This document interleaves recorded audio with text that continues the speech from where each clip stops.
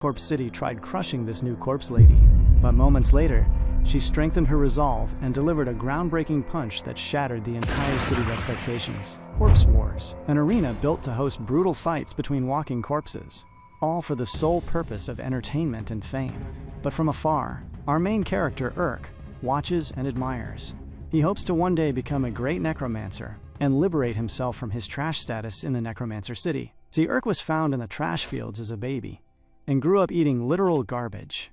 But that didn't save him from being relentlessly bullied by the arrogant, classist snobs who were already seasoned necromancers in their prime. Still, Urk refuses to stay down. The exact moment he finishes the heavy, demanding duties at his day job, he practices his sorcery to hone his craft. The entire trajectory of his story changed one evening. Urk arrived at the Necromancer material shop just like any other day, but this time, he noticed a unique humanoid material. The storekeeper called it trash that refused to obey anyone's call. But Urk felt a deep kinship, because just like her, he also came from the trash. Spending his very last dime, he took the humanoid material back to his place and set the table for the ritual. Urk believed strongly in that connection. The moment he began the ritual, a blinding light engulfed the small room. The lady rose up elegantly in front of him and demanded to know who the hell he was. Hearing her speak, Urk was completely taken aback. He panicked, grabbed a machete, and demanded to know how a corpse could possibly be talking. But he would soon realize that this defensive reaction almost cost him his life. The humanoid's fist went flying at his face the exact second she felt threatened by his presence. And just like that, a legendary partnership was born, one that the entire Necromancer City would never forget. Urk immediately lost consciousness, and within the deep quiet of his mind, a chaotic voice echoed alongside the silhouette of a strange being, scaring him into waking up.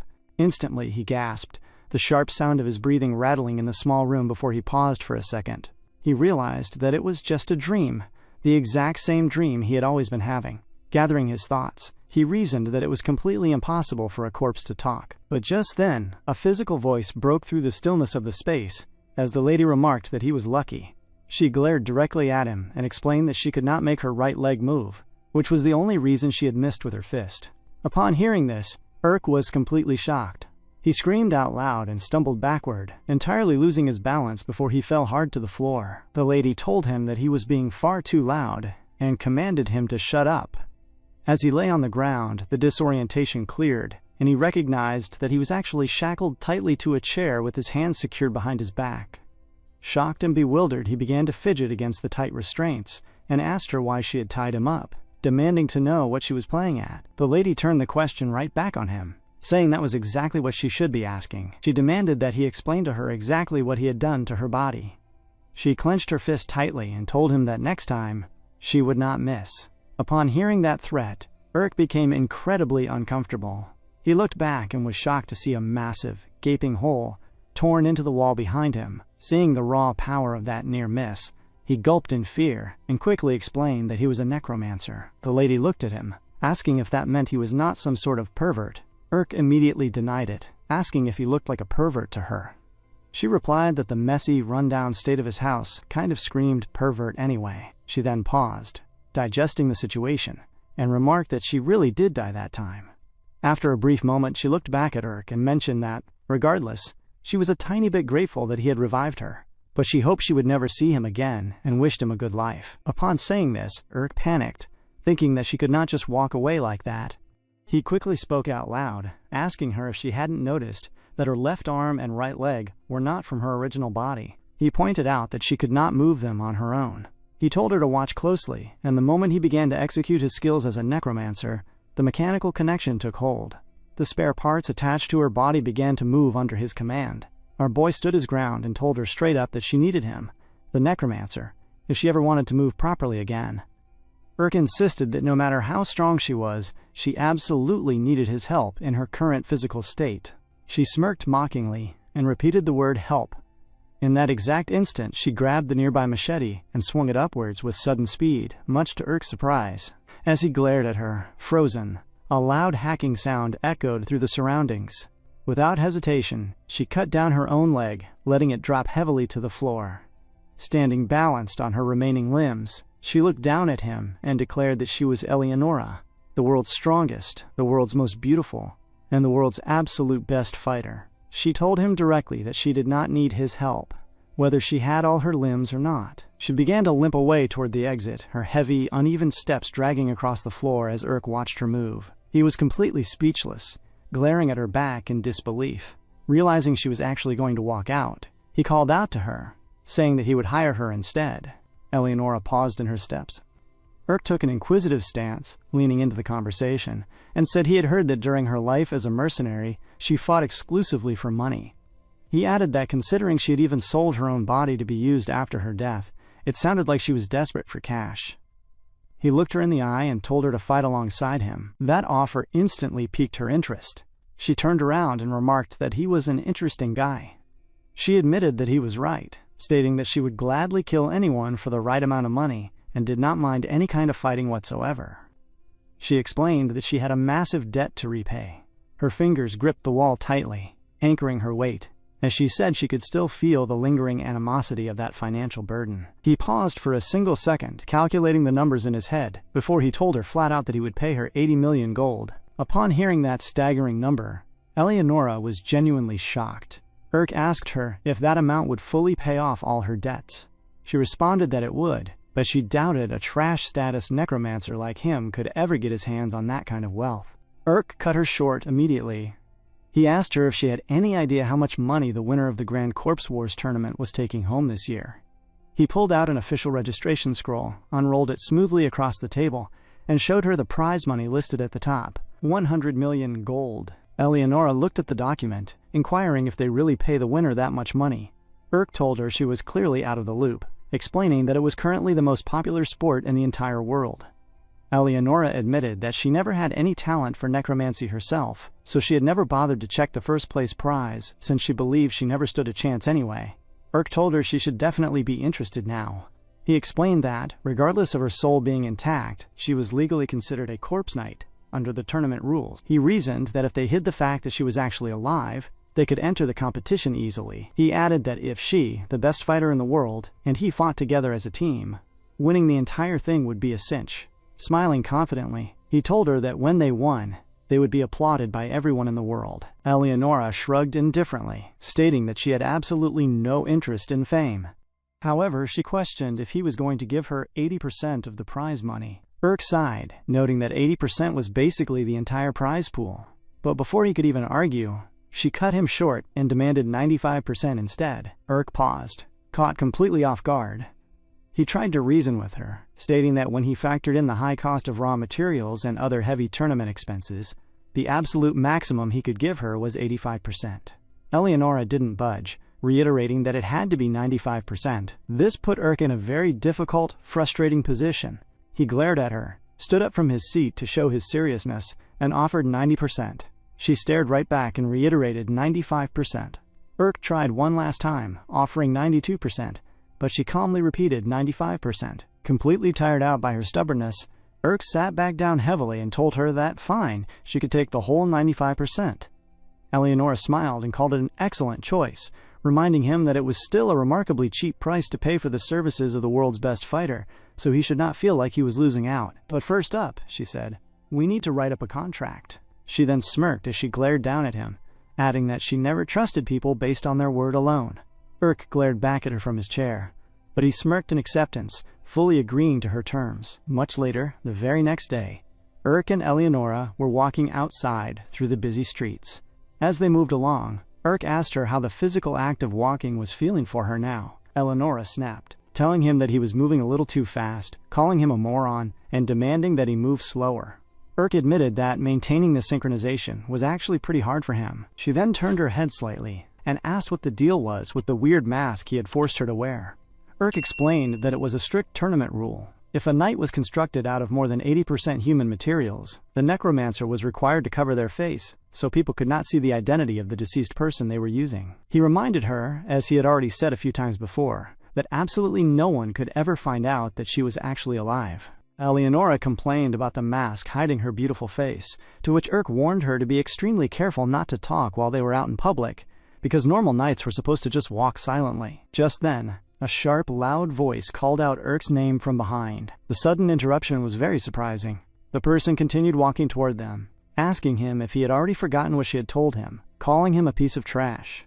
The source of the voice was revealed to be Karina, the exact classist lady who had been relentlessly tormenting him earlier in his life. She sneered at him, stating that she had warned him if she ever saw his face again, she would throw him out like garbage. Hearing this, Eleonora leaned slightly toward him and asked who that was. Urk told her quietly that he would take care of it and ordered her to stay back. Karina walked right up into Urk's personal space, looking past him at Eleonora. She mocked him, asking what that hideous thing was, laughing at the idea that after 10 long years of hard work, he had finally managed to piece together a night. Seeing and hearing this insult thoroughly pissed Eleonora off under her mask. Karina then sighed, stating that now that she thought about it, it would actually be much more fun to watch him get his body completely eliminated from the official competition, so she would let his presence slide for today. Suddenly, out of nowhere, Eleonora spoke up, telling Karina to shut up, calling her a fugly skunk. The insult was incredibly shocking. Karina froze, her attention instantly snapping fully toward the masked figure as she began to angrily question what was going on. Panicking, Urk quickly tapped his knight on the shoulder, telling her to wait, and reminding her that he had just told her to remain quiet. Eleonora snapped back, saying the lady was heavily pissing her off, demanding to know who she was calling ugly. Karina stood in front of them completely confused and bewildered, questioning if the mechanical puppet had just called her fugly. Urk paused for a brief second, realizing the secret was already at risk. He glared back at Karina, abandoned the quiet approach and confirmed it, saying that yeah, she was fugly, and asked if she was actually going to do something about it. Furious, Karina instantly began to channel her magic to control her weapon.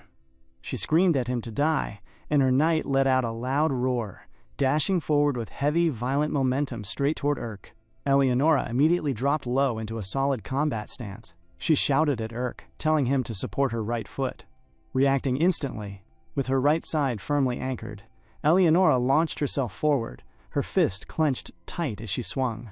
In one split second, Eleonora and Karina's giant knight clashed together with immense physical weight, and the outcome was nothing anyone had ever expected. The lady in question possessed much more talent than the average person, but she only put in an average level of effort to achieve average results. She frequently talked down on other people and said to them that she could achieve this much without even trying. But they could not do the same even when they worked their hardest. Discarding and dismissing other people's efforts while boosting her own ego was her greatest joy in life. There was one guy who she considered a piece of trash, which was Urk, who always tried his best but was never able to get the results that she did. He used to be the best kind of prey for her to play with. Or at least, that used to be the case. Just right now, in this very moment, what she saw in front of her shocked her and changed her entire reality.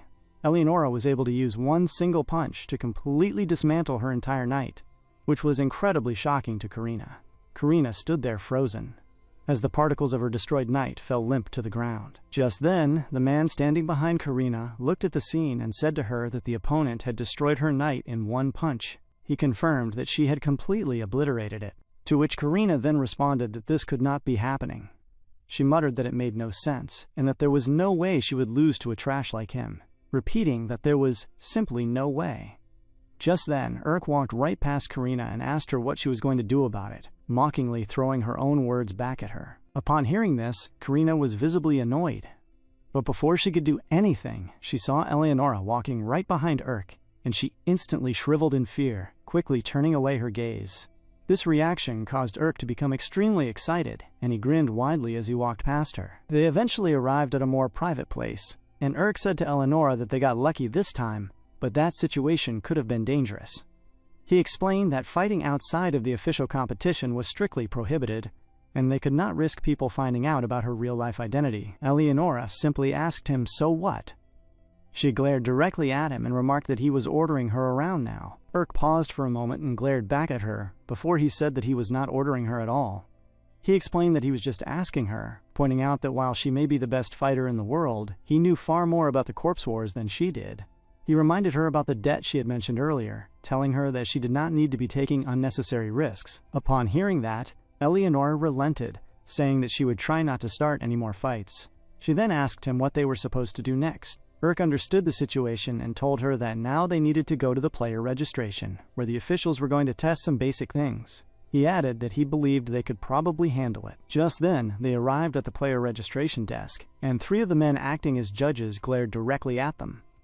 Urk was asked to demonstrate his control by moving Eleonora around. Eleonora wobbled significantly as she tried to move, staggering heavily as Urk tried his best to guide her actions. Seeing the poor movement, one of the judges asked if the knight could run by any chance. Urk nodded in response and tried to use his sorcery to push her forward. Eleonora began to sway away slowly, but it was not a quick run. She was basically just staggering forward at this point. The judges were not impressed at all as they watched the display from Urk. They began to converse quietly amongst themselves, and one of them remarked that the movement was a bit sloppy, but the knight seemed to be capable of the basics. He added that they did need some extra players to make up the numbers for the bracket anyway. With that decision made, they literally stamped their registration paper to allow them in. They gave them a passing rate, officially entering them into the tournament, and Urk put on the official Corpse Wars attire. He looked at himself in the mirror, smiling very excitedly, as he had never expected to actually don this uniform. He then turned to Eleonora, who remarked that he looked incredibly excited. Urk confirmed that of course he was, explaining that he had been waiting 17 long years just to wear this uniform. Eleonora expressed how little she cared of it. She then pointed directly down at her leg and asked Urk when the heck she was going to be able to walk properly, complaining that she kept wobbling around. She told him that if this was how things were going to be, she would rather cut off the leg entirely and just fight on one leg. Urk immediately shut down the idea, telling her that she could not do that. He explained that it might be fine if her opponents were human, but corpse knights were monsters that transcended what humans could do. He told her flat out that she would never win on just one leg. Eleonora was annoyed by his response and screamed at Urk, telling him to actually try to match her movements because he was completely messing up the synchronization. Urk screamed right back at her, asking how he was supposed to match her movements perfectly when it was not even his own body. He then added that he could say the exact same thing to her, asking when she was going to even try to be in sync with him. Eleonora responded by screaming back, asking why she should be the one to do that, stating that he needed to sync with her because she was the great Eleonora. Just then, they heard a loud announcement echoing through the area, stating that the opening ceremony was about to begin and instructing all players to enter the stadium. Their attention turned completely to the announcement, and Urk told her that they would talk about this later. He handed her the mask, telling her to put it on because they needed to cover their knight for security before they entered the stadium floor. Eleonora tisked loudly in response, but adhered to Urk's words anyway. Just then, the sound of heavy footsteps filled the hallways as the competitors began to walk toward the stadium.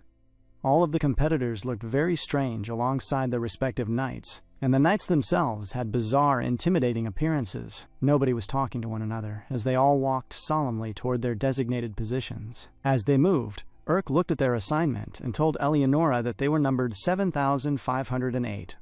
They arrived at their designated spot on the field. Eleonora turned slightly and told Urk to look behind them, pointing out a weird guy standing right there. She asked in disgust what was going on, noting that something strange was literally coming out of his mouth. Urk quickly told her to calm down and just keep looking forward, warning her that if they paused and caused a scene here, they would be completely screwed. Just then, an announcement sounded loudly across the stadium as a single man spoke into the microphone, declaring to the crowd that a name is eternal. He explained that the human body may be weak and finite, but a name can live on forever, noting that some names are only remembered for years or decades, but some are remembered for hundreds or even thousands of years. The man stated that they would live on forever that way, and he truly hoped that someone capable of that legacy could emerge in this edition of the Corpse Wars.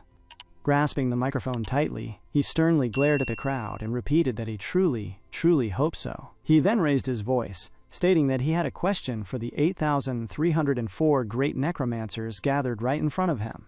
He asked them if they were ready to fight in this brutal battlefield. The entire crowd echoed back in unison. The man then asked if they were ready to give their hearts to this place and to make the world remember their victory forever. They screamed out their affirmation once more in unison.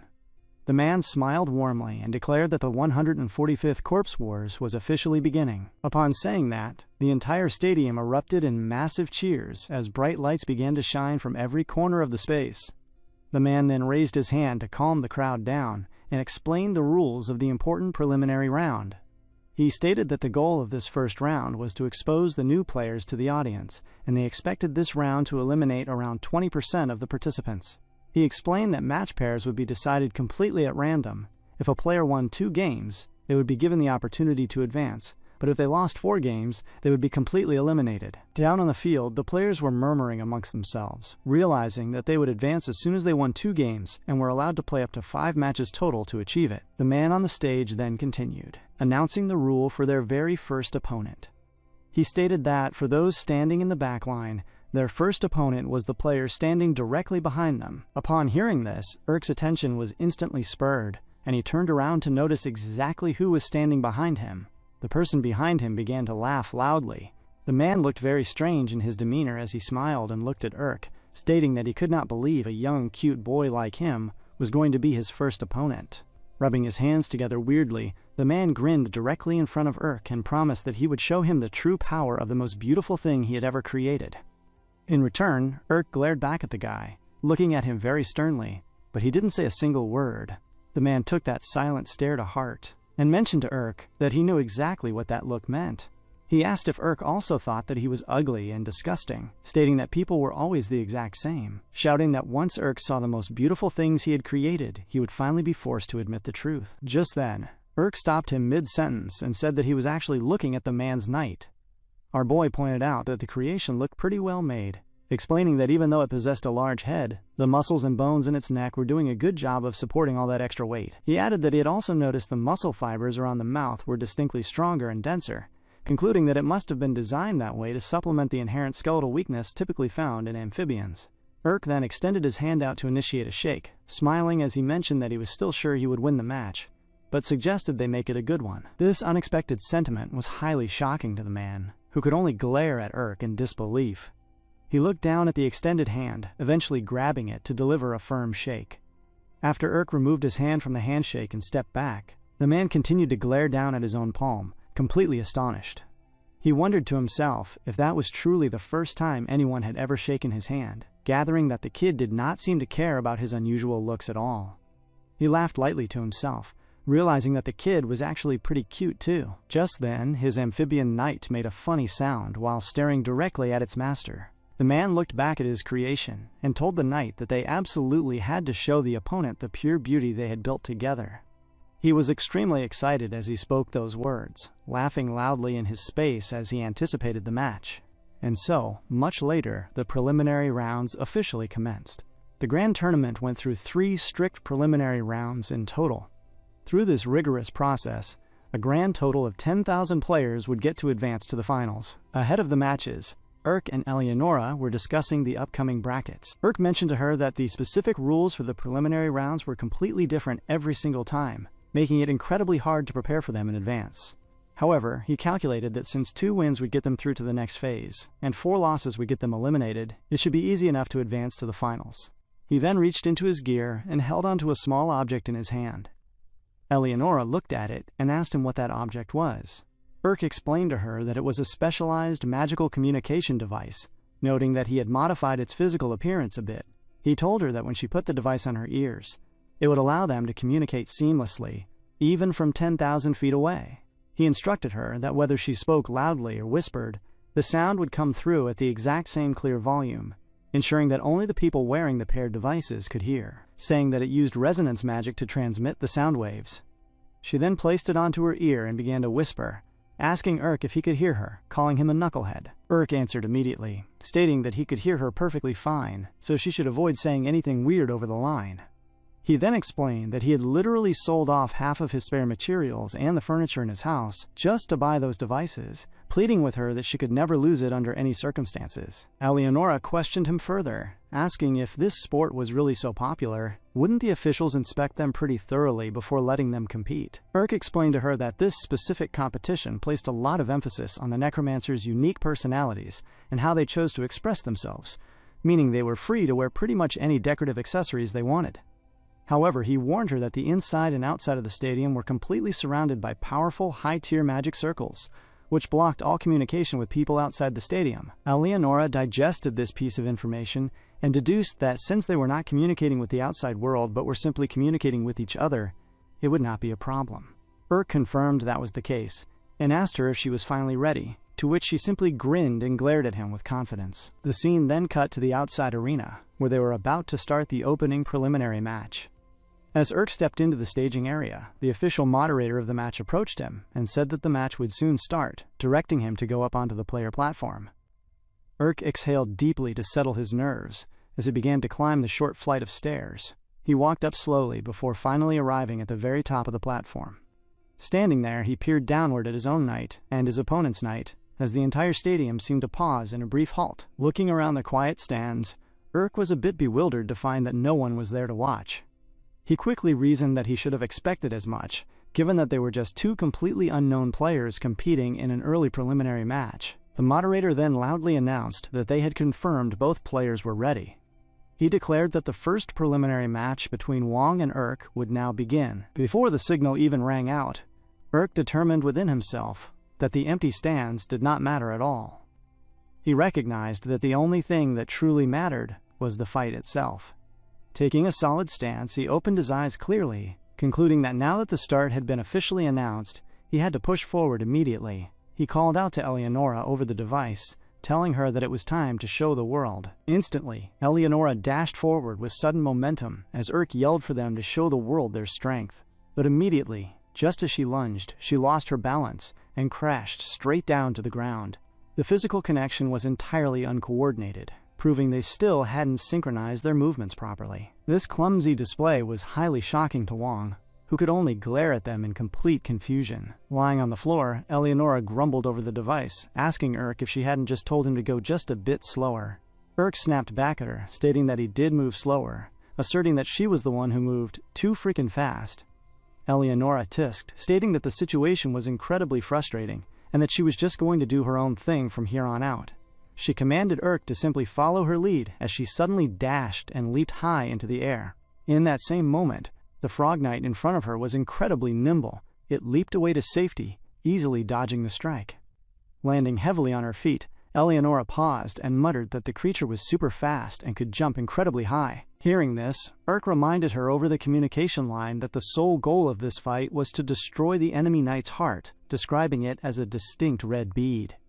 He explained that protecting her own knight's heart was the absolute key to survival here. He added that while they possessed a massive physical advantage in direct one-on-one combat, their current setup gave them very few ways to defend themselves.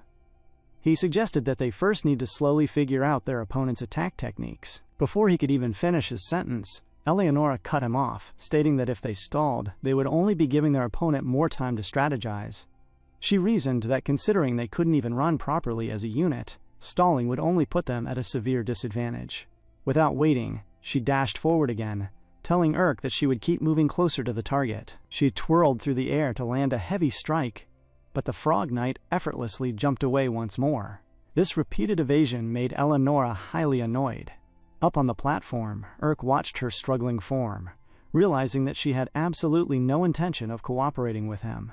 She kept falling back on her independent habits, fighting poorly because she was relying on one limb, which made her speed too slow and made her movements way too easy for the enemy to predict. As the pattern continued, Urk began to wonder what on earth the other knight's actual method of attack was, questioning why it just kept dodging without striking back. But then, his eyes caught a sudden movement. He noticed that one of the bulbous balls on the frog's rear side was beginning to shift and wiggle. Urk looked incredibly uncomfortable as he watched this bizarre physical transformation. Just then, Wong began to laugh frantically from his platform. He mocked them, asking if that sloppy performance was truly the best they could do. He mentioned that since strong contenders were sometimes hidden among the unknown players, he had taken his time to observe their movements, but he guessed they weren't worth that effort after all. He smiled confidently and stated that he supposed he should finish the match right here and now. Wong clenched his fist tightly and shouted for them to behold. His frog knight immediately dropped into a firm stance as one of the large balls on its back began to twirl rapidly. The structure suddenly popped open, revealing a strange, fleshy human face that was smiling creepily. Wong laughed loudly, declaring that this was his most beautiful creation. The moment the face popped open, Eleonora stared in confusion, wondering why there was a human face on the knight's rear. She remembered Urk telling her earlier that 80% of a knight's face needed to be covered if it used human parts. Urk quickly responded to her over the device, explaining that the thing was not a natural or normal human face at all. Wong loudly explained to the arena that the face was the direct result of his lifelong research into the most ideal and perfect physical proportions, calling it the absolute epitome of beauty. He laughed mockingly, stating there was absolutely no need to cover this face because it did not belong to any real, deceased person. He shouted that as they faced this ultimate beauty, they would explode helplessly. In that exact instant, the strange face began to twitch and move. Urk recognized the danger immediately and screamed into the device, telling Eleonora to look out because it was a bomb. The fleshy face was suddenly shot out from the frog's back like a swift projectile, flying at high speed straight toward Eleonora. Eleonora stood her ground in complete shock, trying to understand the bizarre attack happening right in front of her. But before she could move, the projectile connected, and what came next was a massive, violent explosion that rocked the entire space where Eleonora stood, completely obscuring her in a thick cloud of smoke and fire. The blast was heavy and loud, leaving everyone in the quiet stadium completely uncertain if she was going to make it out of that space intact. When the dust finally settled from the heavy explosion, it was revealed that Eleonora had used her hand to deflect the sudden attack. In that exact moment, Urk screamed over the communication device into her ears, asking her if she was doing okay. Eleonora brushed past the worry and questioned Urk if he was the one who had blocked the attack. Urk answered that he was, explaining that he had been forced to sacrifice one of her arms to save her. She then asked him if the face moved like it was alive, wondering if its trajectory was being actively controlled. Urk answered that it was not, explaining that parts that have been separated from a knight's body cannot be controlled by the Necromancer. He added that those parts can only move on their own for a very short amount of time, causing Urk to conclude that the bomb's trajectory could only follow a straight line. Urk further explained that the explosives seemed to be made from the digestive enzymes found in toxic amphibians, noting that this specific kind of bomb only explodes under heavy impacts. Eleonora gathered his meaning and asked if he was saying that she could easily dodge it. The moment she said those words, the Frog Knight projected a second attack. Eleonora moved elegantly, dodging the incoming projectile completely as a massive explosion happened right behind her. She remarked that all she had to do was dodge the things that were flying at her, adding that it would actually be fun. She stated that it had been a long time since she had felt her blood pumping like this, declaring that from now on she would give the opponent a proper fight. In that exact moment, another bomb was already fired straight at her. Eleonora tried to tumble out of the way, but as she fell hard to the ground, she was shocked as she glared up, recognizing that the situation was not going to be nearly as easy as she had expected. Multiple explosions followed immediately, cutting off her momentum as Wong began to laugh loudly from his platform. Wong mocked them, asking how long they planned to run away when their knight could not even run properly.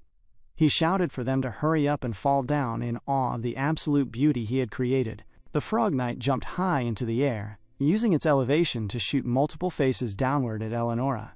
Heavy explosions continued to rock the ground as Eleonora tried her very best to run and dodge the oncoming attacks. In that tense moment, while she was running, one of the faces came directly in front of her path. Our boy focused entirely on the connection, instantly using his necromancy abilities to try and quickly change her trajectory to dodge the strike. In that split second, she crashed straight down to the ground as the explosion happened right behind her. Urk spoke urgently into the device, telling Eleonora that they could not keep this up any longer, reasoning that if they could not run properly, they could not win. His words made Eleonora realize the weight of their situation, but Urk continued, telling her to analyze the exact reasons why their movements were not coordinated. He stated that their biggest problem was a fundamental lack of trust. He explained to her that while she technically possessed a right leg, she subconsciously felt like she did not, making it only natural that she would put most of her weight on it out of habit. He pointed out that every single time she took a step, she lost her balance. He told her flat out that if she wanted to run, she would have to trust him completely and stop worrying about her right leg. Before he could finish his instruction, Eleonora cut him short and asked how she was supposed to trust him when all he was doing was flickering his fingers around from a safe platform. She reminded him that she was the one actually fighting on the dangerous battlefield, not him. She dashed forward anyway, stating that she simply did not trust a partner who would not risk his life alongside her. Those sharp words cut straight through Urk, leaving him standing on his platform completely speechless. What followed was a series of multiple explosions that tore through the battlefield, until one blast finally caught Eleonora from the front, pushing her backward and sending her sliding heavily across the ground. As she lay there, Urk spoke into her ear over the device, his voice dropping as he explained that this was the absolute last chance for him as well. He calmly began to explain to her that he was born in a garbage dump that everyone thinks is disgusting, raised by a father who openly called his own son the son of garbage. He explained to her that he had lived his entire life being ignored by everyone, with each and every part of his body being considered useless garbage in this world. He told her that no one could possibly understand how miserable that felt. As he spoke, he looked to the side as a mental vision of his father appeared in his mind, looking down on him with a condescending glare. Urk stated that he would not be able to keep moving forward in life if he could not prove himself to the people who looked down on him and to everyone else in the world. He told her that he needed to become the best so that everyone would finally be forced to admit it, proving that they were completely wrong about him. He added that he simply had nothing left to live for if he could not accomplish that goal. He folded his fists so tightly that blood began to drip from his knuckles. He told her that admitting her onto his team gave him his last chance, adding that he would not ask her to trust him blindly, but begged her to at least believe how serious and desperate he was about winning this tournament. Upon hearing his desperate confession, Eleonora took a firm stance, as it seemed she began to understand the deep sentiment behind his words. In that same moment, Wang's knight thrusted yet another face projectile directly in front of Eleonora. Suddenly, Eleonora moved in perfect coordination with Urk's command. The moment the right leg swung through the air, it took a firm, heavy step on the ground. The limb wobbled slightly under the weight, but she trusted the movement completely, allowing the leg to propel her body forward. Seeing the sudden burst of speed, a genuine smile appeared on Urk's face, and he told her that she just ran. Noting that she had finally trusted him, Eleonora responded over the device, telling him not to get it wrong, because she did not care about his past at all. She added that, for all she knew, he could be lying through his teeth about his life. Confused, Urk asked her why she was choosing to sync with him now. Eleonora explained that he had already saved her twice now, stating that she was simply betting on the solid judgment he had shown back then. However, she warned him that their coordination was still far from completely stable, as she was still wobbling slightly while she ran across the dirt. Urk calmed himself down and told her that it did not matter why she had started to match his movements. He reasoned that if she could run that fast, it would be much easier to dodge the oncoming projectiles. He analyzed the enemy's remaining resources and told Eleonora that the opponent had less than half of their bombs left. He stated that without those bombs, the knight was just a big toad, and that would be the exact moment to strike. What came next was a series of massive explosions that tore up the dirt around the arena. But now that she was moving in perfect sync with Urk, Eleonora was able to dodge them fluidly. Up on his platform, Wang's expression began to shift, as he became visibly uncomfortable with how easily his targets were moving. And at this point, there were only 6 bombs left. A massive explosion happened right after the announcement, and Urk tracked the remaining projectiles, realizing that only 3 bombs were left. As more explosions occurred, only 1 bomb remained. When that final bomb was propelled and exploded heavily on the ground, Eleonora dodged it smoothly. Urk called out to her, confirming that was it, and that the enemy had officially used up all of their bombs. Eleonora declared that she was going in. She instantly turned her movements straight toward the Frog Knight, readying her fists as she closed the distance. The Frog Knight jumped very high into the air in a desperate attempt to weave away from her attack. But Eleonora stood firmly on the leg controlled by Urk, twisting her body with the momentum as she declared that this time would be different. She dashed forward to deliver the blow, but the moment she looked upward, she was completely shocked by what she saw. Tucked away from view, 10 extra spare bombs were carefully placed right under the belly of the Frog Knight. Wang began to laugh frantically from his platform, explaining that they had heavily underestimated him. He boasted that he had hidden 10 spare bombs inside his knight's body, just in case, and declared that it was now time for his victory. In that exact same moment, all 10 pieces of the bomb suddenly detached and descended heavily toward Eleonora. The moment the attacks descended heavily on Eleonora, Urk instantly screamed over the device, telling her not to swing up but to swing down instead. In that exact moment, she steadied her resolve and her fist went straight to the ground, causing a massive explosion to erupt from below. This sudden blast served as a defensive shield that completely encircled her position. Up on his platform, Wang was thoroughly shocked and began to wonder what that huge explosion was, recognizing that it definitely was not from his own attack. He was completely stunned by what he saw next in front of him. Eleonora stood firm, and though the entire ground underneath her was already destroyed, she did not sustain any damage from his attack. Eleonora looked up toward the platform and remarked that his instruction was a pretty good call. Urk responded over the device, explaining that he had figured they could detonate the incoming bombs prematurely with the shockwaves from the destructive power of her fist and the debris from breaking the ground. Our boy admitted that it was a gamble, of course, but he had not realized the technique would work so well, remembering a quiet moment when he had explicitly told her that it could only be used once. In that memory, she had responded to him, explaining that for this specific technique she put everything she had into her fist to throw the punch, so once she used it, her arm burned up and turned black, explaining that it took about 4 hours for the limb to return to its original state.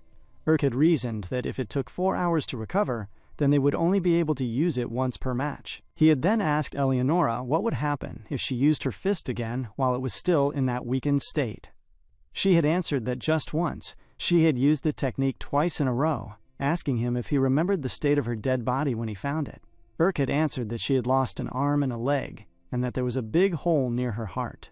Eleonora had confirmed that was right, stating that her body simply could not handle using that technique 2 times in a row, warning him that if she tried that again, her heart would explode and she would die. Upon completing that realization, the memory drifted back to the present moment. Urk spoke over the device, repeating that she could only use that technique once, but noted that they were not the only ones out of moves. In that moment, Eleonora stood firm as she sensed that she was now at an advantageous position in front of Wong's knight. She clenched her fist and told herself that it was finally time for some bloody hand-to-hand combat between real fighters. Without hesitation, Eleonora dashed straight toward the frog. The amphibian knight shriveled in fear as she closed the distance, and that was that. Eleonora cracked and destroyed the crystal located in the frog's chest, and the match was decided right then and there. The moderator of the match announced loudly that the knight's heart had been destroyed, and it was unable to move, declaring Urk the winner of the match. Urk was extremely excited about this outcome, and screamed out yes, celebrating their victory. He suddenly called out to Eleonora, telling her that she had fought super well, and that the final hand-to-hand combat was freaking unbelievable. He added that he guessed it really was true, that she was the world's greatest fighter. Eleonora glared up at him and then looked away, looking a bit uncomfortable as she remarked that he had done better than she expected as well. They walked out of the arena space together as Urk told her that they needed to keep this positive momentum going for the next match. Just then, someone's voice cut through the space nearby, stating that it was perfect this time.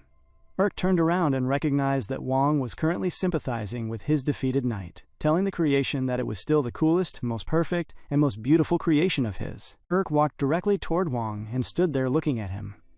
He told Wong that his knight was definitely cool. Wong was shocked by the compliment and turned back to listen to what Urk was saying. He asked Urk if he really thought his knight was cool, to which Urk responded that yeah, it was a beautiful knight that clearly showed off his passion and efforts. Urk then smiled lightly and added that it was just that his own knight was a little more perfect. Upon hearing this, Wong was taken aback as he stared at Urk. In response, he stated that was the first time anyone had ever called something he made beautiful, adding that he could not believe Urk recognized its beauty like that. Urk then mentioned that there was only one thing he found disappointing about the design, explaining that the face Wong had made seemed to be too focused on pleasing everyone else. Urk pointed out that beauty can be both subjective and objective, and asked if it wouldn't be much nicer to show off his own personal standards of beauty instead of worrying about other people's opinions. Upon hearing this piece of advice, Wong was shocked, questioning what Urk meant by his own standards, before he told Urk that it was a great idea, and admitted he had never thought of it that way before. He then asked if his name was Urk. Urk responded simply, saying yeah. Wong began to laugh warmly, stating that he would be Urk's first official fan and would watch him rise to the top, telling him to keep going because he could do it. Wong then declared loudly in the wide space that he would create an even more perfect and beautiful knight next time to surprise the world, laughing happily as they parted ways. Much later, inside Urk's cabin, he was speaking to Eleonora about her name. He told her that Eleonora was a bit too long and inefficient for a fast-paced battle, suggesting it would be much better to call her Ellie for short. Upon hearing the suggestion, Eleonora screamed at him, telling him not to make her laugh. She asked if he actually thought they were friends or something, stating that no one in the world had ever called her by that name before. Urk quickly told her to wait and think about the utility before she got mad. He asked her which name would be better in a high-stakes battle where every single second counts, Eleonora or Ellie. She paused for a second and began to see the practical reason in his argument. Urk added that winning was far more important than calling her by her full name. Eleonora exhaled deeply and conceded, telling him that he could call her that, but strictly only when they were in the middle of a battle. She then changed the subject, asking when their next fight was and who their opponent would be. Urk explained that the officials gave them a week to rework their knights, but noted that the main problem was that their opponents were randomly assigned. Eleonora asked him why that was a problem. Urk pointed directly at the specialized skull accessory on his chest, explaining that this skull served as her identification as a necromancer, which meant he needed to keep it on his person at all times. He explained that each participant was given a skull with a completely different color and shape, according to the results of that person's previous competition. He stated that the skull he currently possessed was rank 7, which was black, indicating first-time participation or players who had been eliminated early. He further explained the hierarchy of the ranks ahead of them. Finally, he mentioned that rank 0 was opal, which was reserved exclusively for the champions. He stated that all the ranks possessed different colors and shapes based on the results from the last competition. Eleonora responded to the explanations, deducing that the higher a player's rank was, the stronger their knight would be. Urk confirmed that was exactly right, but reminded her that since their opponent was chosen completely at random, a rank 6 bronze and a rank 3 diamond could easily end up in a fight together. He added that if they were really unlucky, they could even end up fighting a rank 2 emerald right away. Eleonora understood the danger, noting that if they faced someone too strong right now, it would be a major pain, since they still had not gotten their coordination down perfectly. Urk opened the official match envelope to check the assignment, stating that their next opponent was indeed listed inside. But the moment he pulled out the paper, he was completely shocked by what he saw on the registration form. The scene then cut to a different space entirely, where another competitor received the news of the envelope's contents from his assistant. The man was taken aback as he called out Urk's name. He asked the associate standing beside him who this Urk guy was that he was supposed to be fighting next.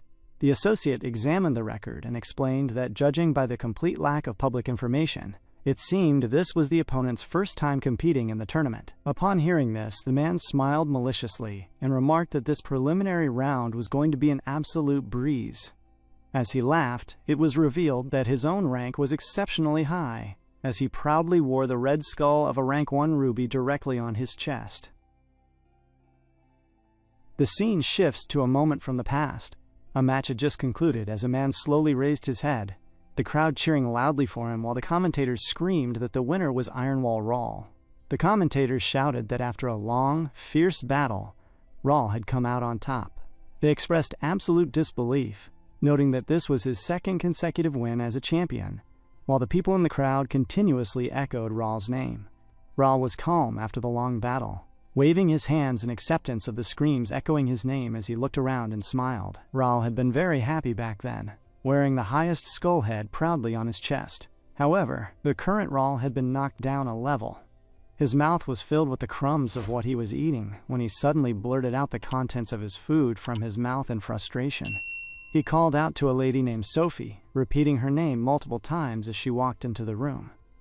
He asked her how many fan letters they had received this month. Sophie replied that the count was down, noting that it was a reduction of 15% from last year. Rawl remarked that he guessed the data was true, confirming that a necromancer loses 15% of their fan base each year they do not secure first place. The worry was visible on his face as he muttered that, of course, the numbers do not lie. He then asked Sophie what the analysts in the media were saying about his odds of winning first place this year. She answered that if they averaged the assessment of 13 different media outlets and 43 analysts, his odds of winning were reportedly 2.736%. Rawl was visibly annoyed by the low figure and struck his hand hard on the table.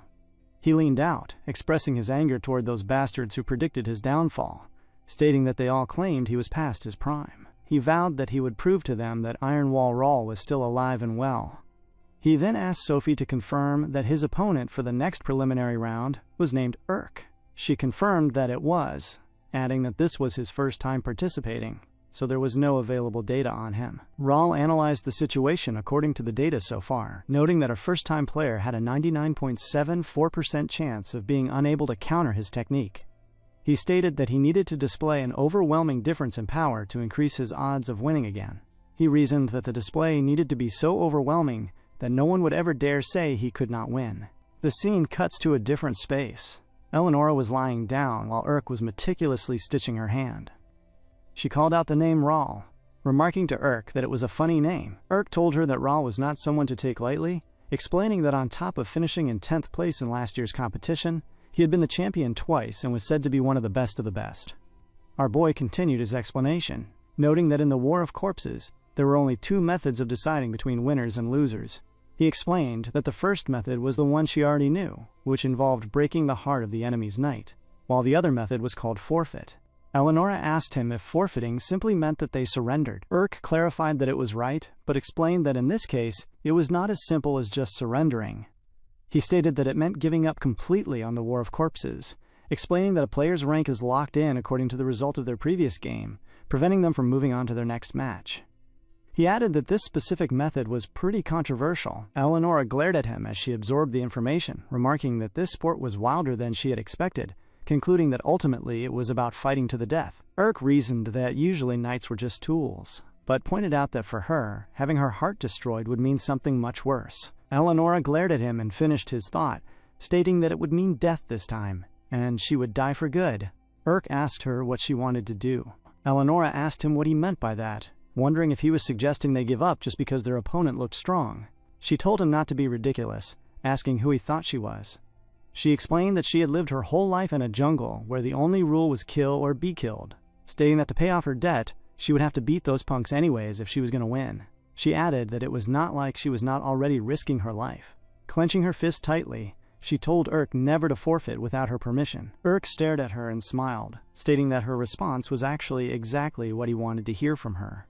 He admitted that this was his last chance too, telling her that they should prepare for a fight that might very well be their last. The scene cuts back to the arena as the commentator screamed for everyone to get ready for round 2 of the preliminary matches. While some workers were cleaning inside the arena, one of them remarked to his colleague that it was only the preliminaries, wondering why everyone was so worked up. The colleague responded by asking if he did not know that Raul was participating in this match. The first worker was shocked by the news, recognizing the name and noting it made perfect sense that people would be excited for a former champion, adding that watching Raul fight was pretty fun. The other man countered, stating that the last time Raul won was ages ago, questioning if his skills had declined so much that he barely made it to 10th place last time. The man explained that at this rate, Raul would be forgotten in no time, adding that people say once a necromancer starts to lose their spunk, there is no coming back. Suddenly, from behind them, the doors slammed open with a heavy thud. In that exact moment, Raul walked through the space. The workers were thoroughly shocked upon seeing him, and suddenly became very quiet as he walked past. One of them quietly blamed the other, asking why he had to say all that out loud. Raul had clearly heard all their words, and the gossip annoyed him deeply as he walked away toward the stadium. Raul felt a sudden wave of shock and anxiety as he neared the entrance, pausing by the exit of the door while the people outside were chanting his name. He stood in the shadow of the doorway and began to repeat a quiet chant to himself, whispering that he could do this, he could do this, he could do this.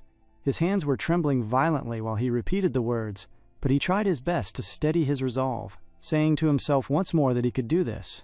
He finally took a heavy step out and began to walk into the arena as the crowd began to cheer loudly for him. At the opposite end of the arena, Eleonora looked around the crowded stadium, remarking that so many people had come to watch even though it was just a preliminary round. Urk responded to her, explaining that the high turnout was solely because a former champion was competing. In that moment, Raul called out to the stadium, declaring that the real measure of strength does not lie in how you attack.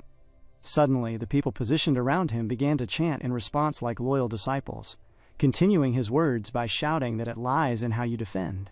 Raul then called out that he was something specific, and everyone echoed that he was a guardian. Raul shouted once more, and the crowd echoed that he was a shield and he was a wall. Raul looked up toward his opponents and told them to remember his name. Suddenly, his knight appeared in its massive form. A literally massive, solid black wall materialized on the battlefield as the entire crowd screamed the name Iron Wall Raul in perfect unison, his fans cheering wildly. The moment Eleonora saw the structure, she was completely shocked, stammering that it was literally just a huge wall. Urk explained the mechanics to her, stating that Raul had combined a massive amount of biological materials to make that massive wall a living shield. He warned her that the outer shell of the knight had never been penetrated by any physical, magical, or even chemical attacks. He told her that if she attacked it recklessly, all it would do was damage her own weapon and put her at a severe disadvantage, emphasizing that no matter how strong her fist was, it was not penetrating that wall. Our boy analyzed the situation and stated that they only had one chance, meaning they needed to bypass the defense and attack the main body hidden directly behind the wall. Eleonora gathered his meaning and remarked that it sounded easy enough, reasoning that since it was so big it must move pretty slowly. Urk quickly warned her not to underestimate the creation, stating that the scariest thing about the wall was actually how fast it moved. Suddenly, much to her surprise, the moment the match was officially about to start, the massive wall fell backward with immense weight in a deliberate attempt to completely crush her underneath it and deliver a KO in less than 10 seconds. Urk screamed over the device as he pulled Eleonora out from that dangerous space. Eleonora was able to fire a mechanical projectile from her hand, using its clawed grip to pull herself away from the exact point where she would have been crushed. She fell straight to the dirt, scraping her skin hard on the ground as Urk anxiously asked her if she was all right. She slowly rose up and responded that this weird arm was proving to be pretty useful, though landing was still hard on her body. Urk explained that was exactly why he had said she would need it. Our boy had made it by collecting cheap materials, so it was clearly not the best quality, but the claw could help her close a distance of 15 feet in an instant. The massive wall fell over completely, exposing its inner section to the open field. Urk called out to Eleonora, telling her that now was her chance. Eleonora slowly began to walk toward the iron wall. Just then, she stretched her hand forward and fired the projectile straight toward the structure, grabbing it securely. She pulled herself forward with immense momentum, clenching her other fist tightly as she shouted that the enemy could not flip itself over that easily without its massive body, declaring that this was the end. She was about to deliver a powerful punch, but she suddenly recognized something very strange happening right in front of her. The wall suddenly rose up on its own. Urk immediately warned her over the device, telling her not to attack the wall because no one had ever broken through it. She was annoyed upon hearing this as she struggled to grab her footing on the loose dirt. The wall moved strangely, morphing into a completely different shape. Urk muttered in confusion, wondering what it was doing and how it was successfully altering its shape. The structural components of the wall shifted strangely until it suddenly took a firm stance as a mutated being with multiple legs. Urk was completely baffled by the sight, wondering how it could possibly move like that. Controlling a knight's movement normally felt like delicately coordinating every single fiber of another person's body. Tension in the gastrocnemius muscles caused the Achilles tendon to contract and the heels to lift, and if the spine was not properly adjusted, the body would instantly lose its balance. The more moving parts there were, the more a necromancer had to coordinate. As a knight's size increased, it became significantly more difficult to control, which was why large knights were universally known to be a massive risk. Yet Ra was not only able to control his own stance, but he could move this massive thing fluidly, breaking the knight into smaller pieces. It was a very big testament to Ra's technical skill, but Urk recognized that this was the first time he had ever seen Ra move this way, deducing that the former champion had put everything he had into preparing for this specific fight. At that exact moment, Ra was bleeding heavily from his nose up on his platform. He told them to see this overwhelming power for themselves, aiming to display an energy so overwhelming that no one would ever dare say he could not win again. He then commanded the zone to crush, executing a series of rapid hand signs. The wall moved strangely in response, enlarging itself to create an enclosed space designed to trap Eleonora inside. Urk screamed at her over the device, warning her that Ra was planning to make a box out of the wall to trap her, stating that if she got caught inside, it would be over. He told her to run, while he threw the arm's trajectory. Instantly, she swung her hand out. The arm extended fully and caught the wall by a far corner. Eleonora yelled out, asking what the hell that movement was. Urk admitted that he could not see her very well from his position, making it incredibly hard to aim. He noted that the box was almost completely closed, telling her to do it again right now. Urk was unable to grab the exact spot he wanted, and he felt uncomfortable as he tried to adjust the positioning once more. At the exact moment the wall slowly closed, Eleonora's hand suddenly swung out of the narrowing gap. Before the wall could slam shut with a heavy thud, Eleonora rushed out of the box instantly, tumbling hard onto the ground. She quickly caught her footing and called out to Urk, stating that there was an opening they could attack right now. In that moment, the wall suddenly dismantled once more. Urk spoke over the device, noting that the opponent was incredibly fast and was essentially designing the stadium layout as he pleased. The realization made him uncomfortable, but he told Eleonora that there would still be openings, so they should keep trying. Eleonora determined herself for the next exchange. She dashed forward, folding her fist once more to attack as she grappled the wall. She pulled herself upward with her grapple, but while she was moving along the shifting surfaces, the walls began changing their size rapidly. Urk called out to her, warning her that she was going to get trapped again. The idea made her highly uncomfortable, but up on his platform, Ra remained entirely fixated on the fight. Ra thought to himself, wondering if they really believed they could break through his wall that easily, pushing his focus even further to trap Eleonora once more. Urk tracked the movements and told her that there was a gap on the right. She tried to grapple it, but Urk missed the timing. He then asked her about the left side, but she responded that there was no opening there at all. They tried to grab the left anyway, but it failed. They tried to grab a different place entirely, but that attempt did not work as well. Consequently, Eleonora tumbled heavily to the dirt, as most of her attempts to grapple the wall yielded absolutely no result while the crowd chanted Ral's name loudly. Suddenly, the wall came swinging downward with immense weight, striking the ground heavily. Fortunately, Eleonora was able to move away from the impact zone before it could catch her. She fell hard to the ground as the mechanical claw broke completely under the strain. Urk was a bit uncomfortable upon making this realization, stating over the device that their range was now severely limited. He took a firm stance on his platform and began to wonder what he could do next, reasoning that while this wall seemed completely overwhelming and insurmountable, they would definitely find a way to break through. Suddenly, Urk deduced something crucial. He called out to Eleonora, telling her that they had been approaching this fight in the wrong way entirely. She asked him what he meant by that. Urk explained that there was one specific thing they had been assuming to be true, simply because everyone else had failed to prove it wrong. Eleonora questioned what that could possibly be. Urk asked her straight out if that wall was truly impenetrable. Eleonora felt a wave of confusion as she wondered what he meant by that. Urk reminded her that she only had one shot left, asking what she was basing her final decision on. He explained that while no one had ever broken through that wall before, a finishing blow from a physical attack specialist during a past final had managed to leave a noticeable crack in the structure. He noted that, of course, everyone else who tried attacking the wall after that had been defeated without even leaving a scratch, which was why no one had ever considered attacking the wall directly ever since. But Urk reasoned that if a knight even more powerful than the one who made that original crack were to attack the wall directly, a full breakthrough might actually be possible.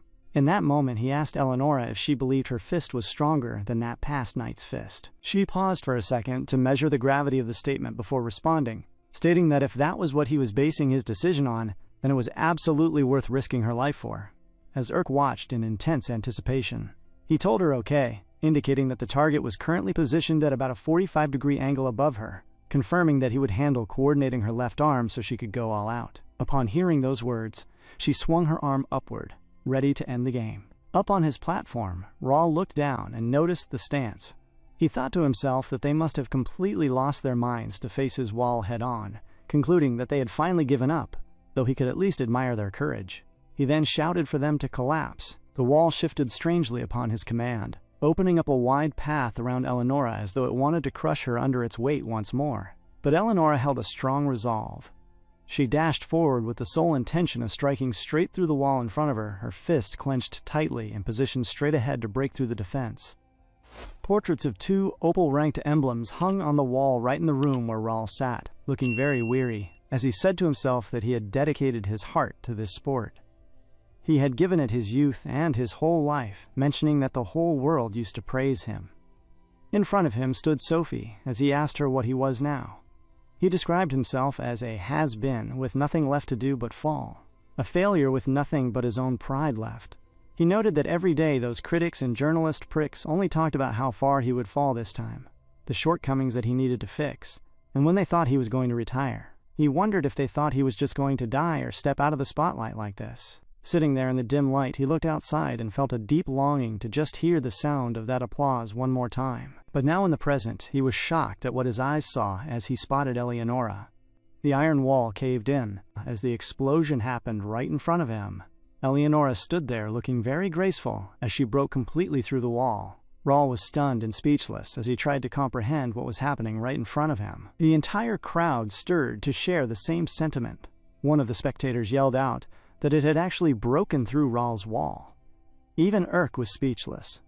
Urk stood there in silence as well, asking himself if they had truly won, a smile forming on his face as he realized that they had beat the famous Ral. Just then, from the corners of the stadium, people began to clap loudly and cheer for Urk. Our boy glared back at them in astonishment as they called him an amazing competitor, shouting about what a wild fight it had been. They questioned who he was, with many admitting they did not know him and had never seen him before. Hearing all those words of praise, Urk looked eminently excited as he stared out at the crowd. The scene then cuts back to the inner corners of Urk's cabin, where he stood after the fight. He was speaking to Eleonora, asking her if she had heard that applause, reminding her that the crowd said they were amazing. Eleonora was very calm as per usual, stating to Urk that, like she had said before, she did not care about what people said about her. She smiled and clenched her fist, noting that this victory was proof enough that her fist was the strongest in the world. Urk affirmed her claim, stating that they did what no one else had ever been able to accomplish. He then walked toward a different direction in the room and mentioned that now, little by little, more people would know his name because of this feat. Just then, from behind him, Ral's voice cut through the room, noting that Urk seemed to be enjoying himself. Urk turned his attention toward Ral in surprise.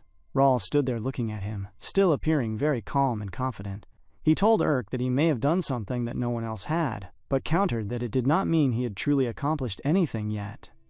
He asked Urk if he honestly believed everyone would remember his name by tomorrow. Ral smiled faintly and warned him to be careful, explaining that the public would always be more excited by his mistakes than by his hard work. He added that they would be more interested in the failures that follow success than they would ever be in the success itself. He then asked Urk if he was genuinely ready to receive their applause. Urk stood there in silence for a second, and then he smiled back at Ral, stating that of course he was. Ral paused as he recognized how the energy radiating from Urk perfectly mirrored his own energy when he was just a young child. Seeing this, he literally saw himself in Urk. Ral looked away, appearing a bit annoyed as he fell into a deep internal despair. Before turning away completely, he told Urk that they would see just how long he kept feeling that way, warning him that the next time they met, Urk would not break through his wall that easily. He then turned and walked off, leaving Urk somewhat confused by the sudden conversation between them. Much later, inside Urk's cabin, Urk dropped a heavy bag of coins on the table with a loud clink. Urk explained that it was their reward money for passing the first preliminary round. Eleonora nodded, concluding that since they had won twice, she guessed they had already passed the first preliminary round. Urk exhaled softly and mentioned that this was the first time he had ever been paid and acknowledged as a necromancer. Eleonora yawned loudly. She remarked that it was a touching story, but reminded him that the second preliminary round did not start for another 4 weeks, since the other players still needed to fight 3 more times. She told Urk that their contract only covered splitting the final winning prize money, so he could enjoy this particular money all for himself. She added, however, that if that money was so meaningful to him, then how he chose to spend it was also important. Upon hearing this, Urk looked at her and asked what she was going to do during the break. She responded that she was going to be stuck here, asking where else she could possibly go with this weird body. Urk stared at her, as he recognized the problem that was directly in front of them. He then walked off, telling her to wait there for a second. Much later, inside the cabin, the old parts of Eleonora were placed away inside a container, while Eleonora stood there looking elegant with a new pair of arms and legs that fit her regular proportions perfectly. Urk asked her what she thought of them, explaining that he had tried to make them as close to her real body as possible, though he admitted they were not entirely perfect. He then brought out a separate box and told her to take this as well. He mentioned that he did not know if it would suit her since he had never bought anything like it before, but explained that it contained some everyday clothes for women. He pointed out that if she wore this, no one would know she was a corpse knight. He told her to put the clothes on, suggesting that they go out and spend that reward money together. Looking at the box, Eleonora stared at Urk and asked him why he wanted to do that. Urk explained that since they had made the money by fighting together, they should enjoy it together too, noting that there were tons of things to see and do in Necromancer City. Upon hearing this, Eleonora looked at him in surprise. She exhaled and admitted that this was actually kind of sweet of him. She then firmly told him to get out. Urk was confused, asking what she meant and why he had to leave. She asked him if she was supposed to change her clothes right in front of him. Upon realizing his mistake, Urk quickly walked outside and stood there waiting by the door. Out in the quiet space, he thought to himself about the massive applause he had received back in the arena, remembering how incredible that feeling was. He realized that if he could continue to advance, he would become a better competitor than any other player. His thoughts were suddenly interrupted by the sharp creak of the door opening slightly. He looked toward the opening as Eleonora walked out, telling her that the process took a bit longer than he thought. But before he could complete her name, he was completely stunned by the sight in front of him. Eleonora looked exceptionally elegant in the attire he had gotten for her. Eleonora looked down at her outfit and complained, asking what the heck this was, noting it felt incredibly old-fashioned. She then glared at Urk and asked him what there was to actually do in this city. Urk was completely astonished as he stared at her, utterly unable to say a single word. He quickly looked away, feeling a bit flustered by her beauty as he remained entirely speechless in that moment. The subtle facial expression from Urk caused Eleonora to call out to him, asking him what was with that creepy blush. Asking if he had looked at her and started having weird thoughts, Urk slowly turned back to her and explained that, objectively speaking, she was beautiful, so it was only natural for a guy to find her attractive. He added that since she was wearing casual clothes, she looked even more attractive because it was so completely different from her usual getup. Upon hearing this, Eleonora was thoroughly taken aback. She screamed at Urk, asking him what was wrong with him and what he thought he was doing by suddenly confessing his feelings out of the blue. She sharply asked him if he had forgotten the exact kind of relationship that they shared. Urk was completely baffled by her reaction, asking her what she meant by him confessing his feelings.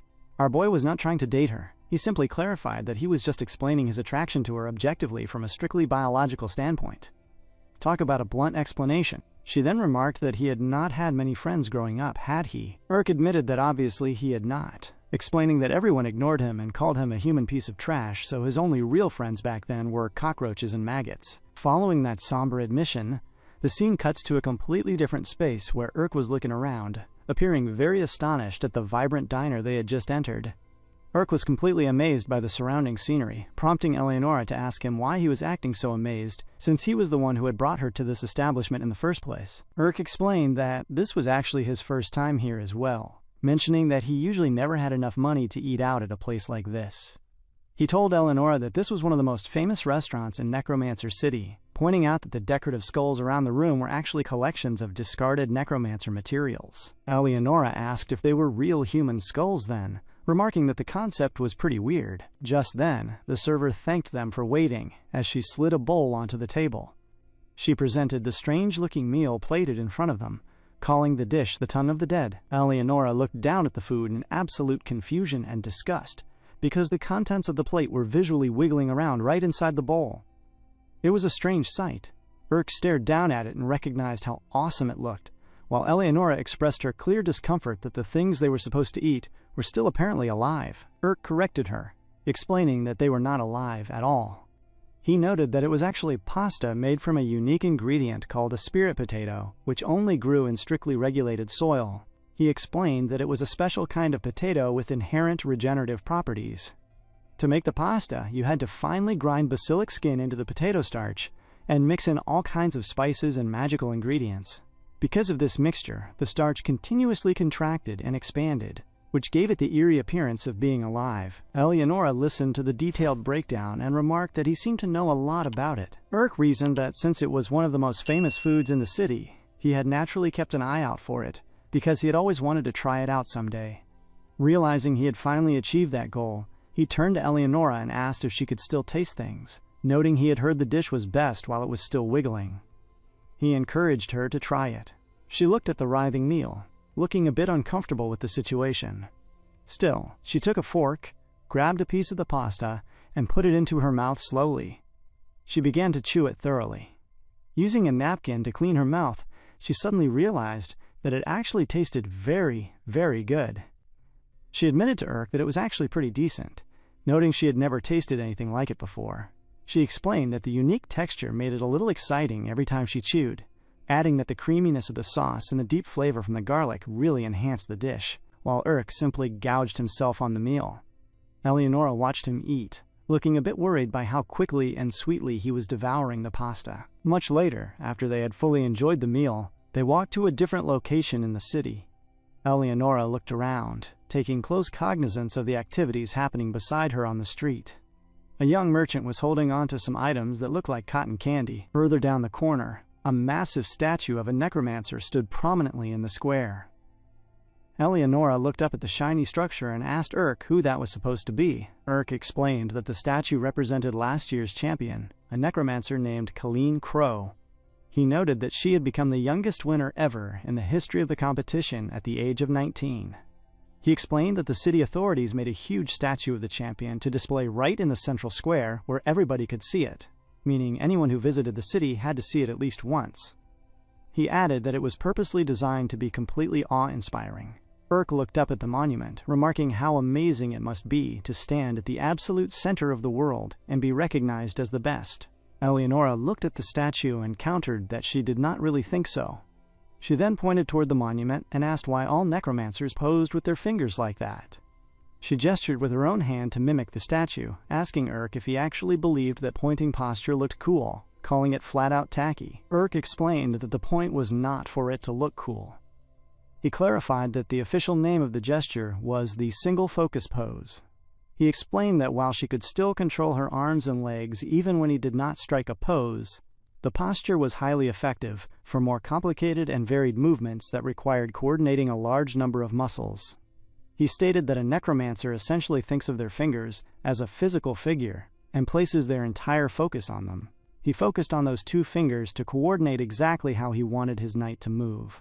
He added that the pose also signaled that a necromancer was determined and completely ready to fight, which was why one should be careful never to use the pose carelessly. Hearing the mechanical explanation, Eleonora gathered that there was an actual practical reason for it after all.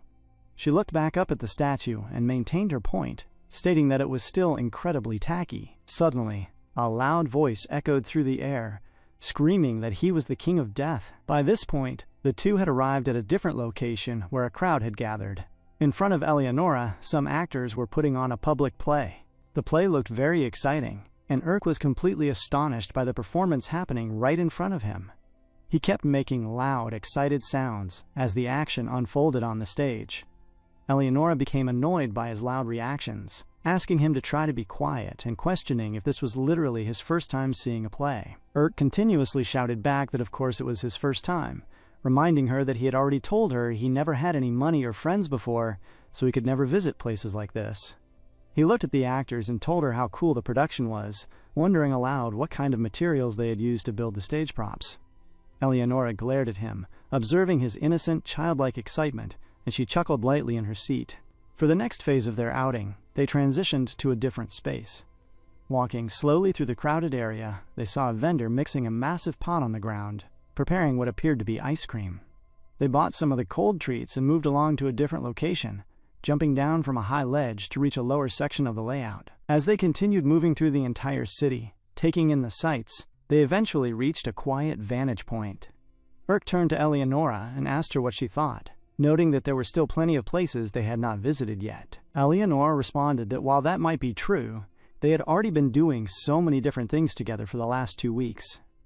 She admitted that the city was absolutely massive. She explained that she had initially thought this was just a rigid place where necromancers lived, but it turned out the city and its culture had vibrant lives of their own. She then looked at Urk and told him that he was much more fun than she had originally expected. She explained that she had never met anyone who was so completely honest about their feelings, noting that while it made him look naive and clueless, it was also exactly what made him fun to be around. Urk did not really know how to respond to the compliment. After a brief pause, he told her that she was pretty interesting herself.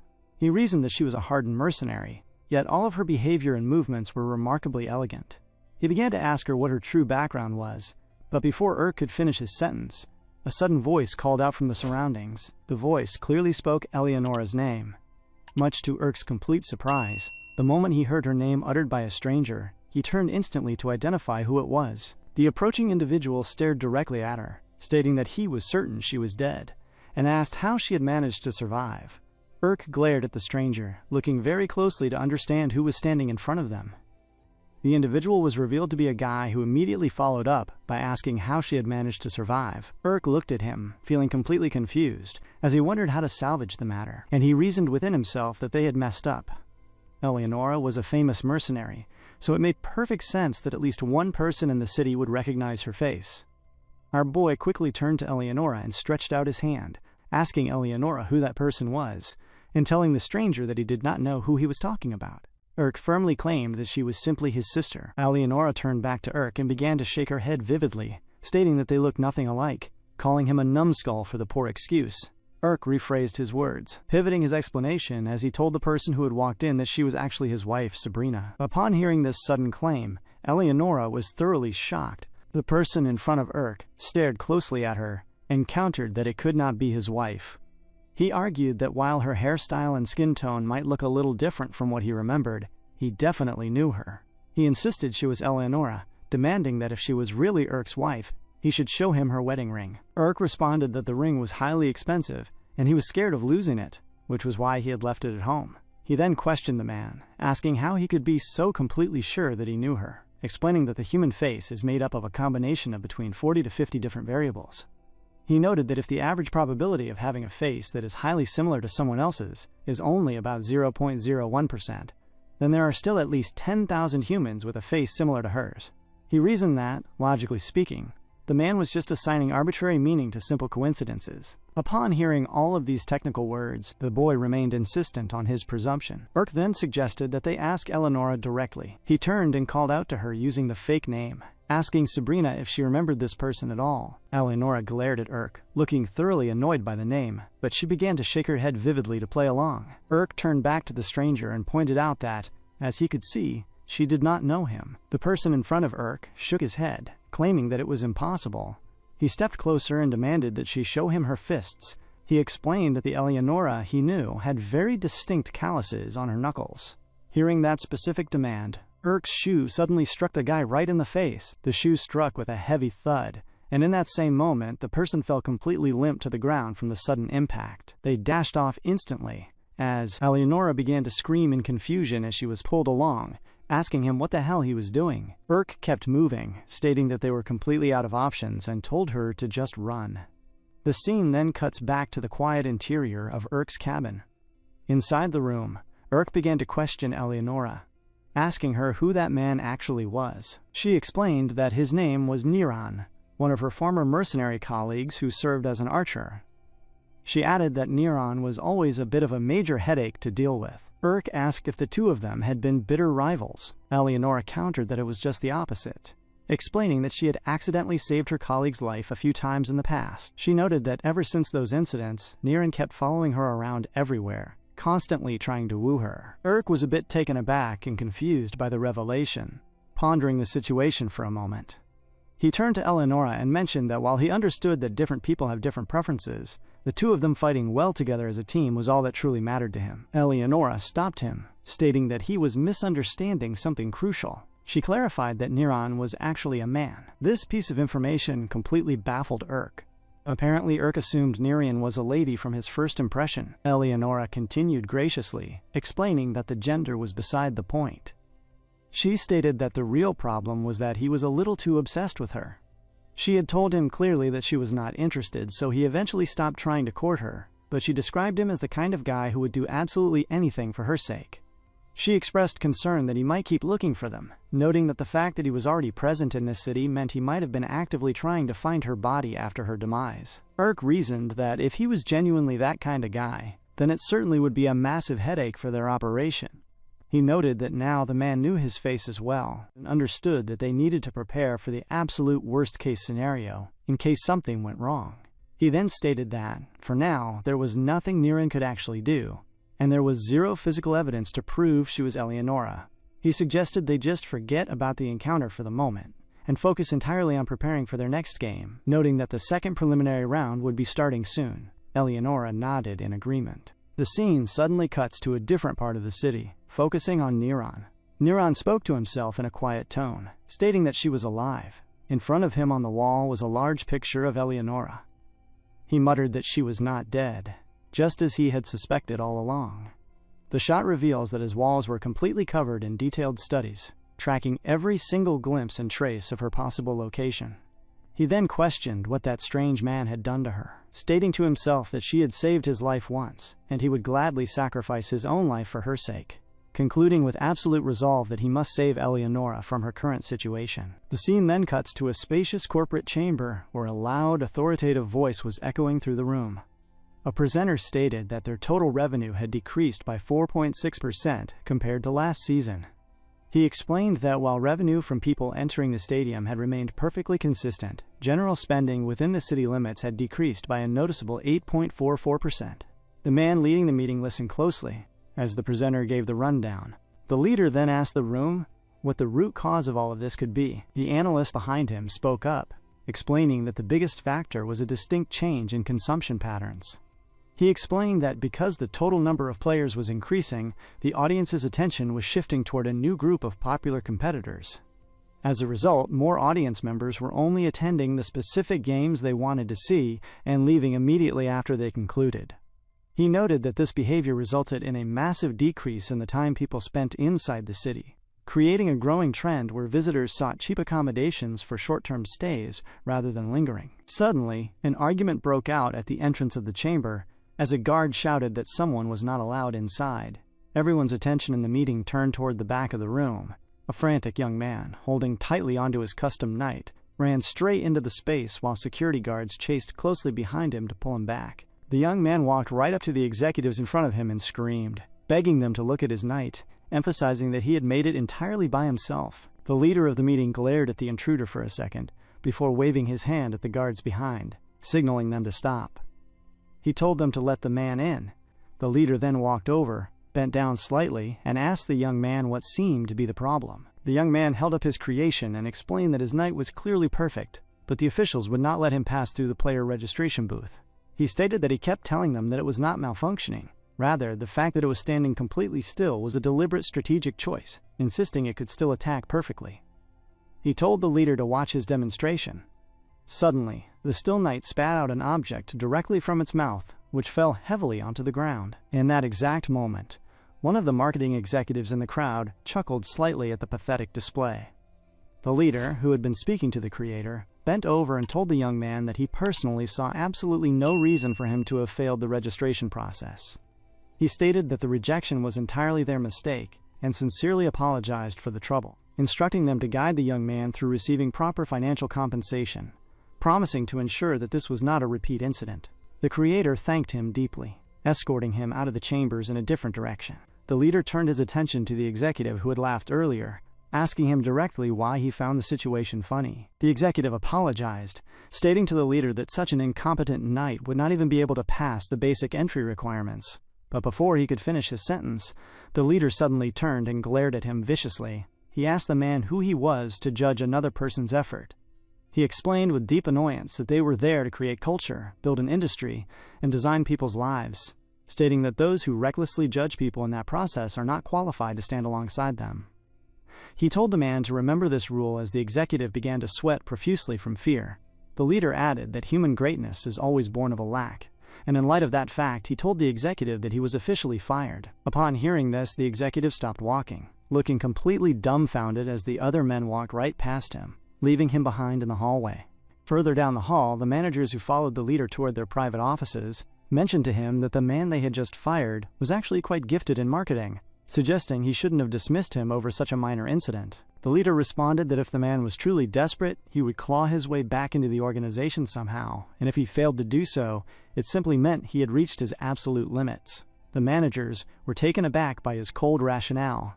The leader then ordered them to fire the security guards who had failed to do their jobs properly at the door, and instructed them to send the head of the security division directly to the disciplinary committee. The staff quickly affirmed his instructions. The leader then turned to the entire group and told them to round up the participants to prepare for the second preliminary round. He grinned at the strategy, declaring that they were going to conduct this upcoming round in a way that had never been seen before in order to drastically increase the visual exposure that every single player received. Urk's fans cheered loudly for him. Urk was receiving the praises from them, and he looked very excited. But just then, he heard a voice that pierced through his hearing, as the voice said that he thought he was all that now that he had passed one preliminary round, calling him a piece of human garbage, telling him to wake up. It said his mother was trash, the most pathetic piece of trash in the world, adding that he was the son of trash and would never be anything but trash. The voice insisted that no matter how much he struggled, he would never be anything but disgusting garbage. Upon hearing this, Urk began to affirm to himself that he was not trash. Just as the creature tried to completely overwhelm him, Urk stretched out his hand and countered, telling the voice to just wait and see. He declared that he was going to become the best there, that everyone would have to acknowledge that he was the best, and that the creature would have to admit it as well. The voice in his dreams laughed loudly in response, asking if he really believed he would be able to do that. It suppressed Urk and looked down on him, stating that he was nothing as it crushed him completely. In that exact moment, Urk woke up from his crazy nightmare, gasping heavily, feeling very uncomfortable about the intense way he had woken up. In front of him lay Eleonora, who was sleeping peacefully in the stillness of the cabin. Urk got up from his spot and walked slowly toward her. But the moment he got a bit closer to her, she suddenly woke up and screamed, telling him that he was finally showing his true colors. She stated that she knew he would pull something like this ever since he had called her beautiful the other day. But just then, strangely, Irk dropped down and bowed completely. He looked at the hand of Eleonora and pleaded with her, asking her to please help him become the best so that everyone would have to acknowledge it. He explained that he needed to become someone no one could ever ignore again. Our boy was already crying and feeling very emotional, muttering that if he could not do that, then he'd be nothing. He continued to mutter incoherently, while Eleonora looked down at him as he wept right on her lap.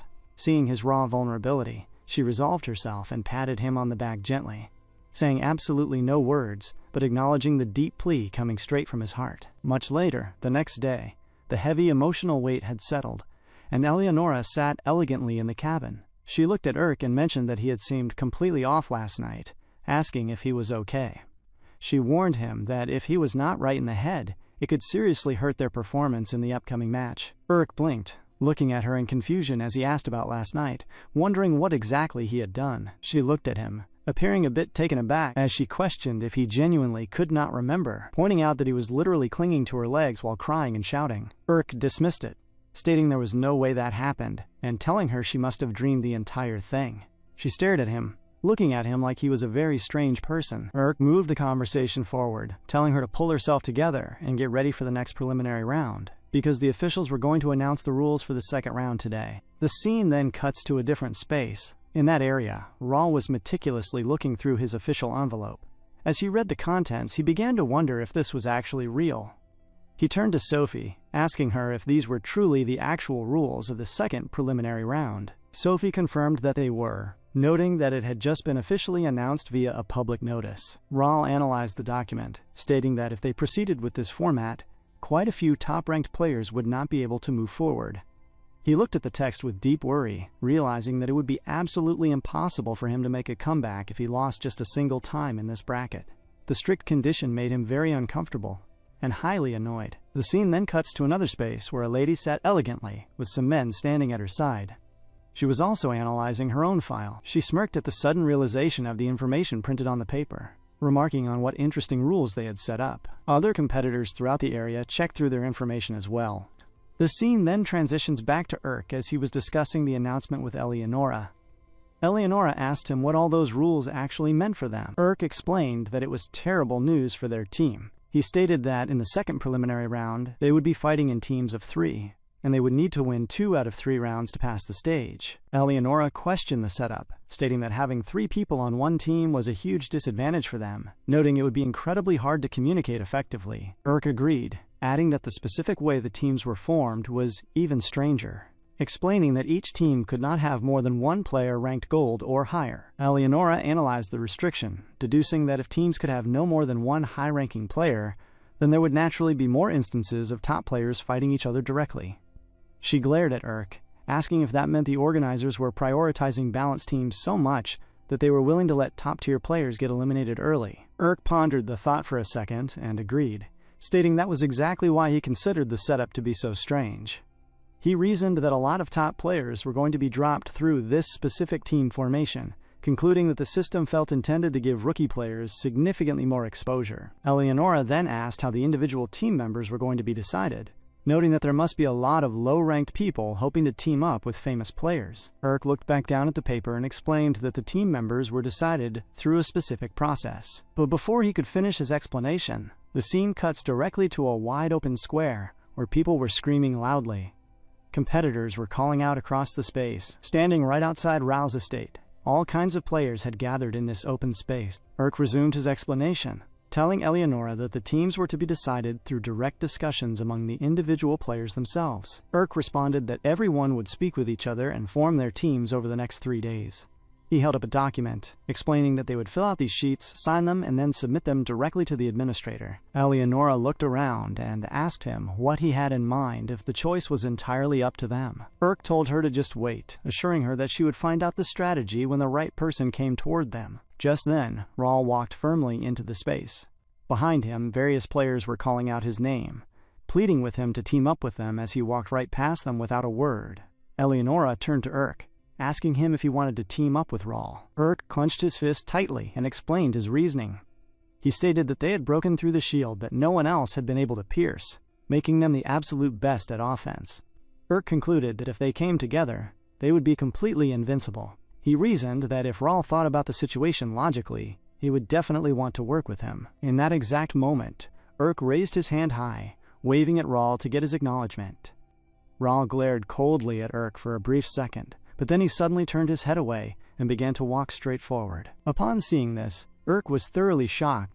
He thought to himself in confusion, wondering if the former champion had somehow failed to see him. The next day, Raul was in that exact same space again. Urk raised his hand once more to catch his attention. Raul looked directly at Urk, but immediately turned his face away and walked off without stopping. The following day, Urk tried his chance once more with Raul in the square. Raul did the exact same thing, walking into the space and looking at Urk. But this time, Raul looked away and firmly stated that he had not fallen so low that he would ever team up with the likes of him. Upon hearing those blunt words, Urk was completely taken aback. Eleonora turned to him and remarked that she knew this would happen from the start. She asked him what their next strategy was, pointing out that there were only 5 hours left to form a team, and asking if he had backup plans ready. Urk stood there completely frozen and speechless before turning to Eleonora, quietly admitting that he did not. Eleonora was thoroughly shocked by his answer. Urk looked at her honestly and explained that the thing was, he had never actually made any friends before in his entire life, so he had absolutely no idea how to do it. Eleonora looked back at Urk, feeling very scared, as she wondered what their next course of action could possibly be, with the deadline looming over them. "We have only 3.5 hours left to find a team, Urk." In that crowded area, the pressure immediately mounted, and frantic requests to team up erupted everywhere as murmurs rolled through the massive crowd. Competitors desperately pitched their skills to anyone walking past, trying to secure their survival. The announcer noted that about 800 necromancers had gathered right in the central square. The players left stranded in the square shared some distinct peculiarities. They were mostly ranked between the low black and bronze tiers, and they were generally individuals who lacked any distinct strength or notable reputation to make them stand out in the area. Many were simply hiding by the corners of the structures, completely unable to do anything to salvage their position. One harsh player told a rejected competitor nearby that it seemed they simply did not have what it took to work alongside him, emphasizing the cold reality that everyone had to sell their worth or get left behind. People who possessed difficult personalities or historical issues working with others faced identical problems. An older-looking man screamed at a younger competitor, demanding how a young whippersnapper like him dared to refuse to recruit someone who had been in this industry for 30 consecutive years. Just then, Urk's voice pierced cleanly through the noise from a nearby corner, intentionally loud enough to draw attention. He announced to the immediate area that he had broken right through Raul's wall, achieving a feat that no one else had been able to do. He asked the crowd what they thought of that, asking if he was awesome or what. Upon hearing this bold claim, everyone in the vicinity stopped and glared at him for a second. Eleonora stood by the corner, shifting uncomfortably as she listened to him shout. The nearby players began to discuss the statement among themselves, realizing that this was indeed the guy who had broken through the legendary defense. However, one cynical competitor minimized the feat, muttering that Raul had passed his prime a long time ago, so it was about time someone broke through his shield. Another rude player chimed in, claiming he bet he could easily break through Raul's wall himself in his current degraded state. Despite the skepticism, a player quickly walked up to Urk and called the feat awesome, asking directly if he wanted to team up. Urk looked at him calmly and asked which knight belonged to him. The man pointed over to his creation, explaining that his knight could break through 15 feet of solid rock with its momentum when it moved at top speed. The knight looked incredibly strange, moving stiffly while making high-pitched, squeaky sounds. Our boy looked closely at the guy's knight, evaluated its clumsy mechanics, and simply walked off. Urk stated flatly that it would not be a good fit for their strategy, and told the man to team up with someone else, and began to move systematically through the crowded square. As he moved, various players approached him to show off their knights, but he disapproved of all of them, one by one. While several players showed genuine interest in partnering with Urk, he was not interested in a single one of them. On the other hand, the high-tier players whom Urk was very interested in joining refused to team up with him entirely. The process of team building was proving to be an exceptionally difficult task for him. He was highly dependent on finding the right fit, but his lack of experience hampered his efforts. Had Urk possessed a bit more social sense and a better understanding of how to appeal to other competitors, the team-building phase would have been much easier. But Urk had never made a single friend in his entire life. The announcer's voice boomed across the stones once more, declaring that there was now only 1 hour remaining. This update made the remaining crowd noticeably more tense. The voice warned that any players who failed to register a complete team by the deadline would automatically forfeit the competition. Eleonora turned to Urk, telling him that he seriously needed to get it together.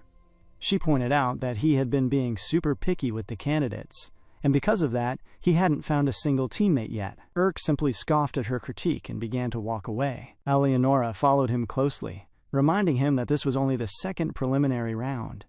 She suggested that if he couldn't find a team, they should just give up here and focus entirely on preparing for their next corpse war. Urk stopped and countered that they could not do that. He explained that forfeiting wasn't just highly dishonorable. The rules stipulated that anyone who forfeited would be barred from re-entering the competition for 10 consecutive years. Eleonora gasped loudly, thoroughly shocked by the severe penalty. She understood that no player could afford to wait 10 full years, noting that his career as a competitor would probably be completely over by then. She told him not to just stand there doing nothing, adding that she was fine with anyone at this point, so they needed to start picking. Urk turned to her and asked if she had forgotten that, for them, losing a match meant they would actually die. He told Eleonora gently that he refused to choose teammates carelessly and risk ending up losing her on the battlefield. Those words left Eleonora speechless. Urk walked deeper into the crowd to scan the remaining people. He told himself that he needed to look for the best possible option among the players left, though there were very few individuals remaining. Suddenly, a voice called out to him, surprising him. A man asked if he would like to join them if he still hadn't found a team yet. Urk looked at the man and his female companion, feeling a bit confused. He asked them which knights were theirs. The pair turned and pointed out their creations. The man explained that his knight was designed based on the mechanics of a deep-sea creature, noting it could shoot a special ink that instantly obscured a wide range of vision on the field. The lady chimed in, adding that her knights could effectively disrupt electromagnetic signals and execute long-range blood attacks as well. Urk looked over at the units. He reasoned within himself that these were actually decent knights. He recognized that his own setup was severely lacking in the defense and long-range attack departments, which happened to be exactly what this duo specialized in.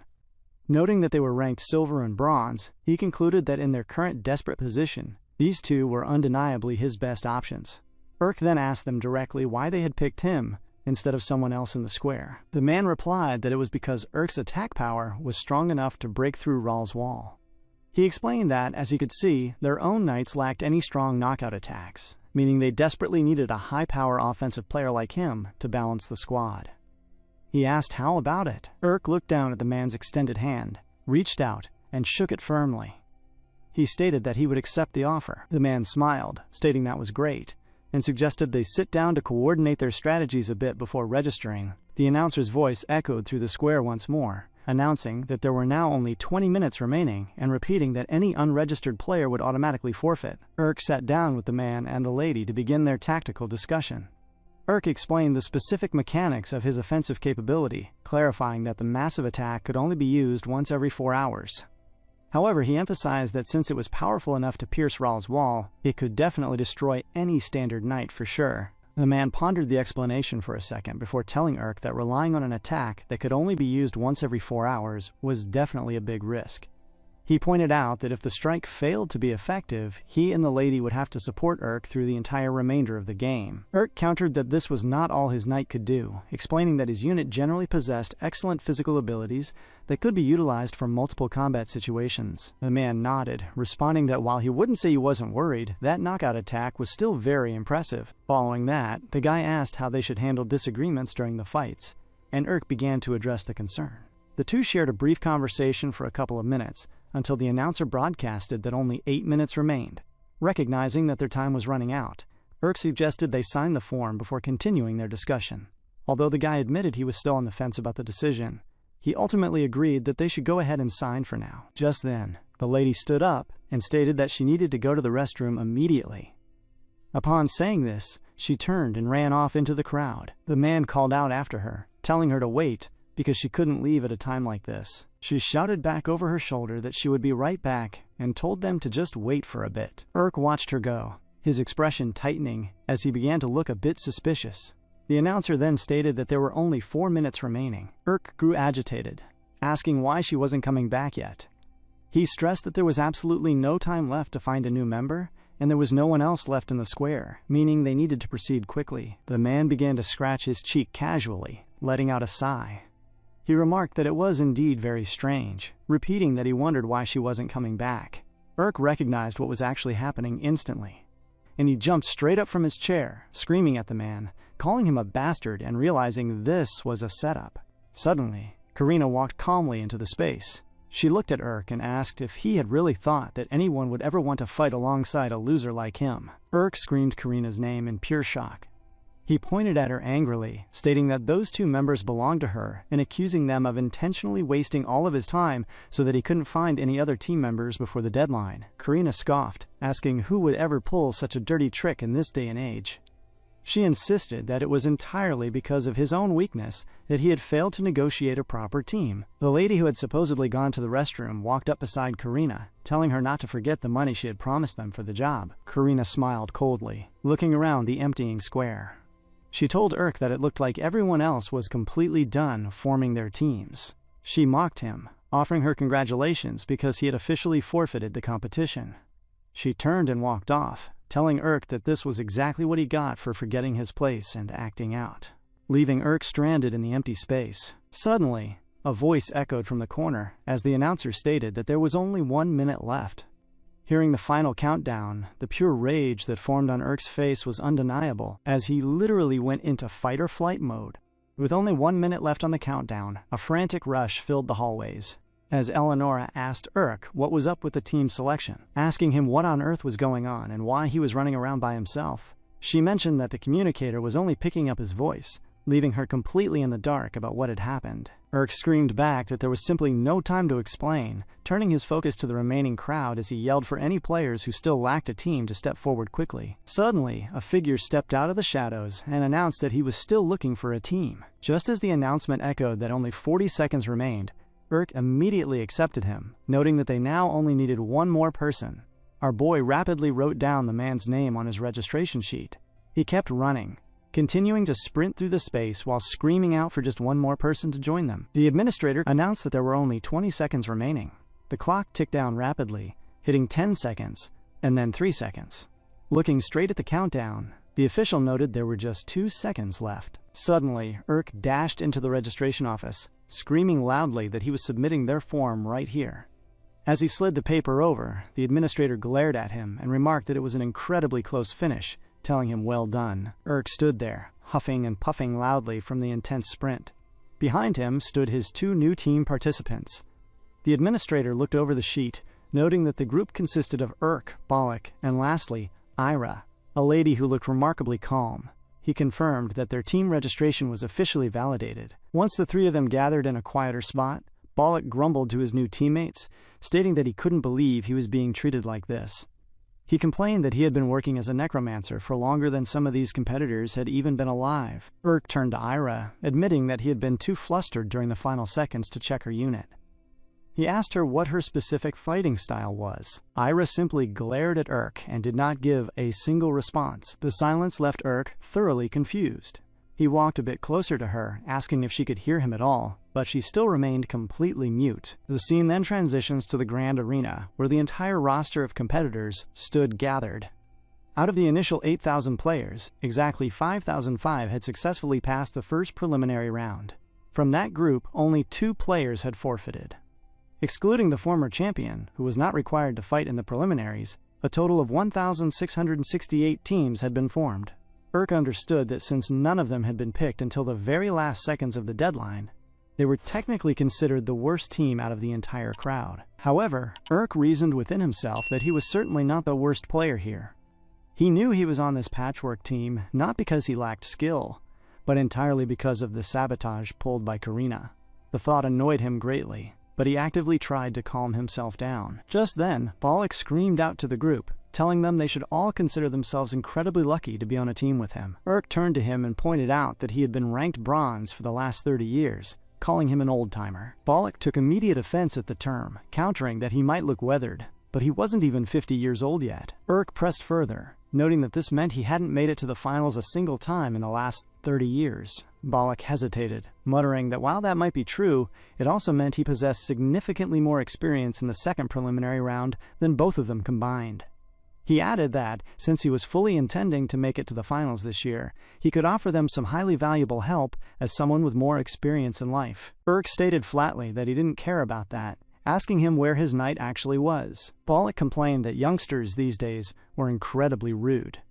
He then reached down and brought out his unit to introduce it, declaring that this was his secret weapon, built upon 30 years of solid experience, the Roach Knight. Eleonora watched from her perspective and asked in disbelief if that thing was literally a cockroach. Urk was also taken aback by the visual. Bollock noticed their reactions and asked if they were truly surprised by it. He warned them never to underestimate cockroaches, explaining that they were the absolute epitome of persistence and resilience. He noted that they could survive for days even after their heads had been cut off, and there was absolutely nothing they wouldn't consume, from soup to paper. He explained that, even when trampled on, they didn't die easily because they lacked bones entirely. He admitted that people never cheered for dirty, gross cockroaches whom nobody wanted to be around, yet they kept on living regardless. He turned to the team, asking if that kind of raw vitality and determination wasn't exactly what made them amazing. Hearing this passionate speech, Urk reflected that a cockroach was an interesting choice. He sensed that Bollock was actually talking about his own life. He had been stuck at the bronze rank for 30 years, yet he remained completely persistent. Urk evaluated the Roach Knight, seeing that the unit wasn't too shabby, as it looked well-balanced and possessed a solid mechanical foundation. However, Urk wondered if that was truly all it had to offer.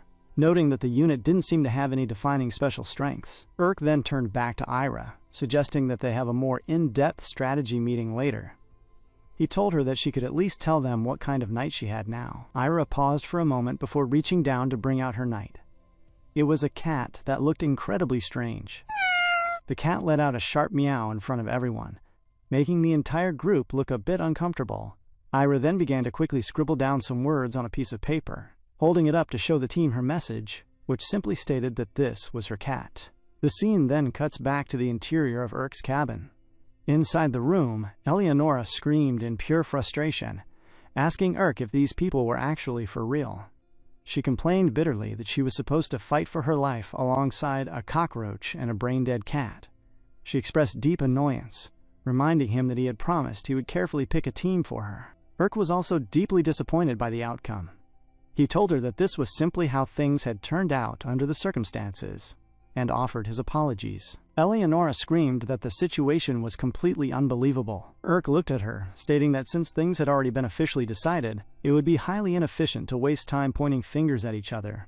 He explained that they now only had 3 distinct choices available to them: to win and become the ultimate champion, to die on the field, or to give up on everything and forfeit. He then asked her one last time what she truly wanted to do. Eleonora paused for a second, looking away as she absorbed the gravity of their reality. She then stated that there was simply no other option for them now that they had come this far. She resolved that they should go all the way, no matter what happened. Urk nodded his head in firm approval. The scene then cuts to the bright morning of the second preliminary round matches. The stadium was fully set, and the crowd roared as the announcer's voice boomed through the speakers, welcoming everyone to the competition. He explained that the second preliminary round consisted of intense battles between teams of 3. Where whichever team won 2 out of 3 individual matches would move on to the next stage. He added that a team would lose completely when all 3 of its players were defeated. The announcer pointed over to the left side of the arena, introducing the first competitors. Team number 1 consisted of Urk, Bollock, and Ira. He then introduced team number 2, which consisted of Claude, Seren, and Bertol. The opposing players waved to the crowd. In that moment, the competitor standing in the middle took off his head cover, declaring that their arts would continue on forever. Upon dropping his head cover, it was revealed that he had an amputated leg. He took a very firm stance on the arena floor, counting out loud in Spanish as he firmly put on a brilliant green emerald rank emblem. He smiled, stating that they should let the first act of this show begin. In that exact moment, his knight was fully revealed to the stadium. It was an exceptionally elegant-looking unit, though it still appeared very strange, standing tall and poised directly in front of Urk's team as the battle lines were drawn. Upon seeing the knight of the opponent, Eleonora began to wonder if that unit was meant to be a ballerina, It looked pretty strong, leaving her to ponder what its actual fighting style would be like. In the midst of her observation, Urk's voice came through the communication line, asking if she could hear him. Yeah, she responded. Urk then noted that the transmitter was still working properly. He explained that he was intentionally wearing a mask and talking quietly, so the other players in the arena could not hear their conversation, to which Eleonora said to him that she could hear him loud and clear, noting that the device seemed to be working perfectly. Our boy then explained that they had formed a brief strategy based on their current circumstances. He clarified that they decided the Roach Knight would go out first, since it was the most mobile unit they had in the meantime. The plan was for them to carefully analyze their opponent's attack patterns and assess the situation from a safe distance. After gathering that data, they would determine exactly which enemy knight to attack.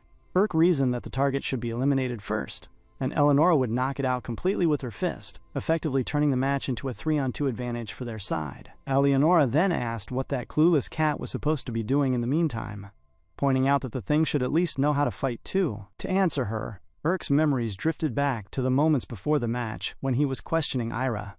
He had asked her directly what her knight could do, calculating that if she had passed the first preliminary round, she must have some sort of viable fighting strategy. Ira had looked at him calmly before choosing to write on her paper. She then showed him the message, which simply stated that her cat was cute. Urk had been completely confused by the response, as was Bollock. Bringing her focus back to the present time, Eleonora said to him that the situation was ridiculous, realizing that, in actuality, there were only 2 of them doing the real fighting. Urk responded to her, stating that she could say that, but he explained they should also consider that in the worst-case scenario, they could easily end up in a difficult 3-on-1 battle. Because of that potential pressure, he had prioritized being able to fight for a longer period of time over being highly mobile. To support this defensive approach, he had deliberately equipped her with a sword for this specific fight. Eleonora admitted that equipping the sword was a good decision actually, acknowledging that she was not nearly as good in a sustained fight once she went in with only her bare fists. The moderator of the match then announced over the stadium speakers that they had confirmed all players were ready to begin the match. He declared that the first match of the second preliminary round would now officially commence. The moment the declaration was made, Bollock screamed out, shouting that he would show them the concentrated power of his 30 years of experience. Instantly, his Roach Knight dashed forward, its legs moving with such impressive speed across the dirt that Eleonora thought to herself it was much faster than she had initially expected. Right beside her, however, the strange cat simply laid flat on the ground and began to meow, looking completely vulnerable. Eleonora grew visibly uncomfortable at the sight of the helpless unit. Meanwhile, the opposing team maintained a perfectly gracious and composed demeanor. The leader, Claude, stated calmly that every proper stage needs music and lights. He called out to the 2 teammates behind him, Saren and Bertol, signaling for them to begin. Saren then announced that the first piece to start the stage was an adagio titled Ruthless Chorus. Upon saying that, her own knight stepped forward and began to play a musical instrument. It was a very strange sight. Bertol followed up immediately, stating that he was adjusting the main spotlight once the 17 jolts of the spine had been lifted, and the central color value was fully set. As he spoke, Bertol's own knight functioned like a living spotlight, casting a bright, harsh beam of light that shone directly onto Claude's knight. Upon making all of these theatrical preparations, Claude looked highly satisfied. He said to them that their first show was titled Prelude. He smiled coldly, remarking that it was time to check out each other's tempos. Suddenly, his elegant knight took a firm, heavy stance directly under the bright spotlight, while the strange music echoed through the arena. Whilst this display was happening, Bollock looked a bit uncomfortable from his position. He began to wonder about their setup, knowing that initially, they had agreed his knight would only go out to learn the opponent's attack patterns and techniques, but he reasoned that if that was all he did, he would completely lose his dignity as a seasoned player. Observing that the opposing units playing music and casting lights over there looked entirely defenseless, he made a sudden decision. Bollock dashed forward, bringing his unit much closer to them, which was completely against what their initial plan had been.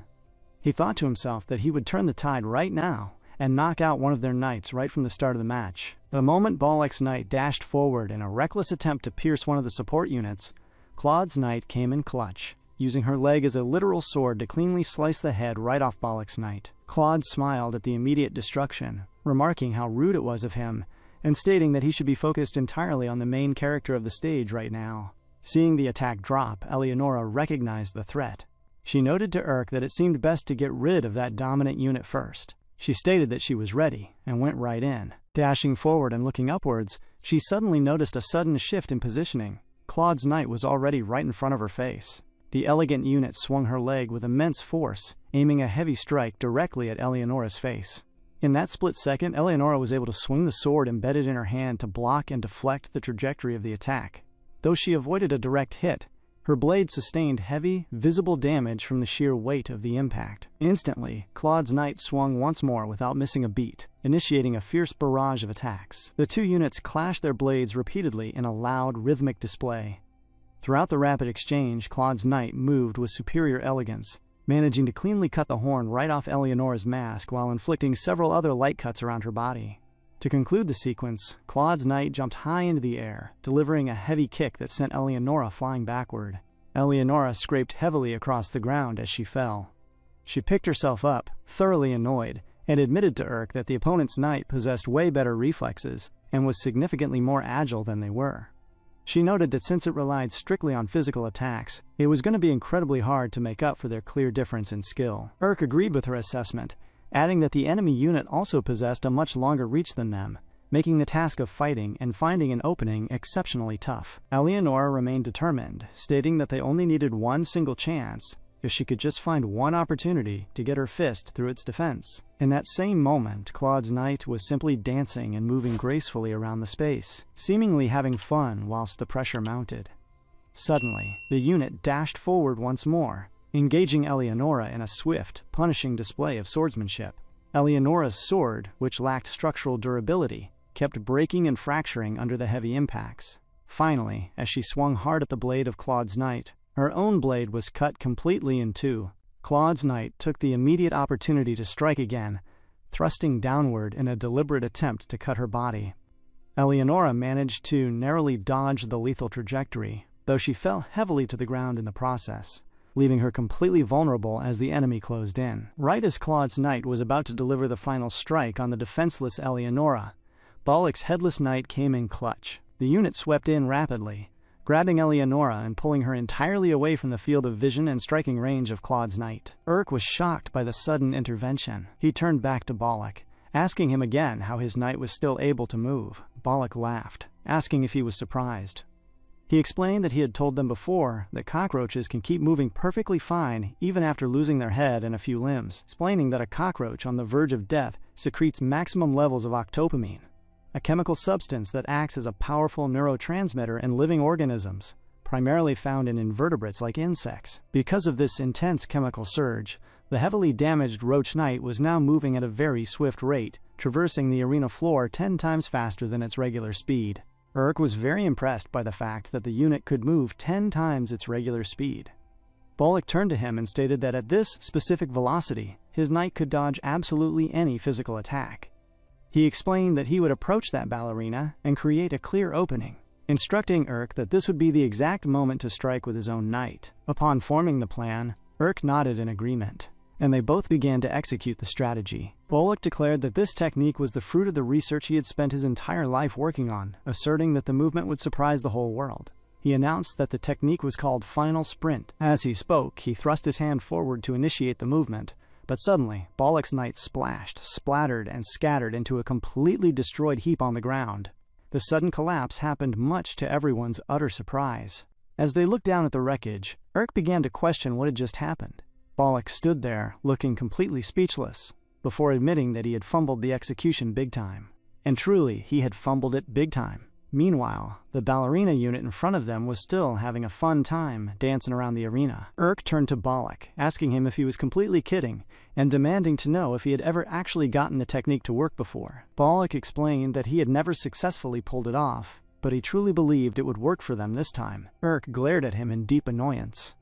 He forced himself to calm down, reasoning that while it was an excellent technique in theory, it would only be highly difficult for opponents to deal with if the unit could actually move so fast that it became invisible. Urk deduced that if the technique had ever functioned properly, Balak wouldn't have been stuck in the bronze rank for 30 years. He understood then that there was a clear reason why the man had been completely unable to advance beyond that level. Watching the display, Claude became a bit impatient, describing the sequence as a thoroughly dreadful performance. He called out to his opponents, telling them to please try to understand their roles as the villains in this story and to perform with far more energy. He added that proper effort from the villains is exactly what makes the main character stand out on stage, expressing his hope that their show would become a bit more dynamic for the second act. Instantly, the ballerina began to release even more weapons directly from her body. Claude smiled, stating that it was time to speed up the tempo. The ballerina moved forward swiftly, swirling across the dirt with the clear intent to strike Eleonora. Eleonora recognized the incoming trajectory and began to move away from the path. She managed to dodge the first sweeping attack that came from the ballerina, choosing to retreat for the time being as she ran to establish some distance. Seren called out that she was increasing the tempo from adagio to accelerando. Her knight immediately began to play a completely different, fast-paced sound on its instrument. Suddenly, her knight fired a powerful blast directly against Eleonora. As she tried to escape the area, Eleonora saw the incoming projectile, but it struck her instantly. The force of the impact sent her flying heavily into the stadium wall, causing her to sustain huge damage before she fell flat onto the ground. Before she could even gather herself together, she noticed a bright red light shining directly on top of her. Looking upward, she recognized that Berthold's knight had altered its beam, shifting it to a deep red glare. Berthold explained the mechanic, stating that he was raising the heat level to match the increasing musical tempo. He announced that his technique was called melting beam, warning that while it possessed a short duration, being exposed to the harsh light for more than 3 seconds would completely melt away a target's flesh. Understanding the immediate danger, Urk knew he needed to act fast. He commanded the movement, enabling Eleonora to leap away from that particular spot just in time, effectively running completely out of the light's lethal point of range. The moment she dashed out of the beam, Seren's knight fired another projectile straight at her. This time, Eleonora was able to dodge the incoming blast, tumbling straight onto the dirt. She fell limp to the ground, but she couldn't even catch a brief break before Claude's ballerina closed the distance, lifting her blade to attack the fallen Eleonora. Eleonora still saw the impending strike coming and leaped backward, desperately trying to dodge the blade from her position on the ground.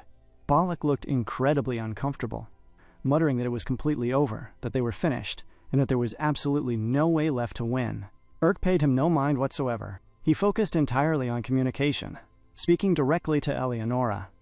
He reasoned that if they kept going down this exact path, they desperately needed to introduce a new variable into the fight somehow. Eleonora asked how they could possibly do that. Our boy told her to use her bare fist right here, instructing her to hit the ground at a precise 45-degree angle and telling her to trust him. Upon hearing the instruction, she began to infuse a massive amount of energy straight into her fist as she clenched her hand tightly. She struck the ground instantly, precisely as the ballerina was moving forward to close the gap. The resulting impact was highly shocking to both Claude and Berthold, who stared at the destruction in pure wonder. Urk calculated the mechanics of the feat in that moment, knowing that this specific punch technique didn't utilize any internal explosives. Instead, it concentrated an enormous, dense amount of force directly at the singular point of impact. Due to Eleonora's heavy strike, the entire space of the arena floor was severely damaged and shattered. As a direct result of the broken ground, the ballerina began to move significantly slower than she normally would. This sudden environmental shift gave Eleonora the perfect opening to pull off a sneak attack. She dashed forward rapidly, catching the ballerina completely by surprise. Despite the terrain, the elegant unit still strangely managed to swing her hand instantly, forcing Eleonora to quickly dodge the counter. What followed was a furious, rapid flurry of attacks, as both sides tried incredibly hard to take down the other person. Yet neither was initially able to land a decisive, finishing blow. But as the heavy exchange continued, Eleonora strangely grinned, recognizing that she had finally gotten the upper hand. She swung her sword against the ballerina to trap her, but the ballerina managed to dodge the blade. The ballerina then tried to swing once more with her own counterattack, but Eleonora intentionally compromised her hand to block the trajectory. Instantly, Eleonora dashed straight forward with a heavy punch aimed directly at the ballerina, striking the unit squarely in the leg while it desperately tried to avoid the impact. From the rear position, Claude began to scream in a panic, asking his team what they were doing and demanding that they support him quickly, to which Seren responded that it was impossible, explaining that her knight had been completely crushed under the heavy rubble from the shattered floor. Claude felt like he was at a severe disadvantage, and truly he was. As the ballerina unleashed her next attack, Eleonora was able to track the movement and catch the incoming blade directly in her bare hand. Though she sustained more and more light cuts to her body from holding the edge, Urk asserted to the group that there was no way they were going to lose this match. The moment the ballerina's blade was firmly caught in Eleonora's grip, the elegant unit could no longer move or retreat. This gave Eleonora the perfect chance to go all out for a massive counterattack. The two of them looked incredibly determined, silently warning the opponents never to underestimate them. Instantly, Eleonora swung her free fist with immense force, crushing the core crystal of the ballerina completely. With that single strike, Claude was knocked out of the game in that exact moment. Bollock stood by, completely shocked at the sight as the ballerina turned entirely gray, crumbled into ash, and fell to the ground. "All right," Eleonora said, looking far more confident in her ability to win the match as she stated that it was time to hunt down the rest of them. What is a knight to a necromancer? Some would say it is just a moving lump of flesh made up of corpses, a monster created strictly as a weapon for war. But other necromancers view them quite differently. Looking at those beautiful legs, Claude had been filled with pure excitement the moment he created his own unit. He had looked at it with complete contentment, caressing it with love, and asking it to please turn him into the main character on that stage again, calling his beloved knight Finilev. In that definitive moment where Eleonora took down Finilev, Claude was completely shattered, as he fell limp to the ground, entirely unable to do anything. The people around him felt his intense pain, and several men immediately called for the medics to come and carry Claude away. A medic began to check on Claude's condition, mentioning to the others that he was merely in temporary shock, and that it was not life-threatening. The moderator of the match then announced that they had confirmed his condition and instructed the players to please proceed with the match. Saren nodded in silent acceptance of the call. Just then, Bertol mentioned that the other team had also lost a lot of their offensive power. He reasoned that they still had a fair chance of winning if they fought on level ground. Bertol adjusted the angle of the spine, causing it to erect upwards. He declared that he saw the world through the night, and at that exact moment, his eyes and the eyes of the knight began to merge. This allowed him to see Eleonora approaching head-on, completely unarmed. He thought to himself that it was a foolish tactic. He then activated the melting beam skill, pointing it directly in front of Eleonora, but the events that followed next were shocking. Eleonora grabbed the heavy corpse of Finilev, using it as a physical shield to block the incoming attack. To Bertol's absolute shock, by the time he finally noticed her tactic, it was already too late. He had already fried his own ally's fallen knight. In that exact moment, Eleonora swerved to the other end and threw a broken blade straight toward Bertol's knight, striking the unit cleanly in the eye. The heavy blow forced the unit to stop using its offensive skill. Eleonora recognized the opening immediately and took it as an opportunity to grab another sword from Finilev's wreckage, as she dashed forward to continue the offensive attack. Suddenly, Saren's knight fired yet another rapid projectile at her, the impact causing her to fly through the open space. Saren's knight was brutal, firing multiple consecutive attacks at Eleonora. Saren remarked that plucking those strings didn't signal the start of their performance. Instead, she plucked the string of her knight once more, stating that it actually signaled the end of Eleonora's own performance. In that moment, her knight released a massive arrow that flew toward Eleonora instantly, striking her straight back into the stadium wall. But much to everyone's utter surprise, Eleonora was able to catch the speeding arrow with her amputated arm before it could hit the core crystal on her chest, keeping her completely safe. She glared forward through the dust and smiled, muttering that this was getting interesting. She called out to Urk, telling him, "Let's go again, just like that." Urk moved his hand to command the counter, and they began to dodge the impending attacks from Saren's knight, dashing directly toward the unit to strike. Eleonora dodged every single projectile thrown her way. She took a deliberate low stance before dashing forward to swing her blade, cleanly cutting one of the legs off Saren's knight. Saren was thoroughly shocked as this happened. She recognized the danger, realizing that if their opponents narrowed the gap between them any further, it would be completely over. She called out to Bertol, asking if his unit could move yet. Bertol responded that he had just regained his energy. Saren then stated that she would restrain its movement while she had it trapped, telling him to melt it down. In that moment, Saren's knight stood up strangely and reached out to grab Eleonora while she was trying to run away, striking downward heavily to completely restrain her movement. At the exact same time, Bertol's knight stretched its head straight forward and began to fire its intense ray of light directly onto Saren's knight, intending to burn down Eleonora and their own allies simultaneously, just so they could secure the win. But much to Bertol's surprise, the sword that was still embedded deep in his knight's eye was causing significantly more structural damage than he had expected. The intense light radiating from the eyes began to shrink strangely, just as blood began to flow heavily out of the knight's eyes. Suddenly, the knight's eye gushed a massive amount of blood, and the unit was rendered completely useless. Bertal turned to Saren, stating that it looked like the eye had ruptured because it went way over its limits. Saren asked if he still managed to shine the light on the target for a while, wondering if the attack had worked. She looked anxiously toward her knight.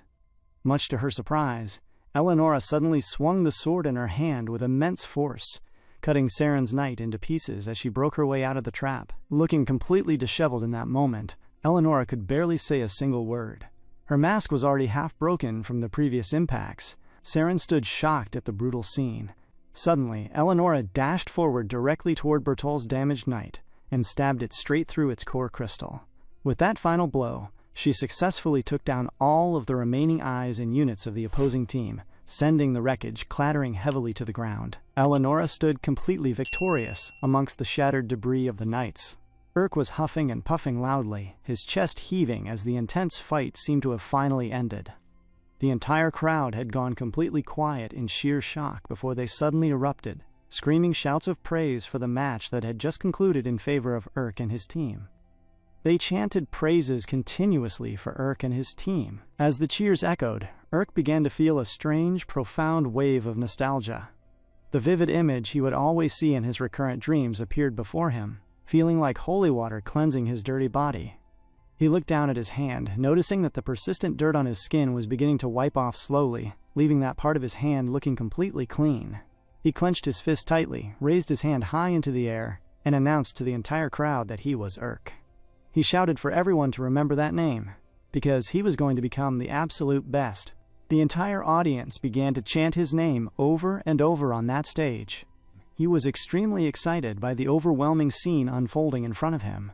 His memories in that moment drifted back toward his painful past, where he had been seen as mere trash and people would always throw stones at him. But in this moment, he felt that he was slowly beginning to rewrite his own story, which brought him an immense sense of excitement. The scene then cut to a completely different space after the match, where Urk was shouting angrily at Ira. He demanded to know what she was doing, asking if she was just here to play around. He pointed out that his knight was risking its life out there, while she was doing nothing but useless nonsense the entire time. He yelled that they wouldn't have been in so much danger if she had just helped them, telling her she had better give him a good reason why she was sitting around doing absolutely nothing. Urk looked very annoyed, telling her to give him a good reason before he killed her. Ira just stood there, looking entirely emotionless as she glared back at Urk. Ira began to write in her book once more. When she was finished, she turned the pages to show Urk. The message explained that the cat did not listen to her because the cat's owner was itself. Upon reading this, Urk experienced a brief moment of brain fog. He screamed out in complete confusion, demanding to know what the hell she meant by such a ridiculous statement. He pointed out that she had made that unit herself, so he could not fathom how she was not considered its owner. She simply wrote some more and turned the book over again.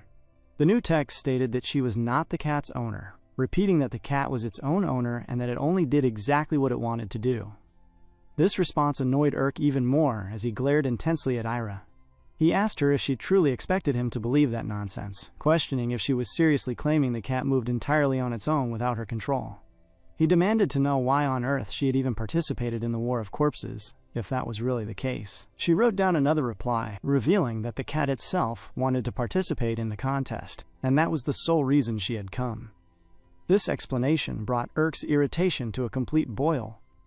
He asked if she intended to keep up this ridiculous act any longer. He stated that the conversation clearly was not going anywhere, so he would just leave. However, he warned her to keep in mind that he was staking his entire life on these fights. He firmly added that if his units ended up being destroyed because of her cat, he would personally end both of them. With that final word, he turned and walked off into the stillness of the surroundings, leaving Ira and her cat standing there completely speechless.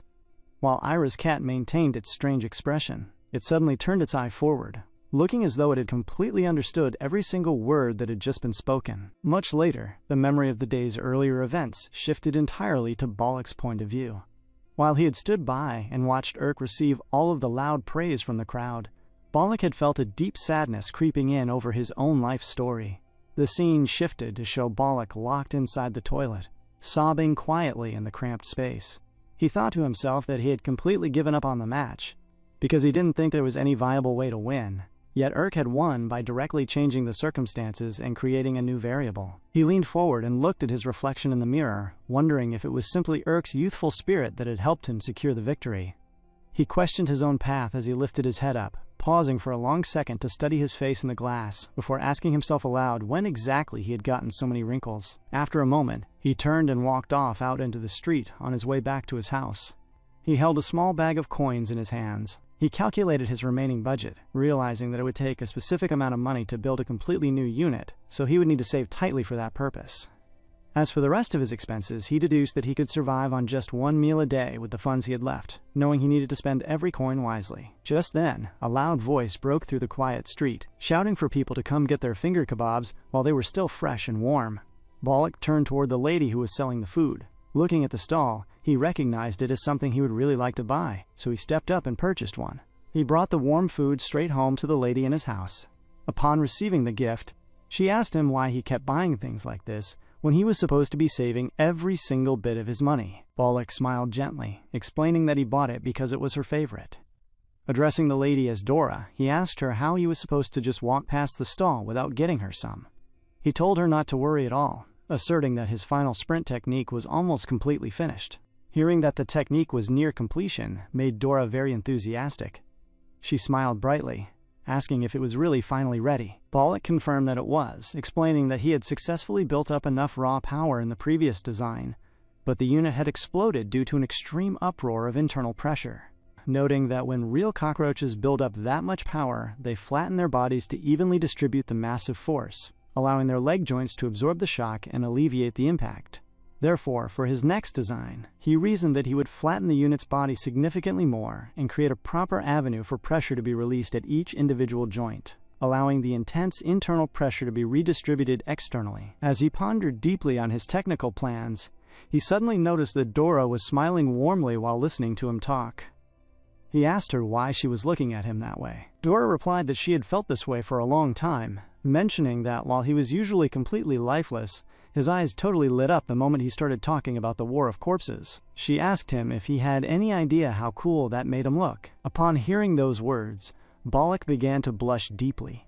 He told her not to just say things like that out of the blue, humbly adding that he was still lacking in so many aspects. However, he strengthened his resolve, asserting that this time would really be different because he could truly feel it. He explained that if he succeeded this time and became famous, they would finally see the end of their struggles and completely change their living circumstances. Dora smiled, telling him that he could definitely do it this time because she would always be cheering him on no matter what happened.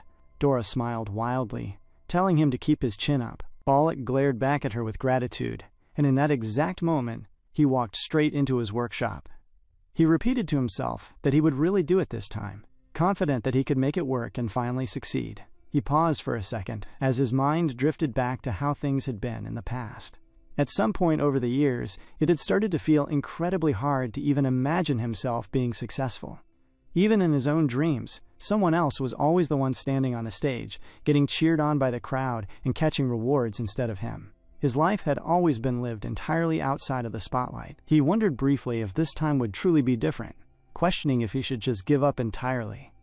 But he quickly reasoned that if he gave up right here, he would have absolutely nothing left in his life. Giving up now would mean acknowledging that he was nothing but a useless man who had completely wasted the last 30 years of his existence. He knew he couldn't let that happen, refusing to let those 30 years go by like that and become entirely meaningless. Balak struck his fists together tightly, declaring to himself that this time would be different. It simply had to be. The scene then cut back directly to Urk's house.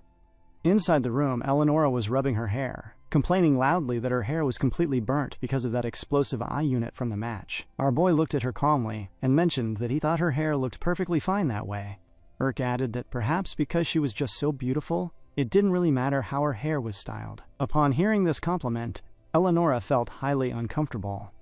She snapped back at him, reminding him that she thought she had explicitly told him not to say things like that to her. Urk then asked if he should give it a try and trim it for her, mentioning that if she didn't like the way it looked, he always cut his own hair by himself anyway. His words were not reassuring to her at all. She looked at him skeptically, pointing out that he had a pretty bad hairstyle himself. She paused, sighing as she admitted that it would be very difficult for her to go to a professional salon given their situation, so she decided to let him just trim the ends a little bit for her. Urk told her not to worry at all, telling her to trust him, just like she did when they were fighting out in the arena. Urk took the blades and began to snip the hair slowly. Within moments, he realized he had just made a mistake. Eleonora caught the hesitation and asked him what was wrong. Urk quickly told her to never mind, claiming that he would fix it immediately. But after he tried to adjust the cut to fix it, he made yet another mistake. Eleonora became visibly uncomfortable and stressed by the delay, asking him what on earth was going on back there. Urk simply reiterated that he would fix it, but the more he insisted he would fix it, the worse the hair actually got. Finally, he stopped cutting and announced that he was all finished. He asked her what she thought, bringing a small mirror forward to show her the haircut and asking if she liked it. The moment Eleonora glanced at her reflection in the mirror, she froze in absolute shock. Urk looked at her expression, completely confused, and asked her why she wasn't saying anything. Eleonora screamed loudly and asked what the hell this was, complaining bitterly that the hair was cut entirely wrong and the ends were completely uneven. As Urk glared back at her, he mentioned that the length looked pretty similar to how it was before to him. Eleonora immediately disagreed, stating that her hair had been cut evenly before.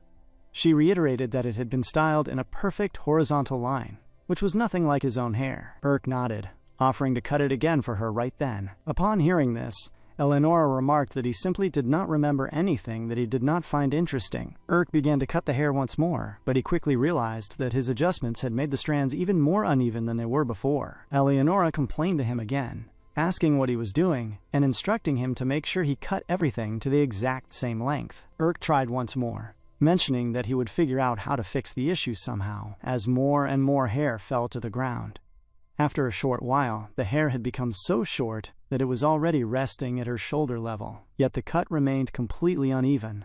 Recognizing the state of her hair, Eleonora screamed loudly, asking what the hell this was, and demanding to know what she was supposed to do now. He apologized, stating that he would fix it somehow. Eleonora stood up from her chair in her mind and walked away, telling him to forget it. She stated that he shouldn't have claimed he could do it when he clearly had no idea what he was doing, noting that she knew she shouldn't have trusted him. She walked off, leaving Urk alone in the room. Urk bent down and picked up the fallen hair from the floor, pondering what he could possibly do to fix the situation. The next morning, Eleonora was lying down, sleeping peacefully when she felt a rustling sound directly behind her. Instantly, she jolted upward and screamed to find out who was there. She stopped when she realized it was Urk kneeling down behind her, and she looked at him in total surprise. Urk smiled, looking as though he had not slept through the entire night. He explained that he had figured out a way to fix her hair, noting that the organic adhesive necromancers used to build their units worked effectively on her strands as well. He mentioned that it was a little short and not entirely perfect, but he had still managed to restore it pretty close to the way it was before. He added that if he just attached about 1,000 more strands, the job would be fully finished. Hearing the number 1,000, Eleonora took his dedication as a compliment. Urk then told her that besides the promise he had made to her, whether it was her hair or anything else, nothing could tarnish her beauty, so she had no reason to worry. Upon hearing that statement, Eleonora screamed and told him not to say things like that. She suddenly looked away, appearing highly uncomfortable, embarrassed, and shy. She told him that if he did not actually mean it, he shouldn't say it. Urk simply continued right from where he had stopped, slowly gluing the hair back onto her head. As Eleonora glanced at him, she mentioned that at least he had done a decent job this time. Much later, inside a building, a group of men were having a conversation. One man mentioned that someone had just won a 3-on-1 fight, calling it a frickin' awesome show, and noting that he heard it was the player's first time participating. Another man responded, adding that the person in question was the same guy who had broken through Rawl's wall as well. Hearing this, someone else at the table screamed in surprise, unable to believe that someone had actually managed to break through Rawl's wall. The first man who had spoken explained that the listener clearly didn't know because it had happened during a preliminary round, making it a pretty big deal. One of the men looked at them sternly and questioned the achievement, asking if Rawl hadn't been in a steady decline anyway.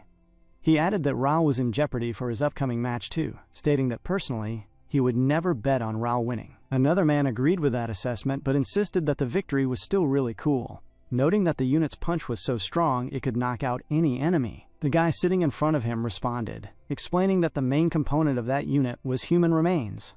He He added that the soft pink hair was quite interesting, concluding that the necromancer clearly had a specific type.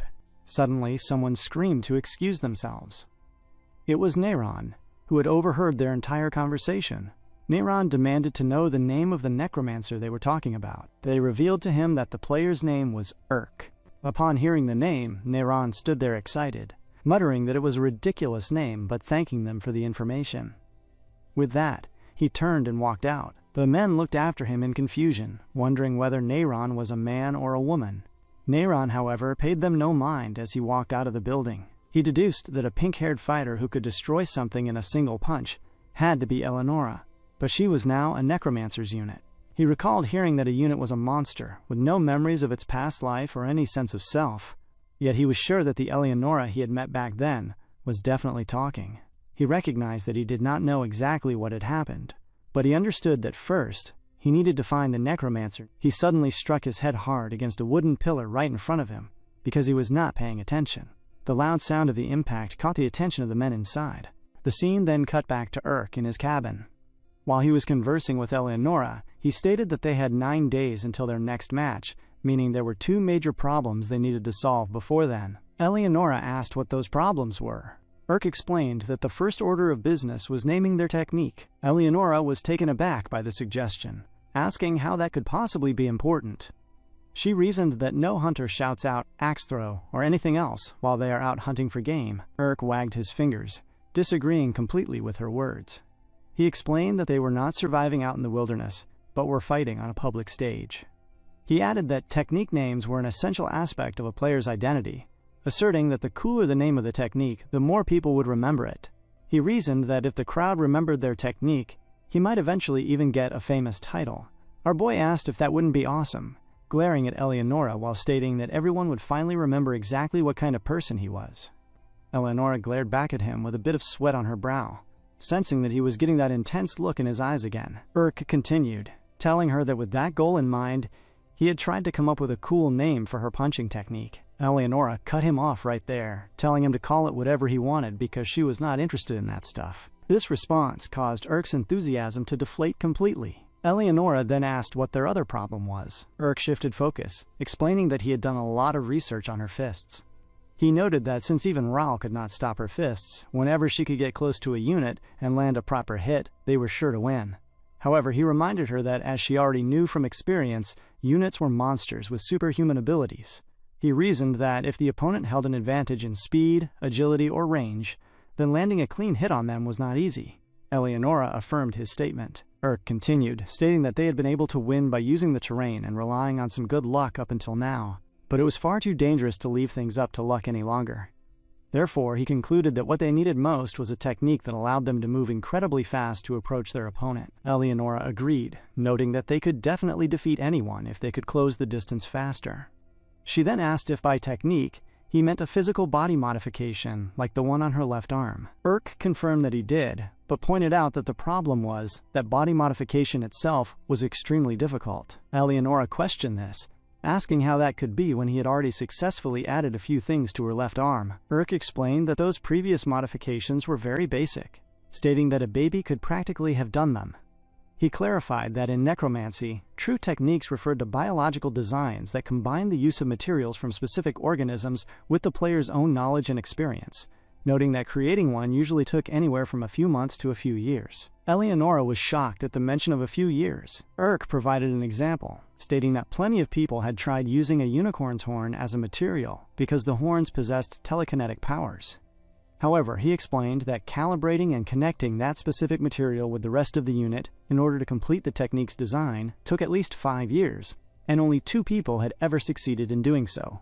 Eleonora remarked that it sounded like being a necromancer was pretty hard. Urk agreed, but added that once a design was finalized, it was not difficult to replicate.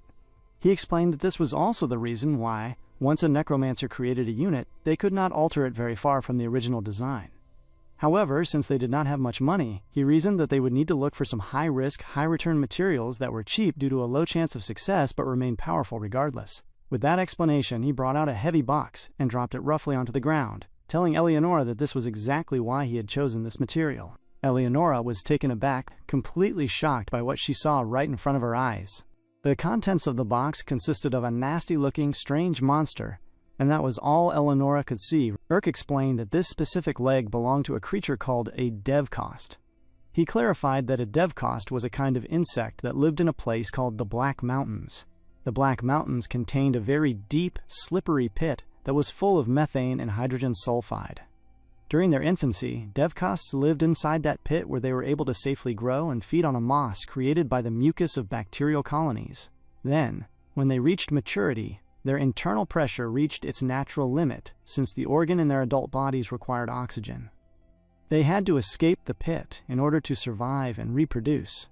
Throughout their adolescence, their bodies funneled all of their nutrients into growing their legs, and they jumped with all their might upward to escape the space, climbing several miles out of the pit. Eleonora remarked how interesting that was, gathering that they basically needed those legs in order to leave their birthplace and become adults. Urk confirmed that this was right. He stated that devcosts could jump hundreds of feet in a single bound. Their muscles were tough, and each individual muscle fiber reacted differently, which made it highly difficult for a necromancer to control them. Consequently, a lot of necromancers use the material for supporting or reinforcing their unit's torsos, instead of using it for the unit's legs. He added that since the material was so difficult to work with, it was not very popular, which meant there was a stable, relatively cheap supply of it available. Eleonora then asked Urk if it was even possible to design and control a technique with it in just 9 days, if it was truly that difficult to work with. Urk stated that it would certainly be impossible for an ordinary person. He raised his hand and asserted that he was no ordinary person, a bold claim from a confident man.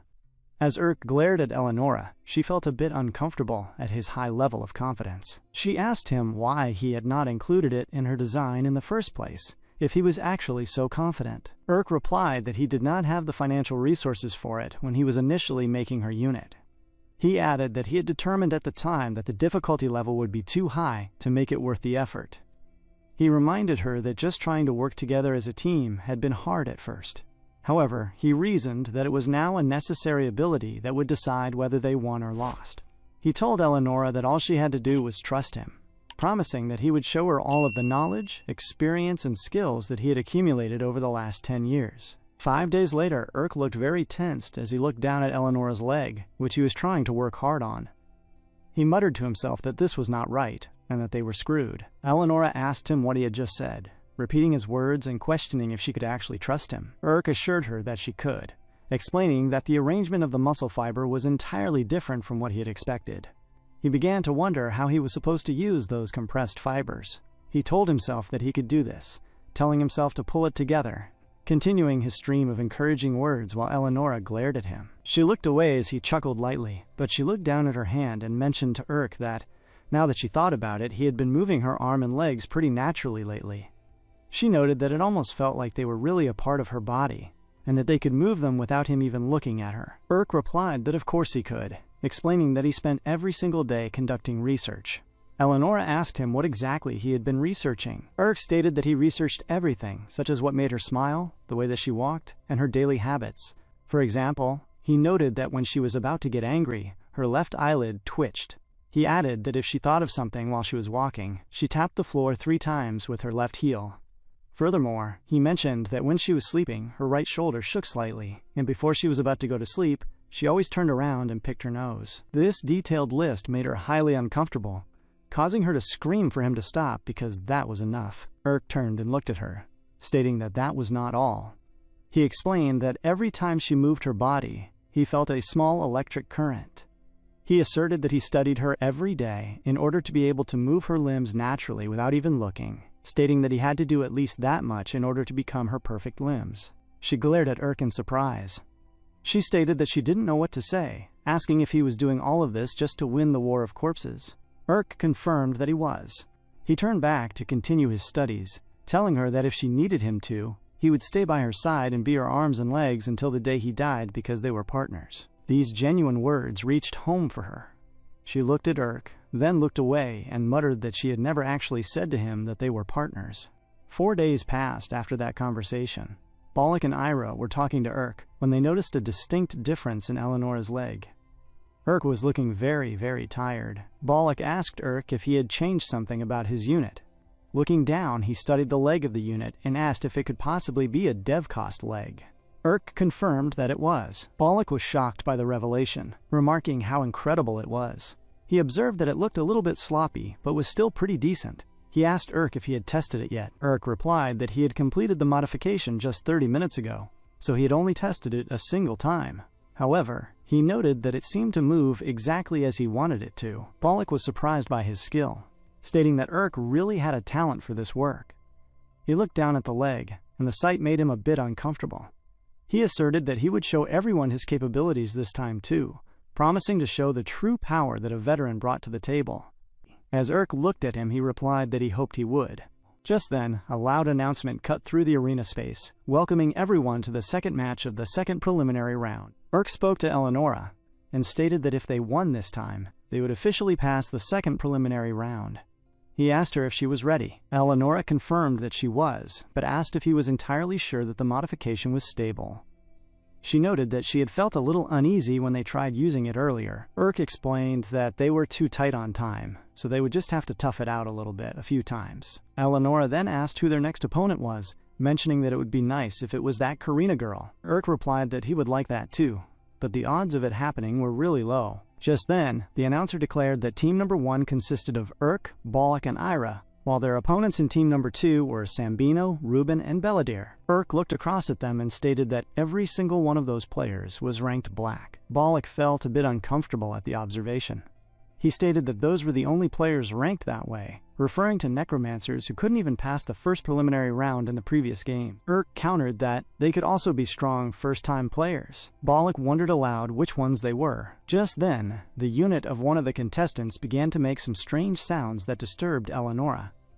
She wondered what the sound was. Urk reasoned to himself that the creature's strange form made it completely impossible to predict its attack and defense patterns. However, he deduced that its finish was nice, and its overall center of gravity seemed really balanced. He called out to Bollock and asked if he could send his unit out first. Bollock told him to leave it to him, promising to show him something really impressive this time. Just then, the announcer called out for the second match of the second preliminary round to begin. Upon the official start of the match, Bollock screamed loudly, calling out his final sprint technique. His creature began to imbue some energy, circulating the force rapidly throughout its frame in order to dash forward. But before the creature was able to execute any action, the man on the opposing team simply smiled as he looked at them. Our boy and his entire team had absolutely no idea what heavy force was coming directly toward them. Much earlier, before the match even began, Ruben was seen pondering through the streets, muttering about something very random in his mind. He was completely lost in his thoughts as he suddenly struck someone who was standing directly in front of him. The guy screamed at him, telling him what the hell, and instructing him to watch where he was going. Ruben paid him no mind at all and just smiled, simply saying the word that he wins. Upon saying that, he added that he was winning this time.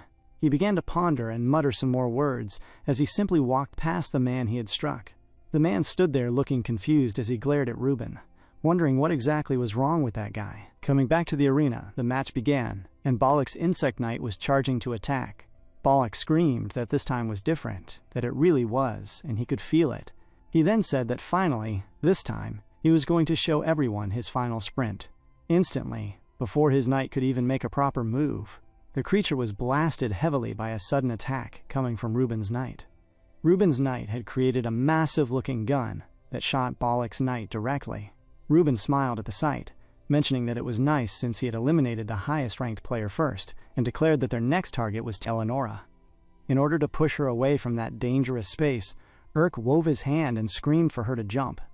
Instantly, Ruben's knight struck once more, but Eleonora was able to dodge the attack as it came literally within inches of her face. She tumbled heavily, dodging the attack and catching herself back on the ground as she continued sprinting forward. Eleonora screamed that they were almost there and that it was just one more time, to which Urk told her to get her punch attack ready. She did just as Urk said. Suddenly, Ruben's knight changed its trajectory, turning towards Eleonora and facing her instantly. But she still dashed forward to meet the attack head-on. As they moved, Urk thought to himself that moving forward towards a goal was like walking in total isolation. It felt like a single spot, a single faint spot of light in the middle of a deep, deep darkness, carrying an endless sense of anxiety and hardship on your back. He reasoned that it felt like forcing yourself to take one step at a time, even though it was a struggle to so much as lift your feet. Nevertheless, he determined that they were not giving up. He told himself that they would channel all of their willpower into following that one spot of light. Our boy raised his hand as he decided on the perfect name for the technique, calling it the one-spot breakthrough. A sharp choice for a critical moment. Eleonora charged her hand forward in a direct attempt to attack Ruben's knight. Instantly, she struck the knight with massive force, and the machine exploded in an instant. Everyone in the crowd began to cheer loudly at the destruction. Urk was excited by the success. He told her not to let her guard down because there were still 2 other knights left, wondering where their next target was. He looked over to the right, but suddenly his face began to look very hazy, as though something was happening completely out of his control. He was left wondering what was going on. Sensing his hesitation, Eleonora asked him what he was doing, pointing out that the other knight was coming and stating that they needed to defeat it. Urk responded that they should go for it again. Eleonora told him that if they could just defeat that guy, then they would win the match. Upon hearing this, Urk screamed out the exact same words, saying that if they just defeated that guy, then they would win as well. He suddenly began to say it on a continuous loop, repeating that if they just defeated that guy, they would win. In the stark reality of things, Urk was actually being possessed by Ruben's technique. He stared blankly forward and muttered that he was going to win. Beside Urk, Balak was calling out to him desperately, telling him to snap out of it. Balak shouted that the knight Urk was trying to attack right now was not their enemy, explaining that the knight he was fighting was actually Ira's knight. Balak did everything his body would allow to try and bring Urk back to his senses, but it was entirely no use, as Urk simply kept on reiterating that he was going to win. It was a disaster, and making physical contact with any other player during the game was strictly prohibited by the rules. Balak became highly uncomfortable as he analyzed the situation. He calculated that the entire event had happened in just a split second. As soon as the match began, that spiral knight had fanned open wide like it was spreading its wings, and something strange had popped out of it. Urk had lost control of his mind soon after that, and started attacking his own team members. Balak concluded that it was a knight of the mind-eating variety. He found it hard to believe that the unit was able to penetrate Urk's mind right away, without any special conditions necessary to trigger the effect. He began to wonder who Ruben actually was, and what type of highly skilled necromancer they were dealing with. Meanwhile, Eleonora was deeply annoyed as she found herself unable to control her own hand.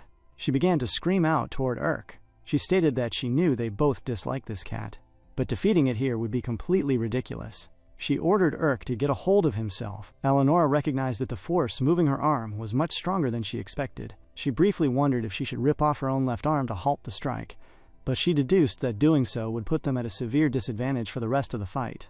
She was left wondering what she should do, as her hand trembled violently from the conflicting pressures. Balak also reasoned to himself that it was impossible even for a mind-eating knight to perform complex forms of mental manipulation. He deduced that making Urk perceive everyone around him as an enemy and causing him to attack was probably the full limit of what the technique could do.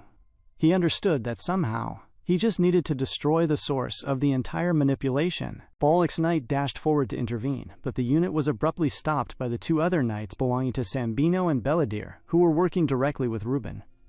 The enemy units began chasing Balak's knight in that moment. Balak felt overwhelmed. He wondered if he should use his final sprint technique right here, but the uncertainty made him uncomfortable because if it failed, they would be finished. He called out to Ira, telling her to run away before it was too late, asserting that it was their only option left. Ira paid him absolutely no mind, literally standing still as she watched her cat take on the impending attacks from Eleonora. Eleonora screamed loudly as she finally felt her hand slip against the internal pressure. The heavy hand descended rapidly toward the cat, while Urk remained completely disoriented, having no idea what he was actually doing. Ruben was highly excited as he watched, taking pleasure in the fact that his plan was working perfectly.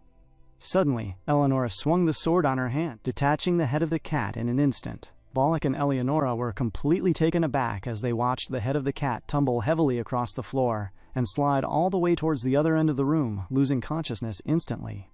From the open space where the head had just been cut off, the flesh suddenly began to bubble up. It formed a strange, unsettling sight as multiple eyes emerged from that particular space. The numerous eyes turned simultaneously and glared directly at Eleonora. Eleonora was completely bewildered upon looking at this transformation.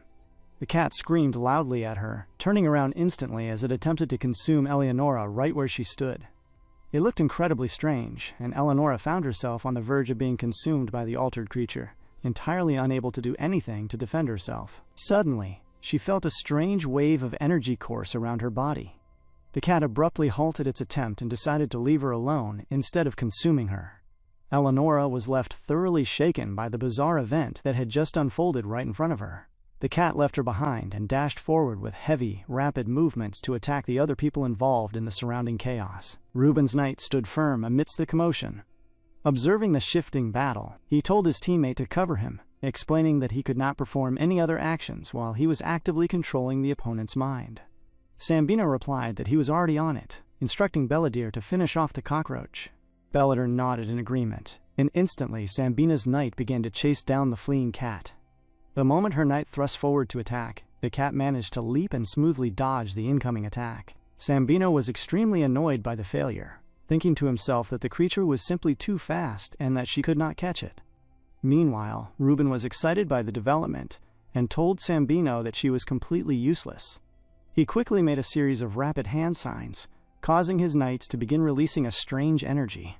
Suddenly, the opposing manipulation turned off almost exactly like a computer shutting down. With the mental pressure lifted, Urk finally regained his full consciousness. He was completely disoriented and began to wonder what exactly had been going on. Bollock recognized that Urk was back to his senses and explained that he had been actively attacking a member of their own team. Bollock warned him to be careful, stating that one of the opposing knights was a mind-eater. Urk was taken aback by the revelation of a mind-eating unit. He recognized that everything he had just experienced was merely an illusion. He wondered how he could have been so completely clueless during the fight, concluding that Ruben was truly a tough opponent to face. Urk began to move his hands, executing his own hand signs. He stated that he would not give the man the opportunity to trap him like that again. He immediately spoke to Eleonora, telling her to get ready. Our boy was back in the driver's seat. Eleonora asked if he had finally gotten a hold of himself, mentioning that she had never been so happy to hear his voice. Ruben observed this and reasoned that all he needed to do was switch his targets to regain control. In an attempt to stop the cat's momentum, he targeted Ira instantly and began trying to control her mind. However, he was completely baffled by what happened next. Controlling Ira had absolutely no effect on the physical movements of the cat. The creature still dashed forward with heavy strides to attack his knight before he could move it away. Before the cat could fully arrive at Ruben's knight, it was suddenly intercepted by Belladere's knight, which moved quickly to block the attack. Belladere stated that he would handle this part of the fight. Sambino then asked about the cockroach, to which Belladere replied that the cockroach had exploded all of a sudden and died entirely on its own. Bollock was already out of the match. He muttered that he really thought his plan was perfect this time, expressing his frustration because he had put everything he had into the effort, wondering why it had failed. In the heavy tension of the situation, Urk looked over at him and could only let out a sharp tease at the annoyance of his teammates' incompetence. The bird-like unit of Belladere continued attacking the cat in a steady attempt to stop its movements completely. Belladere shouted to his team members that he would tear the creature to pieces. He began using the heavy beak of the bird to strike the cat directly, causing a visible tear to begin opening up. Simultaneously, Ruben watched the mechanical exchange unfold. He analyzed his own mind-eating technique, reasoning that the frenzy it induced caused opponents to perceive everyone around them as an enemy and start attacking blindly. He calculated that while this provided a massive advantage at the very start of a match when the opposing team was gathered closely together, it became highly inefficient when everyone was fighting in a scattered cluster like they were now. Ruben stated that it was time to reveal a new form. Right then, the middle section of his knight began to tear open. A completely different creature emerged from the shell of the knight, standing firm like a butterfly coming directly out of a cocoon. Ruben declared that he would show them all of his true power. However, before he could even execute a single move, Eleonora was already dashing forward to surprise him, her hand already clenched into a tight, heavy fist. Urk screamed out the name of the attack loudly, calling for the one-spot breakthrough. Before Ruben could react to the incoming speed, he watched the heavy punch approaching and tried to deflect it using his knight's defenses. Utilizing the knight's inherent abilities, a shield materialized in front of him. Eleonora swung her hand with immense weight and struck the shield head-on. In an instant, the entire defensive structure literally exploded into pieces. Eleonora passed completely through Ruben's knight, as though the machine were made of nothing but water. Ruben was completely shocked by the sight of his destroyed unit. A wide grin appeared on his face despite the loss. Before anyone else could say a word, Ruben turned around completely and began to walk off the stage. Belladere called out to him instantly, telling him to come back because the match was not over yet.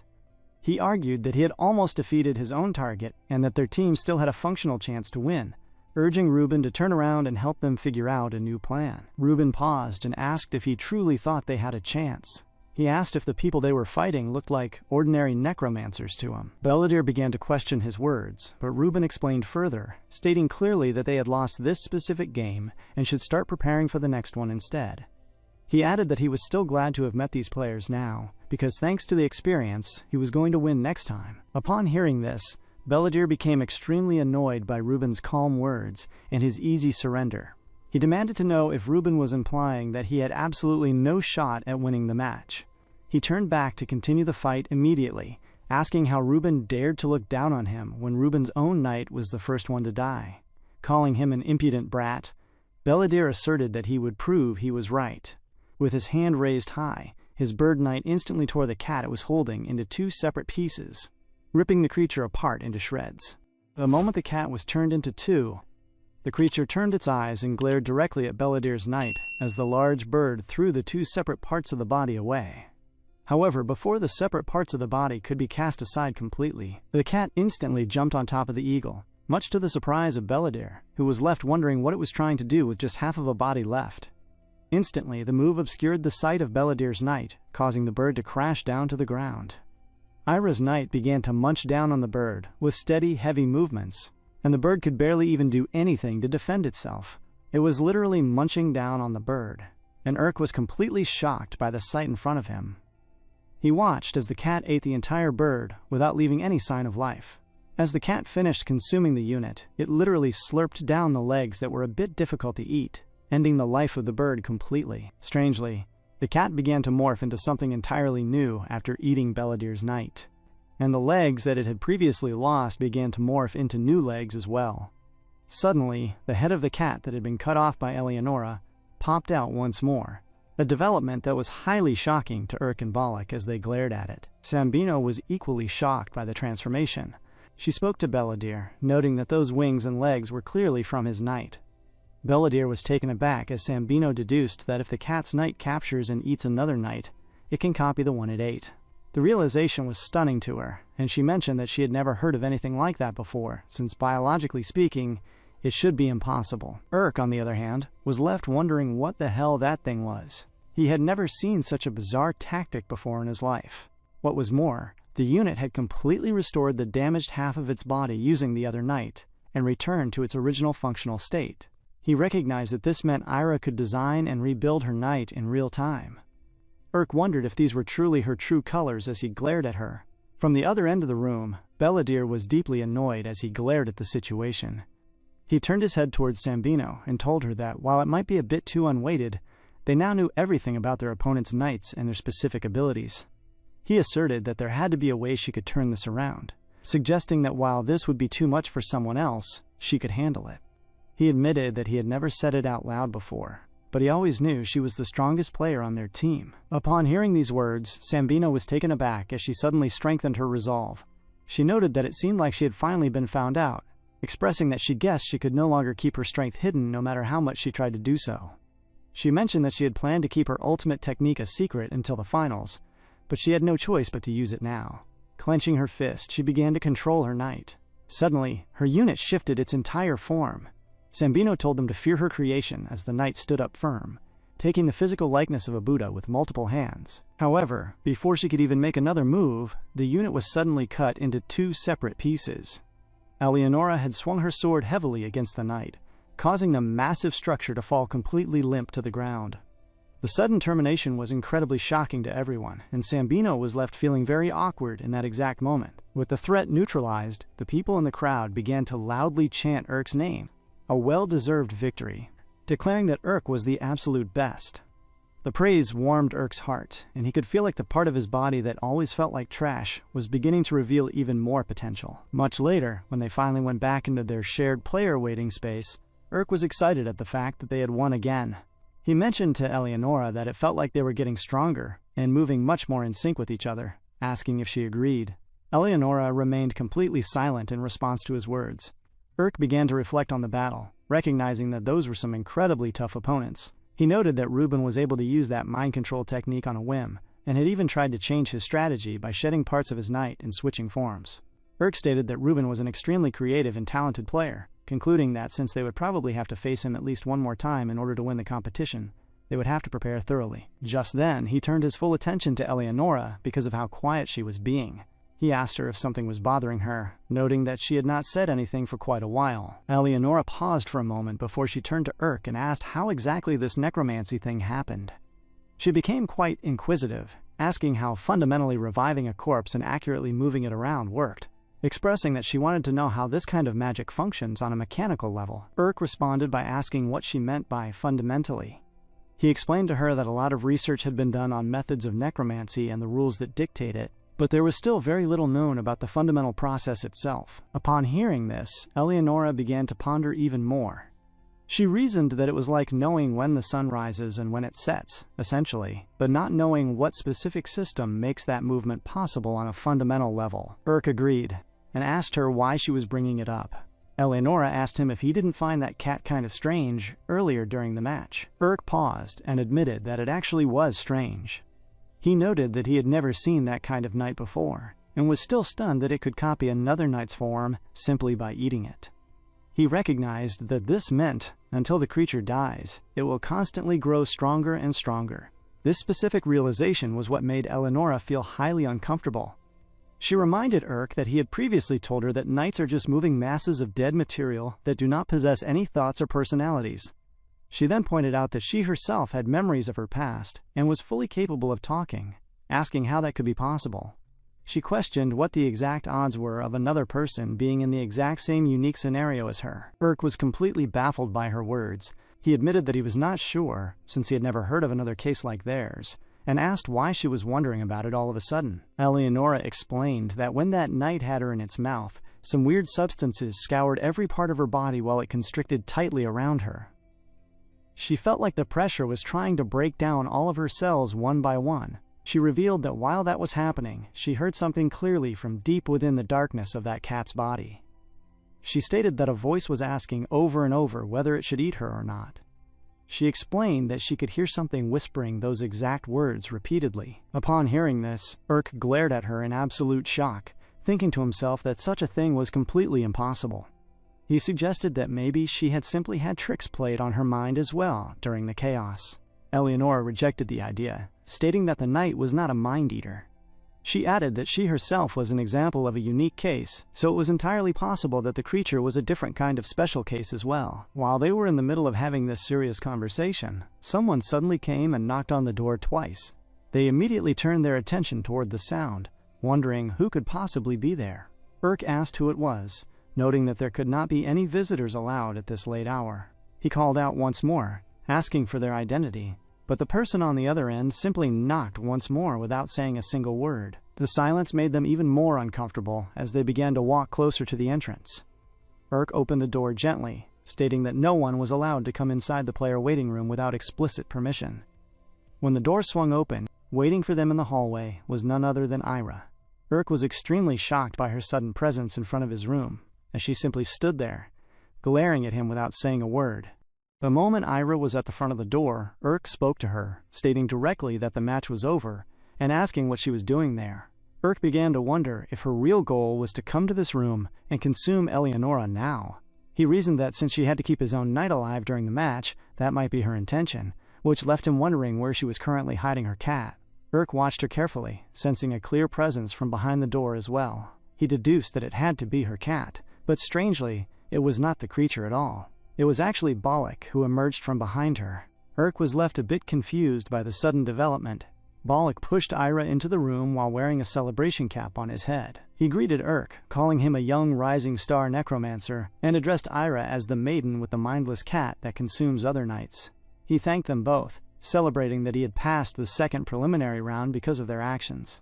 Bollock stated that he really believed he could make it to the finals this time, expressing his excitement that this year was going to be completely different, and that he had a strong feeling he would be more successful than he ever had been before. Urk responded by asking why he had brought Ira along with him to the room. Bollock answered that even though it had only been for a short time, they were still teammates and should have a proper goodbye party. Urk then asked if Ira had actually agreed to come along to this, to which Bollock admitted he was not entirely sure. He explained that he had asked her, but she had not said anything in return. He then laughed, telling Ira that she was secretly looking forward to this anyway. Ira did not pay him any mind. She simply stood there and glared. In that exact moment, her cat suddenly came through the door, meowing its way directly into the room. The sound of the meow made Urk feel a bit uncomfortable. Nonetheless, he wore the celebration cap anyway, questioning the point of doing all of this since they were all going to meet again as enemies later in the competition. Bollock told him that while that might be true, they had still fought alongside one another and had some fun together. Urk gave him no response, simply glaring back at him. Bollock continued, mentioning that it had been a long time since he had done anything with other people, so he was actually having a good time. He confessed that he had not enjoyed himself at all while preparing for the last few wars of corpses, but working alongside young people like the two of them made him feel young and re-energized again. He explained that for some reason, he felt like he could really pull it off this time. His resolve steadily strengthened, and he suddenly shouted that this was really going to be the year he became the champion, so that everyone would finally acknowledge him. Urk responded directly, telling him that would happen in his dreams, because he was going to be the champion this year instead. Bollock laughed at the statement, suggesting that the two future champion finalists should share a drink together. Urk took the cup, muttering that he did not see what was so fun about the situation. However, after less than 10 minutes had passed, Urk was already highly affected by the alcohol they were drinking. He was celebrating and laughing loudly as they all jumped up and down together in excitement. Our boy could not handle his drinks. In the midst of the absolute chaos, Ira looked incredibly calm, focusing on assembling some stones in front of her on the surface. They were all having fun together until the stones suddenly scattered across the table. Bollock pointed out to her that she had lost the game again, which made her visibly angry. He noted that she had already had a lot to drink, asking if she was all right, and telling her she did not have to continue if it was too much. Ira ignored the warning and simply kept on gulping down more of the alcohol. Urk looked at her, completely astonished, asking how the hell she was still perfectly fine after 18 drinks. Bollock replied that he was far more amazed by Urk, pointing out that he had only taken a single drink and was already completely plastered. They began to laugh loudly together, and Bollock remarked that the two of them had no idea how easy necromancers had it these days. He stated that back in his day, he had to clean his own materials and pick the maggots out of the corpses by hand. Urk responded by calling him an old-timer. Bollock climbed right on top of the wardrobe, proclaiming loudly that he could do it. Urk followed him up, climbing onto the wardrobe, and shouted back that he could do it as well. Then, strangely, Bollock began to cry heavily, loudly proclaiming his own capabilities while Ira just watched the two of them make complete fools of themselves in their drunken state. Some time passed, and the entire space was left in an absolute mess, with the knight resting silently in the corner of the room. Ira sat there quietly, watching everyone after their intense celebration. Bollock suddenly calmed himself down and spoke to Urk, noting that Urk had grown up in a garbage dump eating trash. Urk responded, acknowledging that people had ignored him his entire life and had called him a worthless piece of trash because he survived off the leftover fruit that others threw away. He stated firmly that no matter who a person was born as or how they grew up, the only one who can decide what kind of person they will be is themselves. Bollock commented that the statement sounded highly familiar, asking who had originally said that quote. Urk explained that it was Raphael who had said those words. Upon hearing the name, Ira's attention was instantly piqued. Urk continued, declaring that the greatest necromancer of all time, Raphael, was someone he was going to become exactly like, telling Bollock to just wait and see. He turned his head toward Ira, whose attention remained fully engaged. She quickly scribbled something down on a piece of paper and showed it to Urk. The writing asked if he really wanted to become like Raphael. Urk replied that obviously every single necromancer idolized him. Ira then wrote another message on the paper, asking if he actually knew what had happened to Raphael. Urk was left puzzled by her question, asking what Raphael was doing now. Bollock joined in, mentioning that it had been a while since he had heard anything about the man, but since he had earned a ton of money, he must be enjoying the good life somewhere now. Urk shouted in agreement, stating that Raphael was such an amazing person after all. Hearing this, Ira began to write on her paper again, moving her hand so fast that she quickly filled it with a large number of words before stopping for a second. Eleonora glared at Ira, looking a bit shocked by her behavior. Ira appeared to be extremely annoyed for some very strange reason as she glared directly at Urk across the room, which left Eleonora completely taken aback in return. Much later, the scene shifted to an entirely different space where a man was sprinting heavily on a treadmill, sweating profusely from the intense physical exertion. The people standing around him were actively counting the elapsed time out loud. The sprinting man had a specialized apparatus strapped securely around his mouth as he ran. The bystanders kept counting the exact amount of time he spent sprinting. The subordinates kept calling out to their leader as he ran, until suddenly the man stumbled heavily and fell backward right off the moving treadmill, landing plump on the ground below. One of the staff members bent over him immediately, informing him that he had run for a grand total of 9 hours, 15 minutes, and 16 seconds. Another staff member pointed out that this performance was exactly 3 seconds longer than his time from last week, calling the achievement amazing. The leader responded that the result was good, stating that the extra time meant he had successfully become a better human being than he was the previous week. One of the men warned him that he could literally die if he continued to push his physical limits like this. The leader answered directly, stating that if he was not constantly improving himself, he would rather be dead. The man standing in front of him was left completely short of words, wondering to himself what kind of person this manager truly was. He reflected on how the War of Corpses was on a steady decline until this specific leader took charge and turned it into the most popular form of entertainment in the entire world. He recognized that the leader was an incredibly capable and level-headed man, but everything else about his background remained hidden under a strict veil of secrecy. His age, birth date, and even his actual name were entirely unknown to the public, as no personal information about him had ever been revealed. The observer mused that just like the deep shadow cast by the leader's long-brimmed eyes, the man himself was like the War of Corpses' own shadow. He certainly existed, but he was completely intangible. He wondered what the leader truly stood to gain from these bloody fights. The leader broke the silence, asking the coordinator if everything written in the document he held was completely true. The man confirmed that it was, explaining that the file was a detailed summary of all the standout players participating in this year's competition. The leader turned his head to read the file, remarking that the lineup was tremendous and truly incredible. He stated that this was the most fascinating selection of competitors they had ever gathered for the event. He then asked how the preparations for the final preliminary rounds were currently progressing. The man beside him responded that, as he could see, they were already in the final stage of physical preparation. The leader glanced around the space in front of him and beside him, simply replying that it was good to do. He then stated that the players needed to fight like they were entirely willing to put their lives on the line, because if they showed that level of dedication, the world would remember their victory forever. The total number of players who reached the third and final preliminary round was 2,502, a number that excluded the former champion. Because the rules for the preliminary round changed every single competition, planning ahead was always difficult. The best strategy for preparation was to maximize mobility and endurance, but Urk and Eleonora faced a major problem on that front. During a training session, Eleonora whooshed past Urk with immense speed, but she suddenly fell heavily to the ground as her leg busted instantly. Eleonora looked at her limb. She noted that the last modification had managed to last for 7 attempts, but this time, it exploded after just 4 tries, leaving her wondering what the deal was. Urk examined the damaged parts, reasoning that he knew using a leg made of death-cust materials was never going to be easy.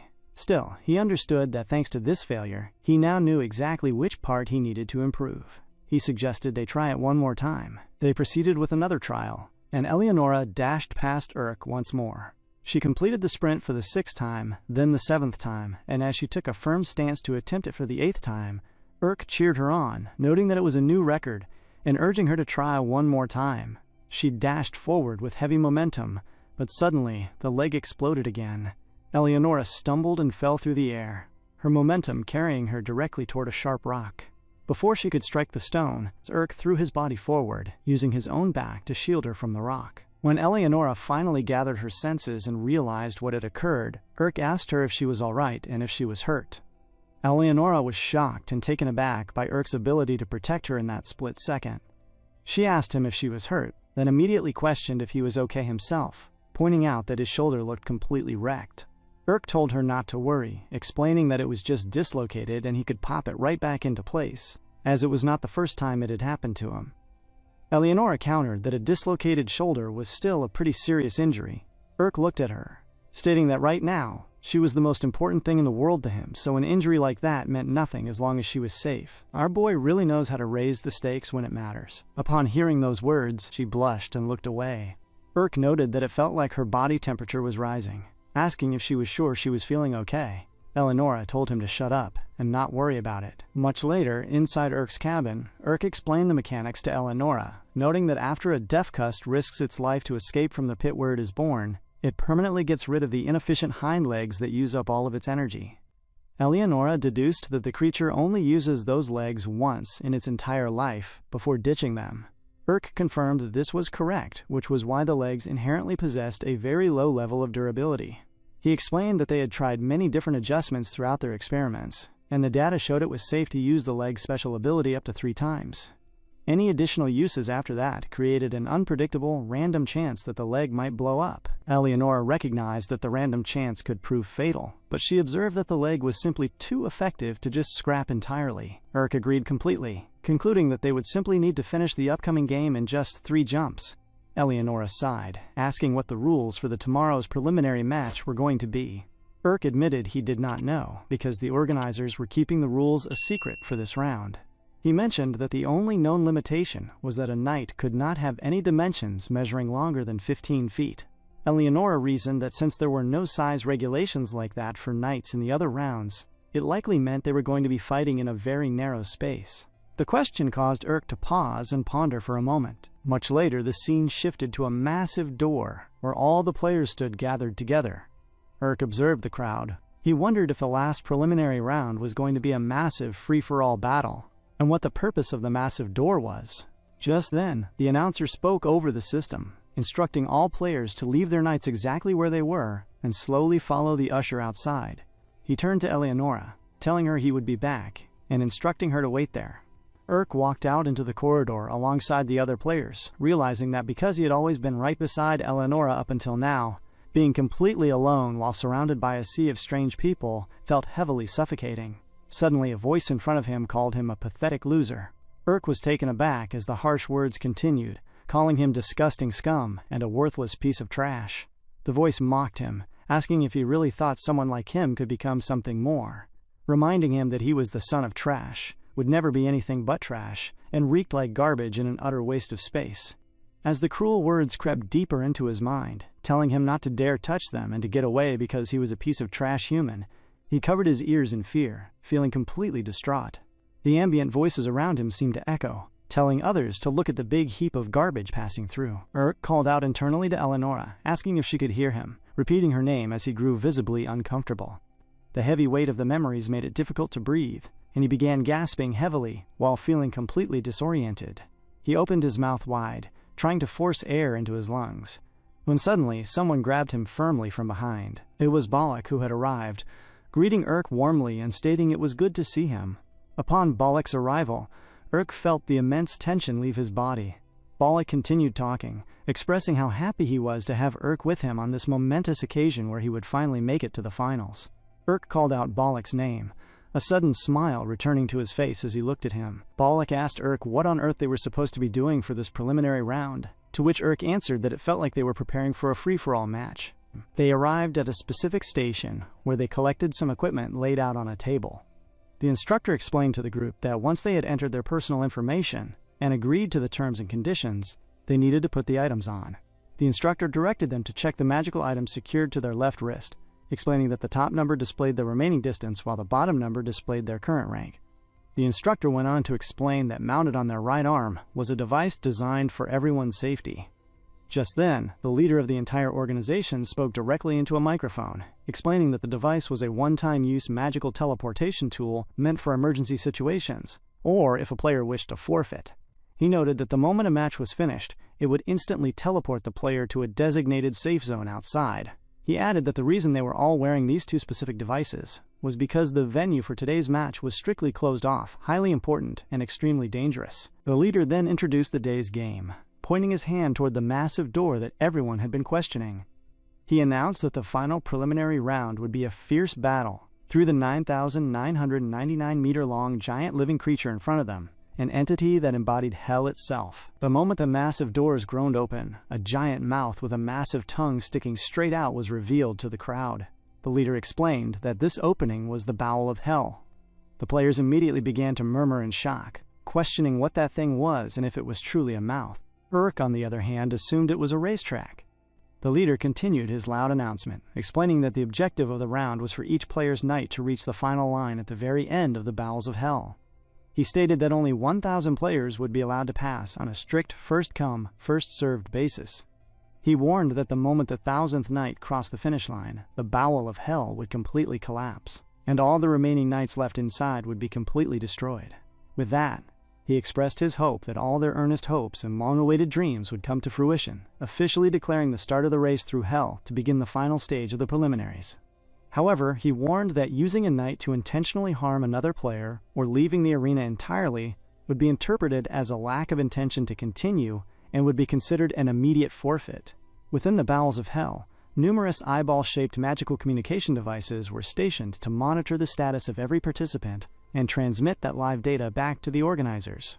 The leader announced that the game would begin in exactly 1 minute, telling everyone to prepare for death's race through hell. The crowd began to murmur anxiously as the reality of the race set in, with one person mentioning that they had never heard of a preliminary match like this before. Urk turned to Eleonora, swearing as he realized that once the first 1,000 players made it through, only the remaining necromancers will be able to make it out. Eleonora confirmed this, noting that the track was scheduled to collapse with all the remaining knights left inside. Urk reasoned that if they were not among the first 1,000 players to pass, Eleonora would die. The realization made her visibly uncomfortable as the countdown clock ticked down to the final 40 seconds. Despite the tension, Eleonora mentioned that racing with her life on the line was actually going to be fun.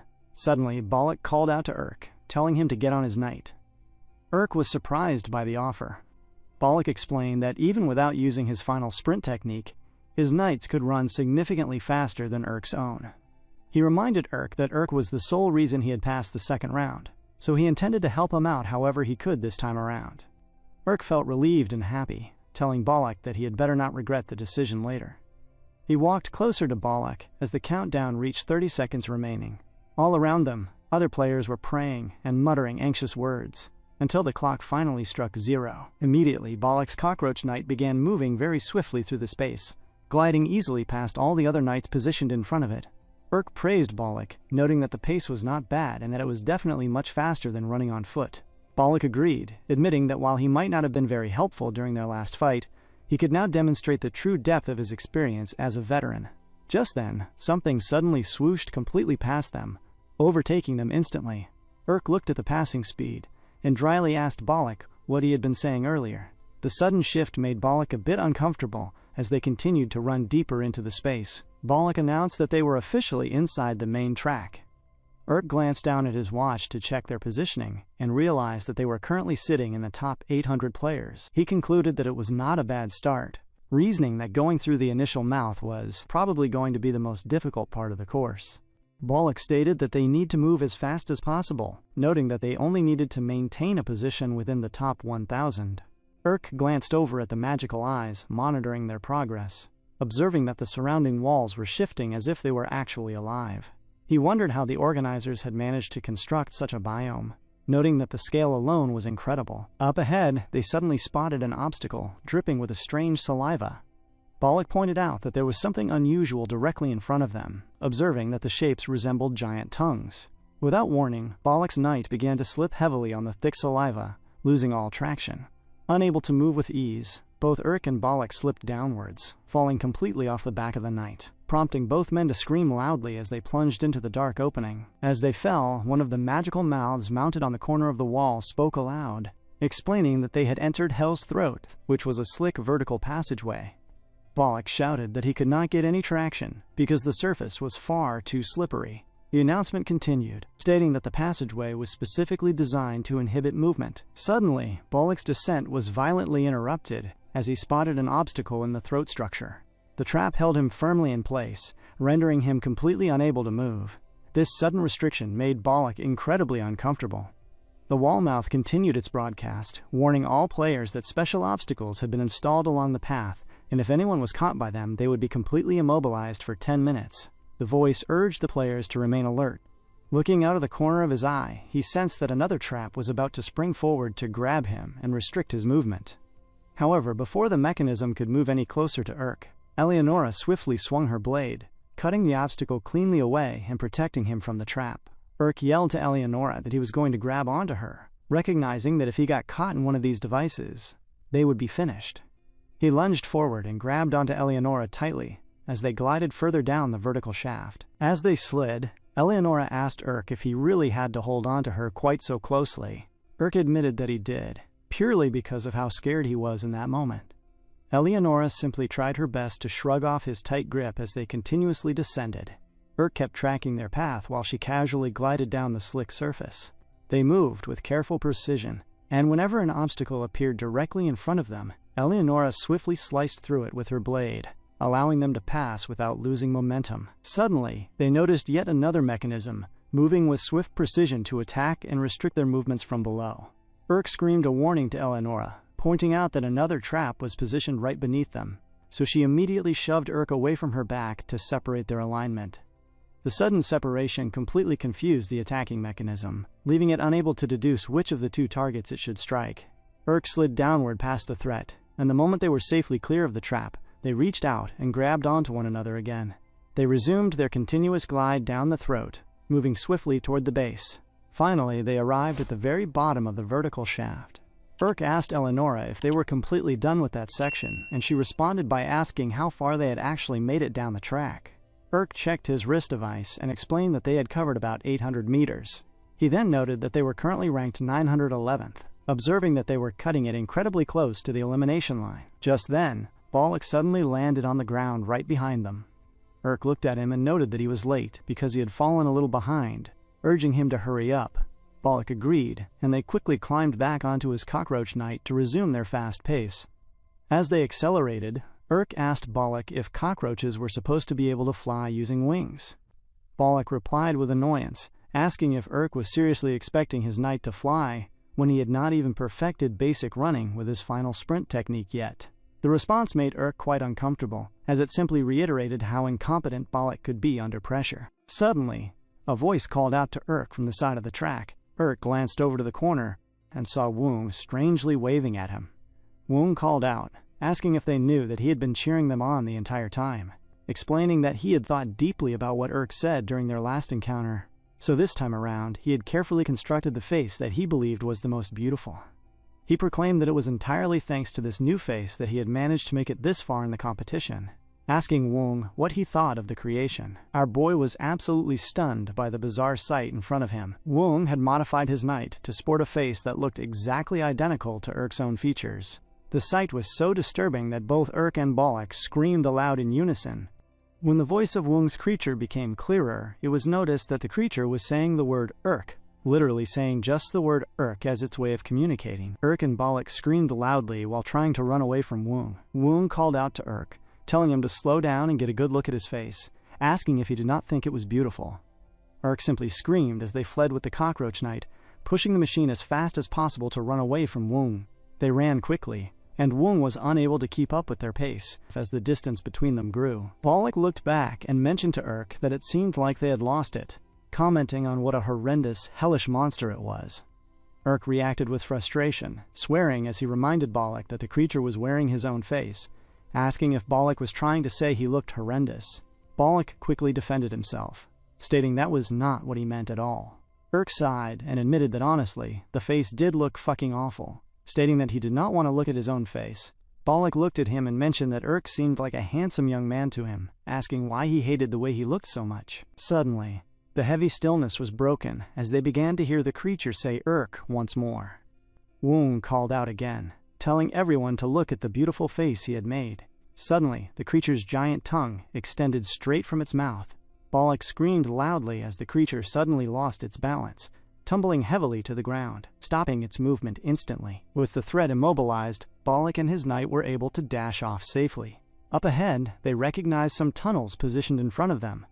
As they arrived at the junction, they began to wonder about the path, noting that all the openings looked weird in their own ways. Bollock asked which way they should go through. Urk looked down at his watch, stating that they could not afford to waste any time because their rank kept dropping at this point. He concluded that they should go through the closest entrance, pointing at a particular hole to follow, and they immediately entered the tunnel. The scene then suddenly cut to the outside command center, where people were watching what was happening based on the live feed from the eyes monitoring everything. The commentators were actively analyzing who was taking the lead, announcing that Alakan had taken the front position and that Lucy had already covered 5 kilometers, declaring that the players they needed to pay special attention to in the race were the ones showing true skill. The room was just making constant announcements. Suddenly, someone walked into the chaotic space, looking at the entire craziness happening in front of him. The entire room was going crazy, with information spreading around rapidly, while the staff tried their best to monitor what was happening in the race. Behind the bustling crew, the leader watched silently as they checked through the incoming information. The man standing beside the leader noted that the broadcast for this match was performing exceptionally well, mentioning that they had almost reached their target figures for new player exposure and audience interactions. He admitted that the audience was thoroughly engaged with the number of people participating in the match. However, he raised a point, stating that there was one thing that concerned him. He explained that so many aspects of this race were left entirely up to luck, expressing his worry that the media might criticize the organization for it. The leader glanced at him upon hearing this, asking the man if he truly believed he had made it to where he was now through his own effort alone. The man kept quiet for a moment before responding, stating that he might not be the only person capable of holding his current position, but he believed he was there because he had always tried his very best. The leader called the sentiment admirable. He agreed that the man was right, noting that this dedication was the exact reason he had made him his right-hand man. However, the leader then explained that the same rule did not apply to him. He stated that the biggest factor that led to his own success was his good luck. The man beside him countered, stating that the leader was the hardest working person he knew. Nevertheless, the leader explained that it was entirely thanks to luck that he had not died of disease, and it was thanks to luck that he was born at the exact point in time when he could capitalize on his natural talents. He added that he was lucky to have parents who raised him well. He concluded that the biggest reason he was able to stand there today was because of his luck. The man beside him simply glared at him in silence as the leader continued, explaining that despite his own position, he still wanted to see the desperation that leads humans to overcome their fate, even when terrible luck befalls them. He described it as a noble desire, wondering if that drive was strong enough to bring down people who made it to the top solely through good luck. He stated that this battle was the perfect stage for people who were capable of such greatness, believing that the audience would be equally captivated by that madness. The scene then cut back to the preliminary match inside the track. The Cockroach Knight continuously dashed forward into the really tight space, causing Bollock to note that the tunnel was getting narrower. Urk looked at the closing walls, asking if Bollock thought they would get stuck and have to turn around. Bollock dismissed the idea entirely, stating that turning around was out of the question since they had already come this far, noting that if they turned back, they would be done for. Suddenly, someone in front of them screamed for them to turn around. The player, who was a frantic-looking lady, told them to please go back because her knight was too big to move forward. She told them they had to go back and pick a different tunnel. Bollock was confused by her demand, asking what she meant by that. Urk refused immediately, stating that they could not go back because they had already run 700 meters in this tunnel alone. He calculated that if they turned around and went down a different tunnel, they would waste double that distance by going back and forth. The lady screamed back, asking what she was supposed to do then, repeating that her knight could not move forward. Looking very annoyed, she pointed at Urk and Bollock, asking if they knew how much time and money she had sunk into this competition. She shouted that this was her last chance, telling them to turn around for God's sake. Urk responded directly, telling her to fuck off, asking what all that bullshit about time and money mattered when he was putting his life on the line here. Bollock supported him, telling her they could not go back and instructing her to do whatever she had to do to clear the way. The lady called them bastards, asking if they had forgotten the rules. She reminded them that the regulations stated attacking another player with a knight was against the rules, which meant there was no rule against attacking other knights directly. The moment she said this, her knight's mouth opened wide, and several sharp blades attached to long tentacles flew out instantly. The blades swung hard through the narrow space, cleanly cutting off one of the legs of Bollock's cockroach knight. Bollock was taken aback and began to scream loudly as his machine tilted.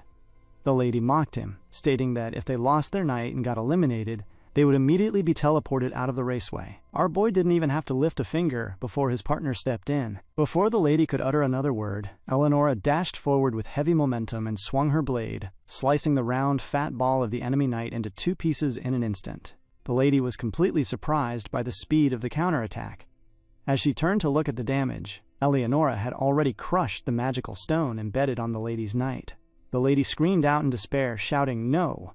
Urk looked at her, stating that it looked like she was the one who would be teleported out of there. The moment he said those words, the lady was instantly teleported out of the arena, while still pleading to continue. Bollock looked at the empty space, realizing that if a player was eliminated, they were indeed teleported out right away. Urk turned his attention back to their machine, asking Bollock how his knight was doing and if something was wrong with its leg. Bollock swore, noting that a few of its legs had been cut off completely. However, he checked the controls and confirmed it could still move for now, urging them to hurry up and go. With that, Bollock's knight continued to leap forward, moving stiffly through the remaining passage.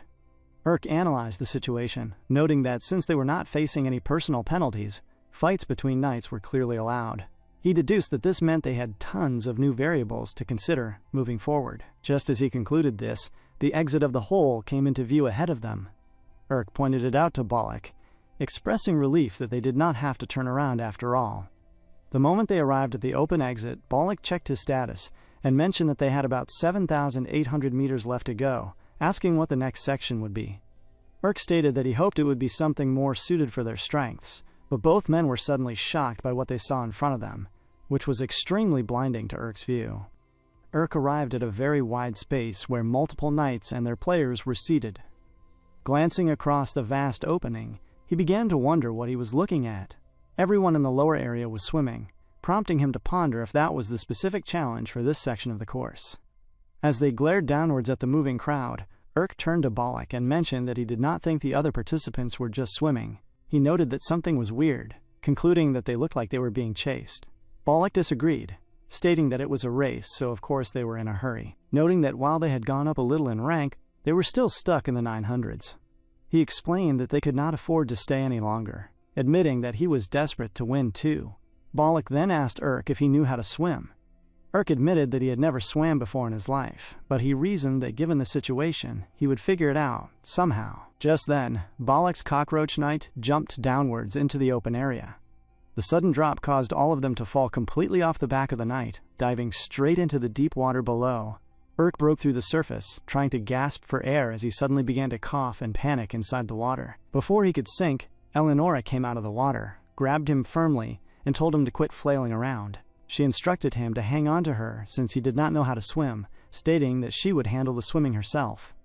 While Urk held on to Eleonora, she asked him if he could feel how she was moving her left leg, inquiring if he thought he could move her right leg in the exact same pattern. Urk processed the movement and responded that he thought he could. Eleonora called it good, explaining that this method was way more efficient than letting him swim separately, and told him to match her movement as best as he could. They began to move forward gradually through the pool. Urk tried his best to steady himself in the middle of the difficult situation, noting that something about this warm water felt comforting. The temperature triggered faint memories of his mother. Because his childhood had been so difficult, he was not exactly sure what it felt like to be held by her, but he mentioned to Eleonora that he imagined it felt like this. Eleonora looked at him for a brief moment, then looked away, remarking that it was a funny thing to say. Behind them, Bollock finally came out of the water. He swam closer and mentioned to Urk that it looked like he was doing a good job at swimming, expressing his relief. Bollock then apologized, explaining that his knight did not have enough legs left to carry him, and admitting that he was not very good at swimming himself either. Urk told him that it was okay, and that he should not stress about it. Bollock agreed, observing that the cavern was massive, and noting that flying would be a huge advantage in a space like this. Just then, Bollock sensed a sudden splash coming from underneath. He looked down, realizing that his legs seemed to have caught onto something hidden in the depths. Before he could fully process what was going on, he spotted a creature that had latched itself directly to his leg. Bollock was shocked at the sight, screaming loudly at his leg under the water. Right on cue, one of the magical mouths mounted in the wall announced that this zone was Hell's Stomach. The voice explained that the area was designed to represent the stomach of a creature that lives in Hell. It clarified that although it did not actually secrete stomach acid to dissolve the zone's contents, the place was filled with parasitic mermaids that lived at the bottom of the water to bind the player's feet and pull them downwards. The parasites attached themselves to anything in the water that moved, impeding movement in a non-lethal manner. Bollock began to scream, shouting for the creature to get the hell off him. The announcer simply wished everyone the best of luck. Bollock continued panicking under the water until the creature briefly left his body, but multiple other identical creatures immediately began to swim back toward him to grab onto him while he was stranded. The moment Bollock managed to swim out of the immediate cluster, Urk told him that they needed to get out of here fast. Balak asked where they could possibly go since the entire place was water. Urk turned his head and noticed a particular spot where other players were already gathered. He pointed it out, noting that people were standing on a big, molar-shaped rock structure.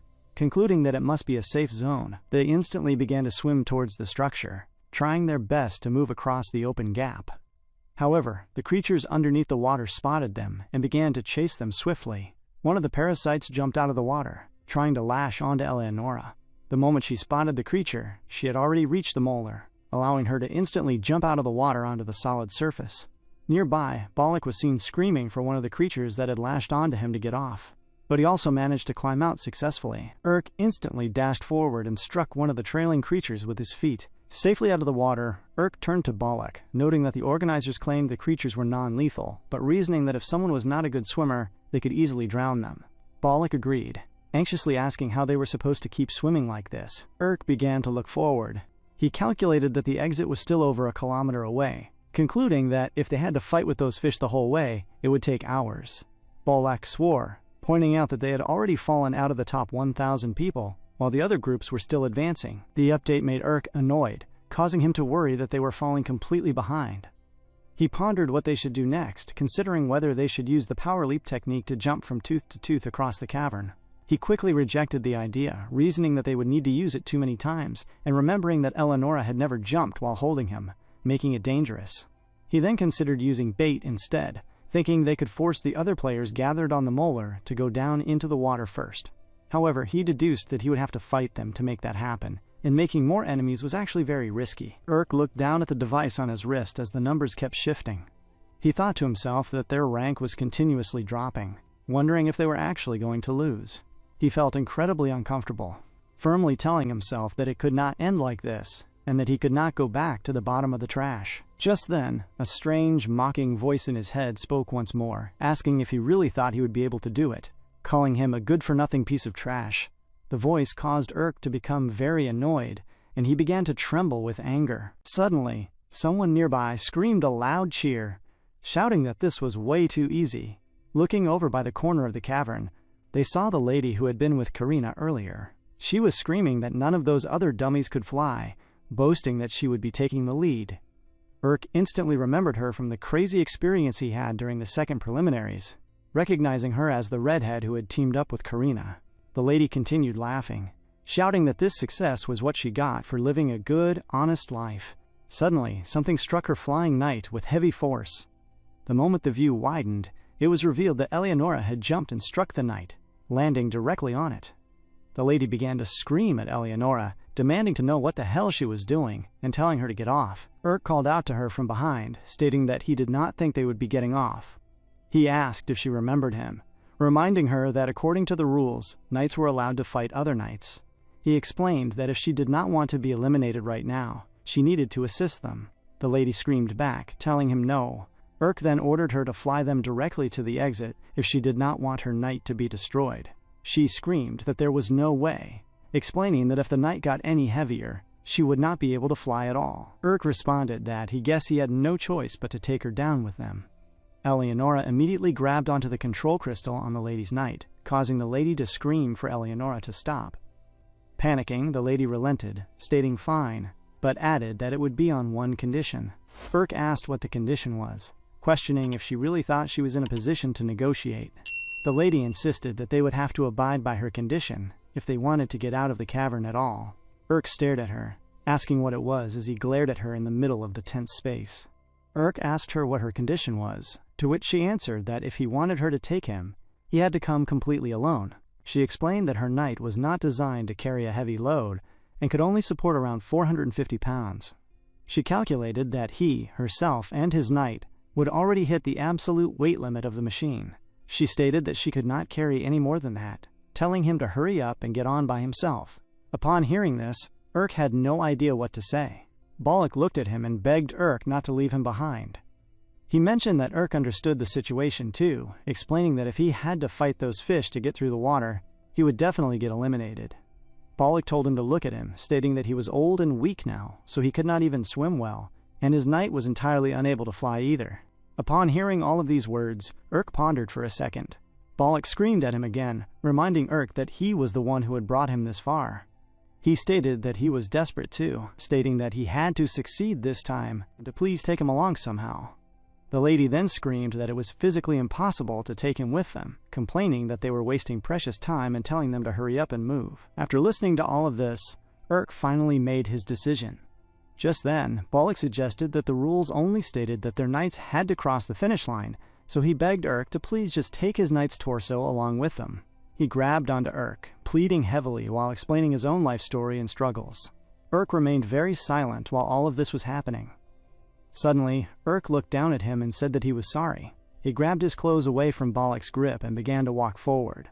He dashed forward, rushing towards the lady and her bat knight, telling her to come this way, and stating that he would jump on instantly, leaving Bollock behind. Bollock just knelt there on the rock, looking extremely sad. The moment Urk climbed onto her bat knight, the machine began to move. Urk did not say a single word as he sat behind her.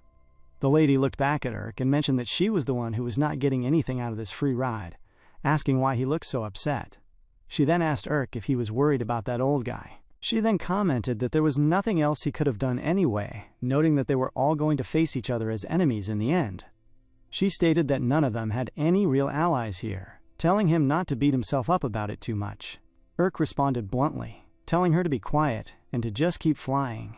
He explained that he was keeping a close eye on her in case she tried to hit him with a sneak attack. The lady mocked his seriousness, muttering that he was scary. Urk then asked her where Karina was, noting that she had teamed up with her earlier in the competition. The lady replied that she did not know where Karina was either. She explained that she had known her for a long time, but they were actually not that close. She added that Karina came from a pretty wealthy family, so she only met up with her when she had something to gain from her, noting that Karina was kind of full of herself. She then mentioned that she could say the same about all of her other acquaintances as well. Urk glared at her as he began to analyze her character, concluding that she only teamed up with people depending on who benefited her the most in the situation. He deduced that she was essentially a disloyal opportunist. The lady then mentioned that she guessed he was still a little mad about what had happened the last time they met, but pointed out that she was helping him out this time. She added that fate was kind enough to pair him up with a pretty girl like her, telling him not to feel too upset. Urk was thoroughly annoyed by her chatter, telling her to cut the crap and focus entirely on flying. She reacted with a quick remark but swiftly kept on flying through the cavern. Urk looked down at his watch and thought to himself that flying was definitely much faster. He checked the interface and realized that he was back in the top 1,000 players now, gathered from the data that a lot of necromancers were currently stuck in this water section. Suddenly, something launched from underneath the water. Urk screamed at her to look out. The moment they spotted the incoming threat, a giant hand suddenly grabbed her bat knight by the wing. Both of them were shocked as the force began to pull the bat knight down into the water. It was a particular player from below who was doing this with their own knight. The attackers were completely desperate, and the man began to scream that they needed to fly to get out of here instead of swimming, demanding that the bat knight carry them out while they were still being nice to them. The lady screamed back, stating that she was getting déjà vu from this situation. Urk shouted down at them, stating that like hell they would carry them out, explaining that the knight could only hold 450 pounds and was already completely over its weight limits. The attackers responded that if that was the case, they would simply lighten its load for them. Our boy was not about to let his race end here. Urk was highly annoyed, and he immediately commanded Eleonora to move over and attack the participants on his behalf. She was instantly met by one of the enemy knights that came forward to strike them. However, in a swift and precise motion, the moment they attacked Eleonora, she jumped upwards into the air, dodging the first strike completely. The moment her feet landed back on the solid surface, she twirled her body and struck the creature straight on the chest. The heavy impact completely destroyed the core stone embedded in its chest, causing the player by the corner to instantly disappear from the match. The initial man who had initiated the attack was taken aback by the display, screaming out that she was pretty strong. He shouted that it was time to give it his all, calling out his technique, lightning hands. The mouth of the enemy knight began to form something strange. Suddenly, 4 hands came flying out of the exact same pocket where the first hand had emerged. Saying the words, "Power Leap," Urk immediately commanded Eleonora. Upon receiving the order, Eleonora jumped straight forward, thrusting cleanly through the entire barrage of incoming attacks that came from the enemy knight. She went flying straight toward the machine, striking the core stone embedded in its head with absolute precision. The heavy blow instantly caused the person who was attacking them to begin to disappear from the arena. Urk noted that they shouldn't have messed with them in the first place. He then turned to the lady and asked if she was hurt, telling her to hurry because they were running out of time. She glared at Urk, feeling thoroughly surprised by his calm demeanor. Urk climbed back onto her bat knight, and they began to move away swiftly. They finally landed safely at the opposite end of Hell's Belly, shouting that they had successfully made it across. Urk looked at her and stated that she had helped him increase his rank quite a bit, so she could leave that other past incident behind them. The lady smiled and told him he was welcome, noting that he and his knight were actually pretty strong. She then introduced herself as Nia. She already knew Urk's name. Pointing out that they might not know what the future holds moving forward, she suggested they at least get to know each other. Urk looked away, telling her sure, whatever. Nia then mentioned that she wanted to take him out to eat after this round was over, stating that it would be her treat. As she spoke, she reached out her hand to touch Urk, though Eleonora reached out and grabbed Nia's hand firmly, stopping her much to her surprise. Nia looked at the restriction, asking why she was grabbing her arm. Urk noticed the sudden tension, asking Eleonora what she was doing. He then told Eleonora to let go of her, reminding her that one single slip-up or illegal fight here would get them completely disqualified from the race. As he spoke, it was visually clear that Eleonora was extremely angry by Nia's actions in that moment. Eleonora glared at Nia viciously, while Nia returned the look, appearing very confused by the sudden hostility. Witnessing the silent clash, Urk began to wonder what Eleonora was actually thinking. He calculated that hurting another player with a knight was a dangerous move that would be interpreted as a forfeit. He glanced around at the magical cameras that were already watching them intently from the cavern walls, recognizing that they needed to avoid any infractions. To prevent a disaster, Urk quickly intervened, offering an apology. He explained that he did not know why his knight had grabbed her like that, reasoning that it was likely due to the bad memories he had of her from the last time they met. He then asked Nia if she was hurt, finally stepping in to remove Eleonora's hand from Nia's arm. Nia shook her head, stating that she was fine, and noting that the grip had not been that tight anyway. She then changed the subject, asking Urk if he had really made his knight using human materials, commenting that it was pretty unique. She observed the knight's features, mentioning that its eyes genuinely looked alive. Nia watched the knight's expression shift, wondering aloud what kind of vain emotions it was displaying. She pondered if the look was anger, embarrassment, or perhaps jealousy. Before anyone could analyze the situation further, the heavy stillness of the cavern was shattered by a sudden roar. Another player came rushing past them on a knight, tearing through the open space at high speed. Realizing the stakes, Urk knew there was no time to waste and stated that he had to run. Nia quickly called out for him to wait, announcing that she was coming too. Instantly, they began to dash toward the exit of the stomach zone. As they moved, Urk spoke to Eleonora, telling her that her actions had been dangerous. He noted that what she did was entirely unlike her, asking what she was trying to accomplish. Eleonora paused, before admitting that she simply did not like that girl. Urk was baffled by the response, asking if that simple dislike was her entire reason. Eleonora muttered that she did not know how to explain it, repeating that she just did not like her. She then asked Urk if he was really going to let Nia take him out to eat later. Urk answered practically, stating that if it benefited them, he might, declaring that he would do absolutely anything to win the race. Eleonora paused, glaring at Urk for a brief moment before shrugging off her lingering irritation, simply repeating that she just did not like her. As they pressed onward, Nia suddenly felt a heavy force, looking as though something was violently blowing her backward. Her Bat Knight experienced the exact same resistance, causing Nia to scream out for Urk as the air current pushed against them. Right on cue, the automated announcing voice echoed through the space, informing the participants that they had officially entered Hell's Lungs. The voice explained that a relentless, powerful wind would hinder their movement in this zone. On top of that, the announcer warned that the area was inhabited by Hell's germs. Suddenly, strange airborne spheres that looked exactly like hairballs began to whack the players and their knights directly in the face. The objects struck each participant hard, while Nia tried her very best to hold on for dear life against the gale. The announcing voice calmly wished everyone the best of luck in safely passing through the wind. Nia screamed over the roaring current, shouting that the wind was way too strong and that she could no longer hold her grip. Her hand slipped from the controls, but before she could fly off into the dark cavern, someone suddenly reached out and grabbed her firmly. Urk pulled her close, telling her to come toward him. Nia was startled by the sudden movement, asking what he was doing. Urk explained that he would block the heavy wind for her, instructing her to focus entirely on moving her knight forward. He asked if she thought she could make it through the obstacle like this. Nia felt the immediate relief from the barrier, noting that the arrangement was much better for her, though she asked if he was going to have a hard time taking the brunt of the storm. Urk dismissed her concern, stating that he could handle it easily. He mentioned that she was not heavy, explaining that he had worked a lot of physical jobs in his past, making a task like this light work. Nia paused for a second, looking at his frame and observing that he really did have quite a bit of muscle. While shielding her, Urk calculated that being able to fly was a massive advantage in this round. He reasoned that if any upcoming sections turned out to be like the water zone, he and Eleonora would be completely screwed on their own. He concluded that holding on to Nia and bringing her along for as long as possible was the smartest tactical choice.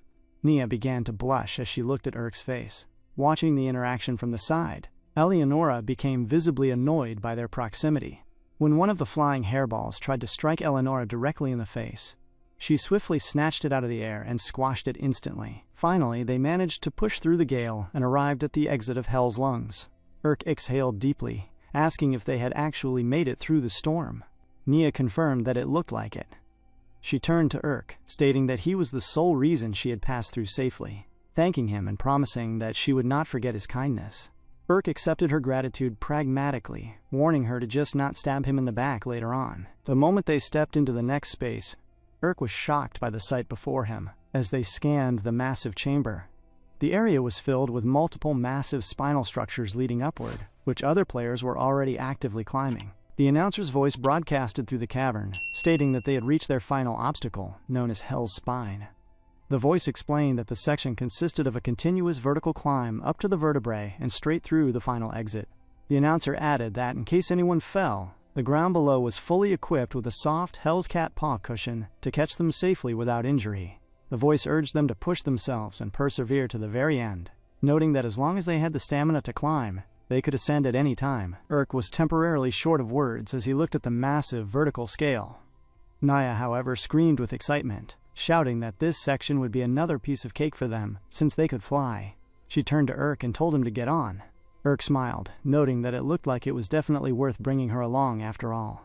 He climbed onto the back of her Bat Knight, and they began to fly upward into the open air. As they ascended past the climbing players, the people on the spines looked up at them with intense jealousy. Urk checked the interface on his watch, noting that while their ranking had fluctuated a lot throughout the course, they were safe for the time being. He reasoned that there was not much further to go if they maintained this flying pace, concluding that they would make it through the preliminaries without any major issues. Just then, Urk spotted someone directly ahead of them, and the sight shocked him to his very core. Standing on a higher section of the spine was Karina. Their eyes locked instantly, and Karina looked extremely annoyed by the sudden appearance of Urk. She called out his name loudly, asking how that son of a bitch was even here, questioning if he hadn't forfeited during the second round. She turned to the man climbing below her, screaming for him to not let Urk pass, and ordering him to kill Urk. He hesitated, explaining to Karina that they were cutting it pretty close to the limit. He warned that if they wasted time fighting here, they might end up getting eliminated themselves. Karina refused to listen, stating that she would rather fail the entire competition than let a loser like Urk pass. She noted bitterly that he was born below her, expressing her extreme annoyance as she stated that she needed to ensure he stayed that way. To guarantee the hit, she promised him that if he got rid of Urk right now, she would multiply his salary by 10. Hearing the massive financial offer, he steadied his resolve, stating that was all she had to say. He immediately called out to Nia, ordering her to come over because they needed to fight the guy she was carrying. Nia smiled, responding that she thought it would be much more advantageous for her to stick with Urk instead. He laughed, realizing that he should have known Nia would betray them like this. He dismissed the issue, stating it did not matter, because bats could not fly very fast anyway. He immediately called out his technique, Black Breath. The moment the command was given, his knight began to excrete a very strange black substance directly from its mouth, aimed straight at the Bat Knight and Nia. He boasted that this special kind of ink might not cause physical damage, but it could obscure a pilot's vision for up to 5.8 miles. He explained that if she could not see, she would be completely unable to control her knight. However, before he could speak any longer, his words were cut short. Eleonora had already dashed forward with heavy momentum, leaping straight at him. Before he could say another word, Eleonora swung her sword, slicing his knight in an instant. The sudden strike caught him completely by surprise.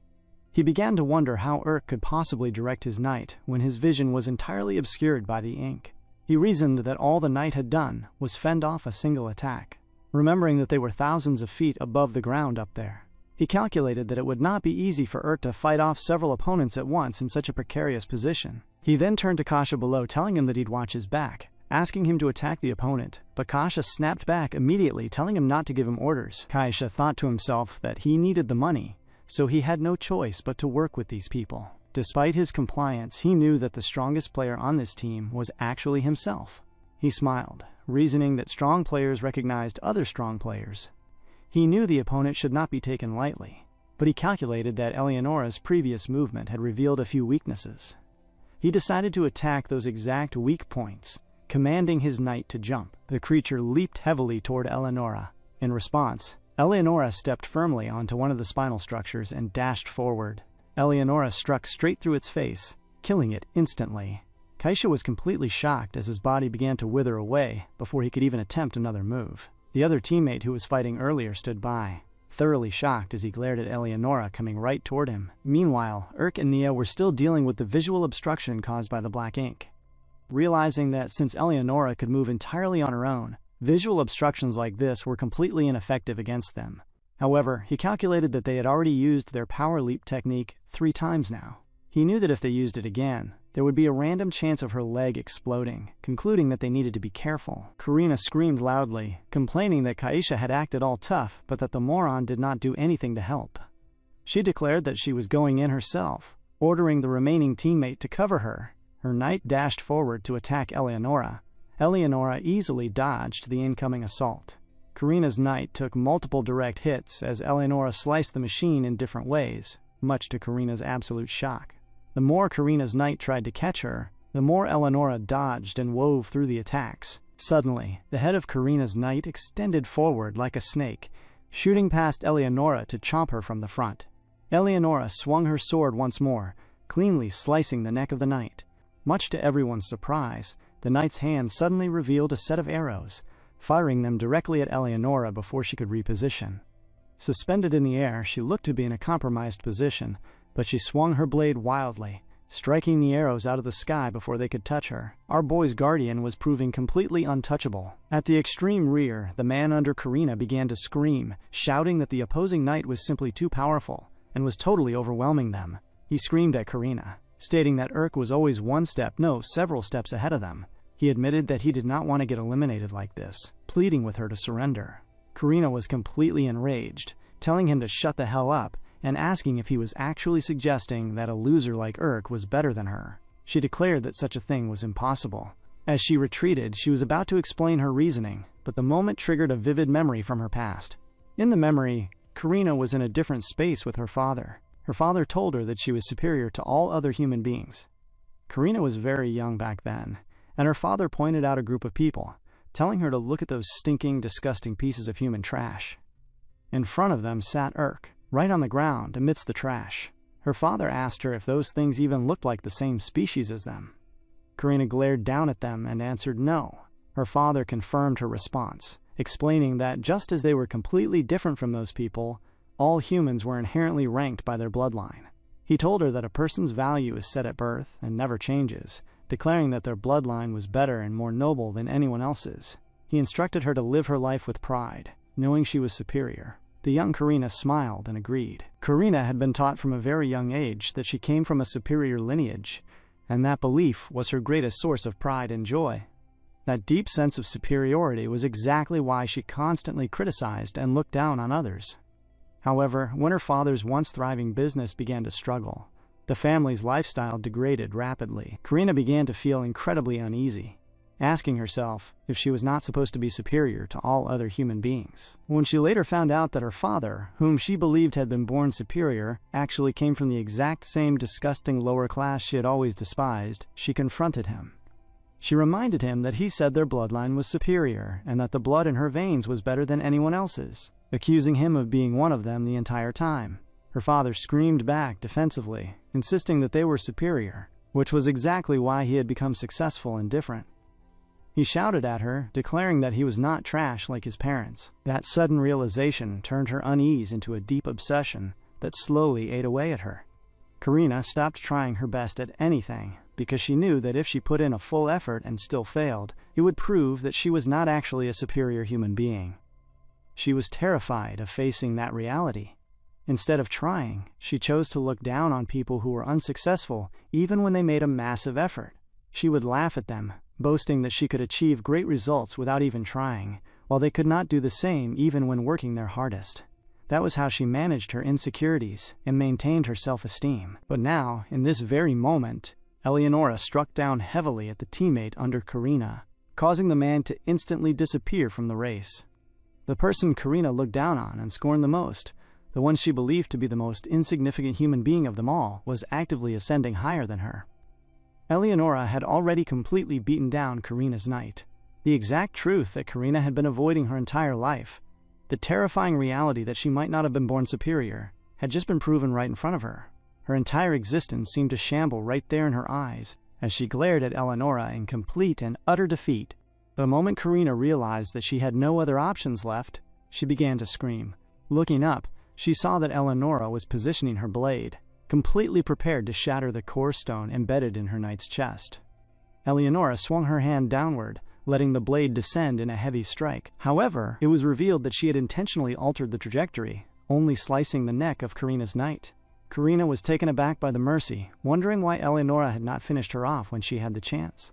Suddenly, Urk landed directly on top of Karina's positioning. He looked down on her, stating that if she got eliminated right now, she would just become a mere spectator. He told her that he did not want her watching the rest of the competition from the sidelines. He reasoned that if they were both active players on the exact same field, she would be forced to experience it firsthand as he slowly, undeniably overtook her. His words caused Karina to become extremely annoyed as she glared up at him. Urk looked back coldly, telling her to go ahead and throw her rubbish tantrum.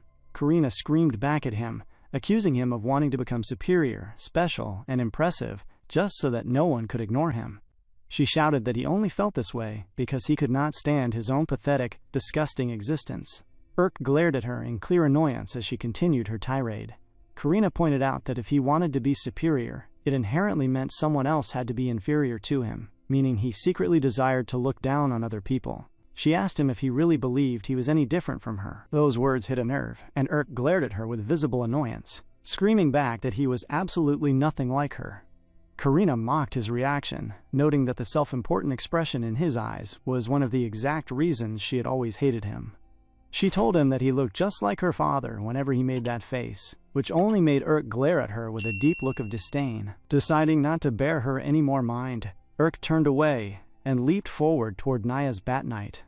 The moment he landed on the machine, he paid Karina no more attention as they prepared to fly off.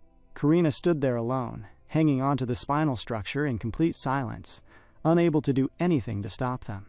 As they distanced themselves, Karina's words continued to play heavily in Urk's mind, echoing her question of whether he really thought he was any different from her. The thought annoyed him, causing him to affirm internally that he truly was different. He firmly affirmed to himself that he was indeed different, believing that soon enough the world would see it clearly. He assured himself that the whole world would witness that he was better than her. The Bat Knight flew steadily upward and finally arrived at the very top of the spinal stage. Looking forward, they observed the final obstacle of the course. The automated voice announced that they had entered the bowels of hell, describing it as a simple, straight section spanning exactly 2 kilometers.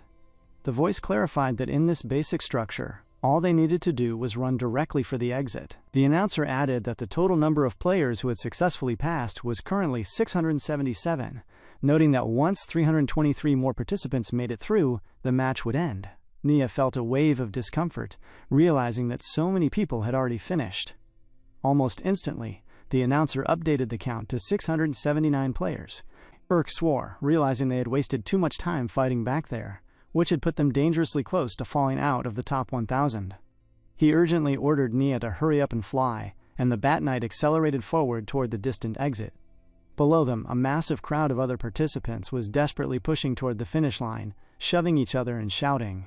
Naya and her Bat Knight simply maintained their trajectory, flying safely over the crowd while Urk continuously urged her to push for more speed. Suddenly, a massive spider web was shot through the air, striking the Bat Knight squarely. The sticky fluid caused the machine to stick straight to the cavern wall, halting their momentum completely, to everyone's surprise. Looking back, the player responsible screamed out for Nia to get out of the way, declaring that no one was allowed to go ahead of him. Urk was extremely annoyed, staring down at the man and stating bluntly that he would kill him. Naya was left completely defenseless against the web, complaining aloud about the extreme tactics. She questioned if this even counted as simple player opposition. Wondering why a race had to get so extreme, the attacking player ignored her completely, shouting for her to quit blocking his path. Before the man could even finish his sentence or continue along his path, Ira's Cat Knight materialized from nowhere, striking the player's machine with immense force. The unexpected intervention caught the entire area by surprise. As the attacking player's body began to disappear from the arena, Ira's Cat Knight meowed ferociously at the fading figure, sending him out of the match in an instant. Urk glared at the massive cat structure, calling out to Ira.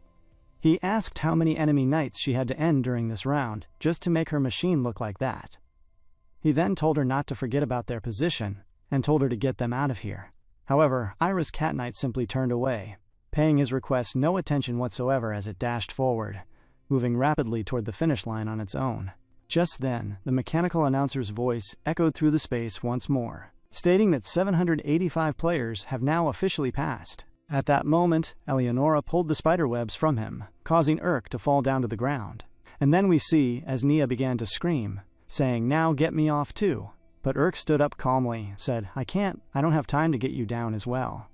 He left her there whilst she was screaming loudly. Just as the voice announced that 815 players had passed, Urk was shocked by the rapidly dwindling slots, telling Eleonora that they still had 1,300 meters left to cover. He calculated that he clearly could not keep up with the flying or specialized knights just by running normally, deducing that they needed to close the distance by relying on their power leap. Eleonora reminded him that they had already used the technique 3 times, meaning there was now a random chance of her leg completely exploding upon activation.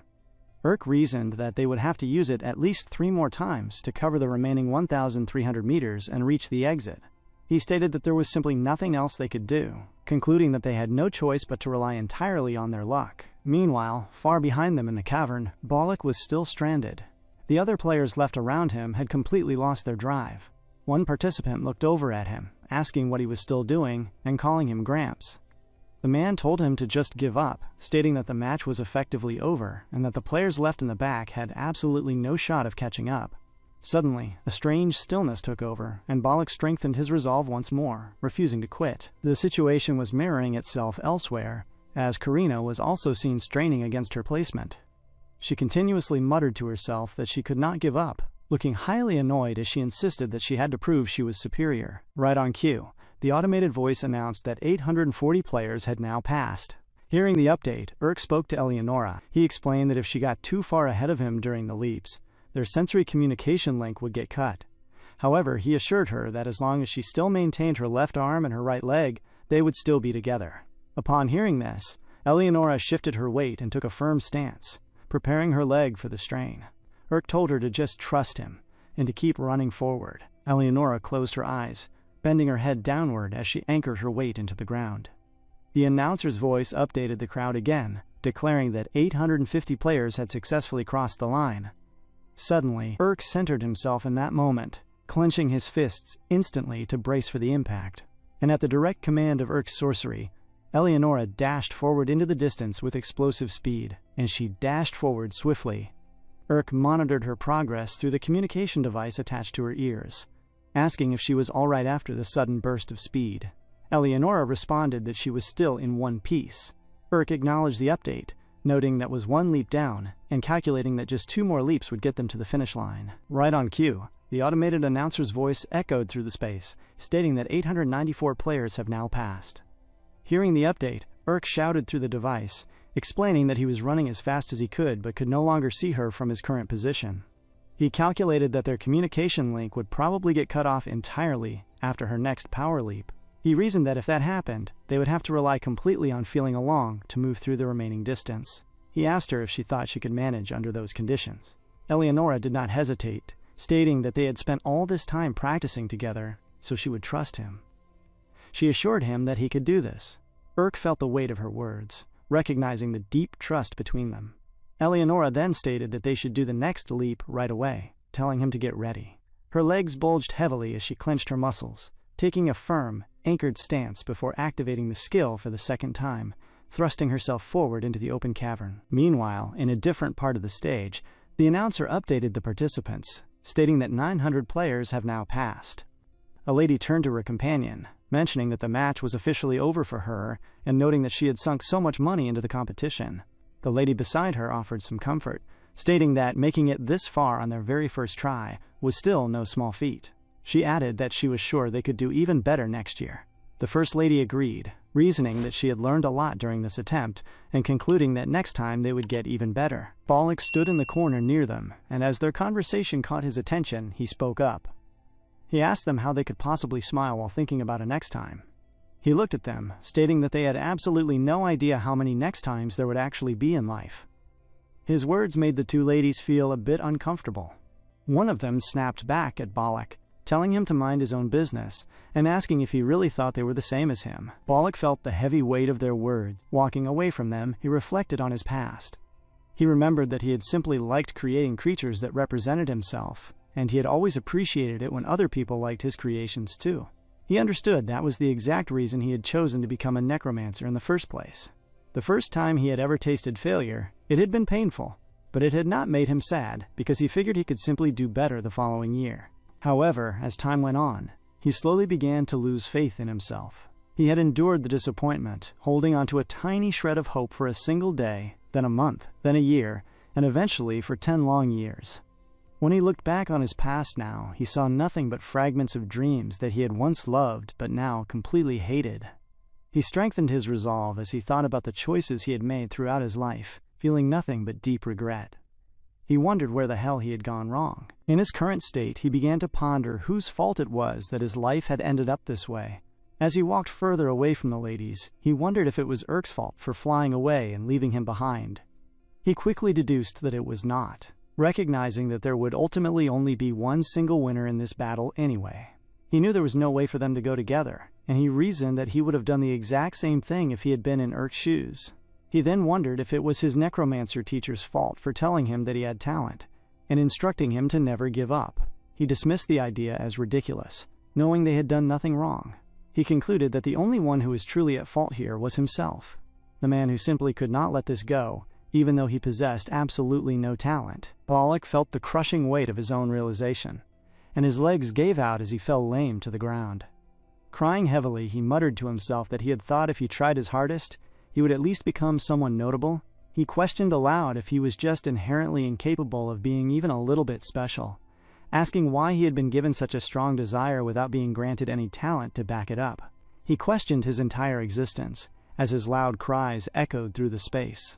Bollock started begging, saying he just wanted to shine for once and that he would do anything to make it happen. He cried out desperately, repeating that he would do anything. Then suddenly a voice spoke the word, "Anything?" it asked in a cold, questioning tone. Bollock slowly looked forward, trying to figure out where the voice was coming from. He glared at the figure, as it asked him once more if he would truly do anything. The strange figure then turned its head, looking to the side toward the knight that Bollock had created, patting the body of the machine. The knight suddenly glared back at Bollock, and in that moment, Bollock smiled. He decided right then to use his final sprint technique once more. He charged his knight, commanding the machine to circulate its energy for the ultimate push. The entire body of the knight became extremely hot from the sudden buildup of power. Suddenly, the knight dashed forward with explosive speed, utilizing the final sprint to tear through the path toward the finish line, causing heavy echoes to ripple through the cavern walls as it advanced. Further up the course, Karina was still climbing the spinal cord structure. However, her pacing was cut short as she saw a blinding light speeding upward from below. She was completely baffled, wondering what that light could possibly be. Before she could figure it out, the massive backlash from the speeding object arrived. washing heavily over her face and throwing a powerful gust of wind against her as it propelled itself upward past her position. At the front, Eleonora was propelling herself forward using the heavy thrust from her other leg. She finally caught sight of the exit to the preliminary exam. She spoke into the communication device. However, she quickly realized that the connection had been cut. Strangely, she heard a heavy sound approaching from behind. Turning her head, she spotted Ironwall Rao walking forward alongside his knight. She was confused to see him there, remembering that he had been a champion once, but was now left way behind in the race. Just then, the announcer's voice broadcasted an update, stating that 983 players had now successfully passed the round.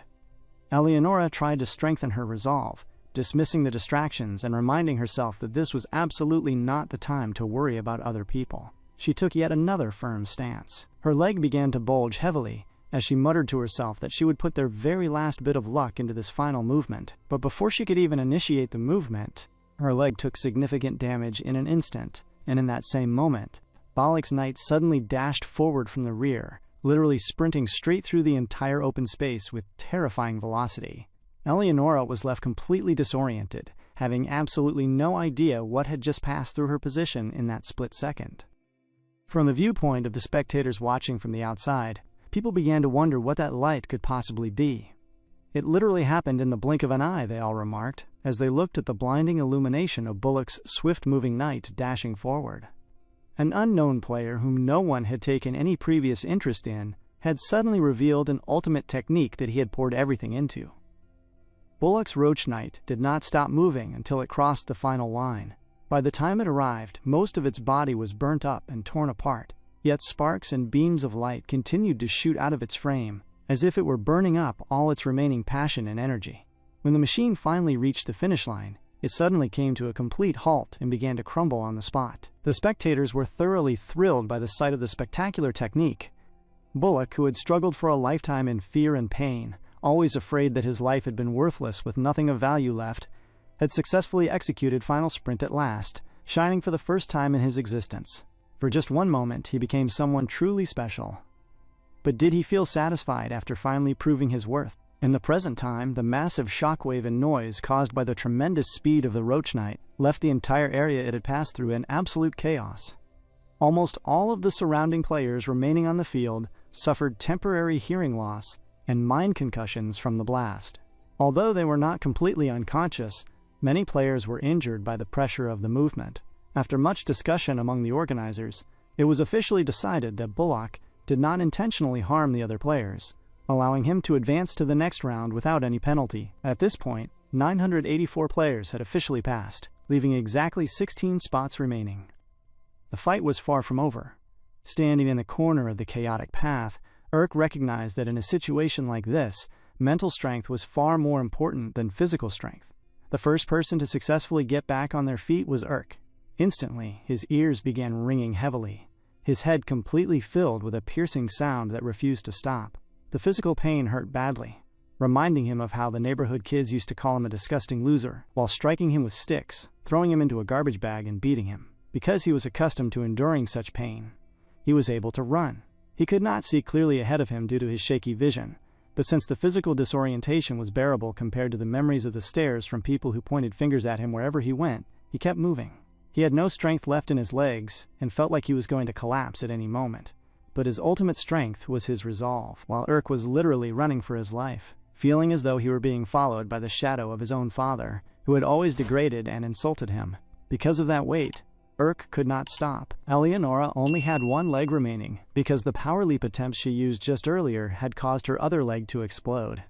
Despite the severe damage, she still thrusted herself forward, sprinting quickly, but soon, other players started to awaken as well. They pulled ahead of Eleonora as she struggled along on her single leg, passing her to secure their place in the preliminaries. 995 people successfully passed the line, leaving just 5 players directly in front of Urk and Eleonora, putting them in an extremely tight race for the final slots. Suddenly, from behind them, Woong's knight extended its long tongue. In a swift, calculated movement, the knight used its tongue to grab Eleonora from the back and thrusted her straight through the open space toward the gate. With Woong's sudden help, Urk safely passed the preliminaries, securing 997th place. Urk analyzed the situation, wondering if Woong's help had even been truly necessary, but he found himself completely baffled as to why Woong would willingly help him in a brutal environment where everyone was in direct competition. Shortly after crossing, Urk walked up to Woong to confront him. Woong looked at him and explained that up until now, he had always strived to create the most beautiful face with his craft. He mentioned that now that he had finally made that face, he had absolutely no regrets about this fight. He stated that what he wanted to do next was to become a champion, repeating that he had no lingering regrets about how the match turned out. He told Urk that he knew there was a way for him to become his #1 fan and root for him from the sidelines. Urk asked him why he would choose to do that, to which Woong answered that Urk was the first person ever to willingly shake his hand. He added that Urk was far more admirable than he gave himself credit for. Urk stared at him, completely stunned by the response. Even though Woong had just been eliminated from the tournament, he could still smile genuinely and call Urk admirable. Urk simply could not understand the warmth of the sentiment. He looked at Woong and stated that he was not the admirable guy Woong thought he was. However, he told him to keep watching, declaring that he was going to become so amazing that no one would ever be able to deny it, promising to reach heights that no one could ignore. He smiled as he spoke, determined to prove himself to the whole world in the future. Woong nodded, expressing his belief that Urk could do it, reminding him that he would always be around to support him. Urk responded that he would not forget the promise. Turning away, he told Woong to watch his journey closely as he stepped out of the room. From there, Urk went to meet Bullock to check on him. He greeted him, stating that his final sprint had been awesome and congratulated him on making it to the finals. Bullock looked up, asking if he really thought so, admitting that he had been so completely out of it when the technique occurred. Urk offered an apology for leaving him behind during the earlier stage of the race. Bullock waved it off, responding that it was all right, and acknowledging that there was nothing else Urk could have done at the time. Urk then noted that if they both managed to make it all the way to the very end of the tournament, they would end up fighting each other anyway. He wished him good luck in advance, adding with a smile that the ultimate winner would still be him. Urk extended his hand to shake Bullock's hand.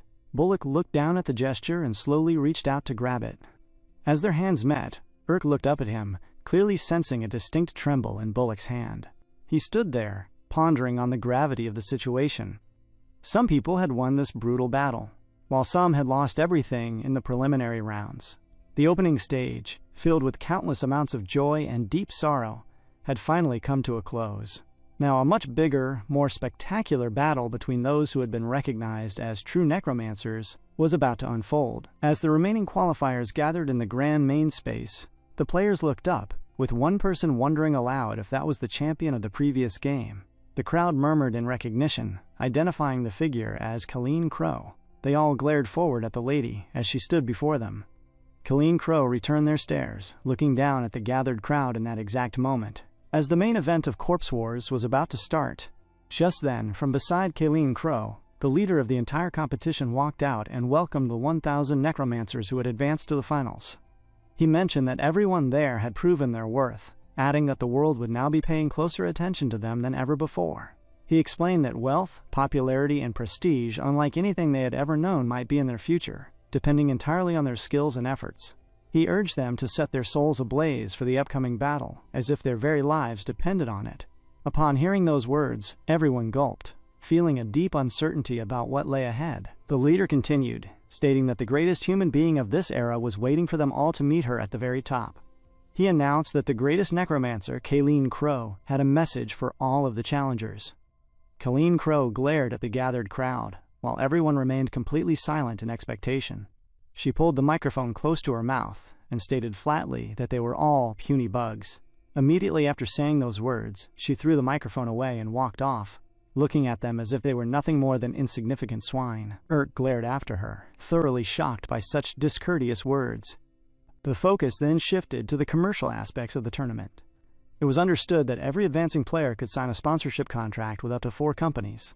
Various corporations actively sought out the specific players who were best suited to represent their brands. Consequently, before the main event began, an assessment session was held, filled with fierce competition. Dozens of companies participated in the evaluation, and some players failed to sign a contract with a single company, walking out of the venue sobbing heavily. Urk was the next person in line. The instructor standing by the entrance looked at him and mentioned that he could enter. Urk glared at the gate, and as it slid open, he walked inside slowly. The representatives conducting the interview looked over his files, noting that this was Urk. detailing where he was born. They analyzed his past performance, observing that he had successfully pierced through Iron Wall Rao's defense, though his relevancy score had fallen slightly from 3.25. They noted that his specific technique was known as the one-spot breakthrough, calculating that his technique reputability score was only around 0.35. Based on these metrics, they concluded that he did not quite match their corporate brand image. Urk was not happy with their assessment. He turned around to walk off immediately, but one of the representatives called out to him, asking him to please wait because the session was not over yet.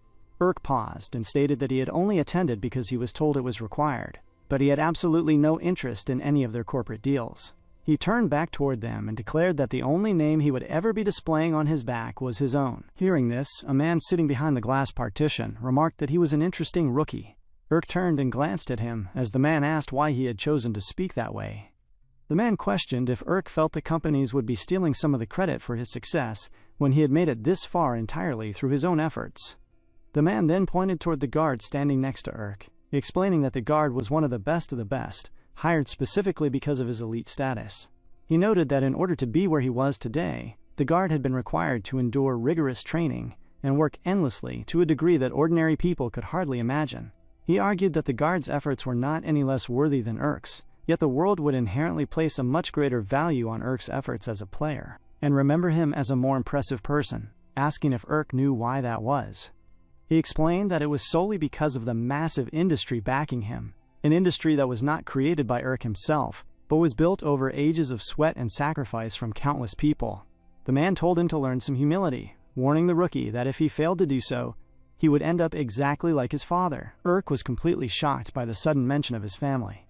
He screamed back in a rage, questioning what the man could possibly know about his father to suggest he would end up the same way. The man behind the glass answered calmly, stating that he knew his father was completely stuck in the past, entirely unable to see the present reality. He explained that the older man constantly projected his own unbearable sense of self-loathing and hopelessness onto his wife and son, always blaming others and cursing the world. He added that his father had abandoned his own identity to become the king of a garbage dump, calling him a dirty, disgusting piece of human garbage. He then reminded Urk that this exact man was the source of the blood flowing through his very veins. The words struck Urk with immense force. He screamed loudly at the glass, fiercely affirming that he was different, calling the man a son of a bitch and declaring that he was absolutely nothing like his father. Urk attempted to dash forward to prove his point, but the guard behind him reacted instantly, grabbing his hand and tackling him straight to the ground. Even while pinned to the floor, Urk continued to scream that he would prove he was different, no matter what he had to sacrifice. The man on the screen simply laughed at his outburst, noting that the furious look in his eyes was exactly what he wanted to see. He challenged Urk to try and prove it, telling him to use up everything he had until it all burned to ashes to show he was different. Following the intense evaluation, Urk ended up becoming a sponsored player for the Berserker Company, which signed him to an exclusive contract. The corporation was a massive pharmaceutical and beverage company that specialized in selling various potions designed to push human abilities to their absolute physical limits. Thanks to the lucrative contract with Berserker, Urk was able to live in a much bigger, cleaner house for the duration of the competition. Furthermore, instead of the cheap face mask he typically used to hide his identity, he now wore a premium, custom-made mask provided directly by the company. Inside the new lodgings, Eleonora landed softly onto the large bed that had been provided for them. She complimented the furniture, noting how soft and fluffy it felt, and asked if this would be her bed. Urk told her she could have whatever she wanted. Eleonora was extremely happy, mentioning that the place was leagues better than his old house and remarking that he was steadily moving up in the world. Urk looked at her and stated that he could never have achieved any of this without her, adding that he was always grateful. Eleonora glanced at him and quickly looked away, murmuring that if it felt too uncomfortable for him to sleep on the hard floor, she supposed it would be all right for him to sleep on the very edge of the bed. Urk declined gently, telling her that he was okay, and assuring her that her personal comfort was his top priority. As Urk walked away to give her space, the harsh words of the man from the interview echoed in his mind, repeating the warning that he would end up just like his father.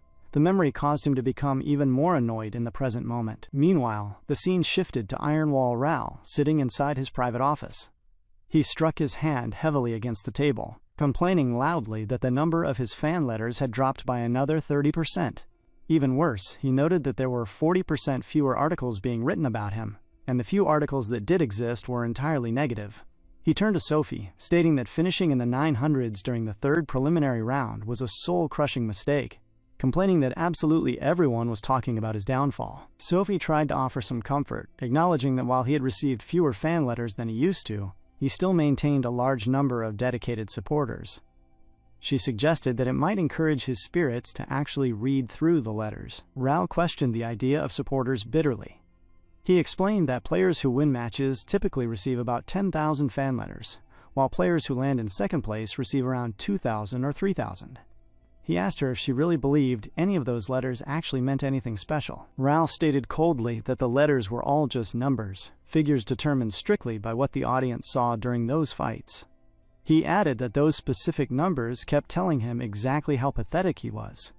He remained extremely annoyed by his decline, and all Sophie could do was stand quietly by the desk, watching him as he basically destroyed his own confidence from within. Raul looked defeated, stating that the finals were always structured as one-on-one matches, declaring that this time he absolutely could not afford to lose. He asked her who his very first opponent was going to be. Upon looking at the bracket to find the name, Sophie mentioned the opponent, causing Raul to freeze in absolute shock. He glared at her strangely, completely stunned by the matchup. The finals of the War of Corpses were fundamentally structured as a series of one-on-one elimination matches. Because a single match could immediately determine victory or defeat, the tension throughout the arena always ran very high.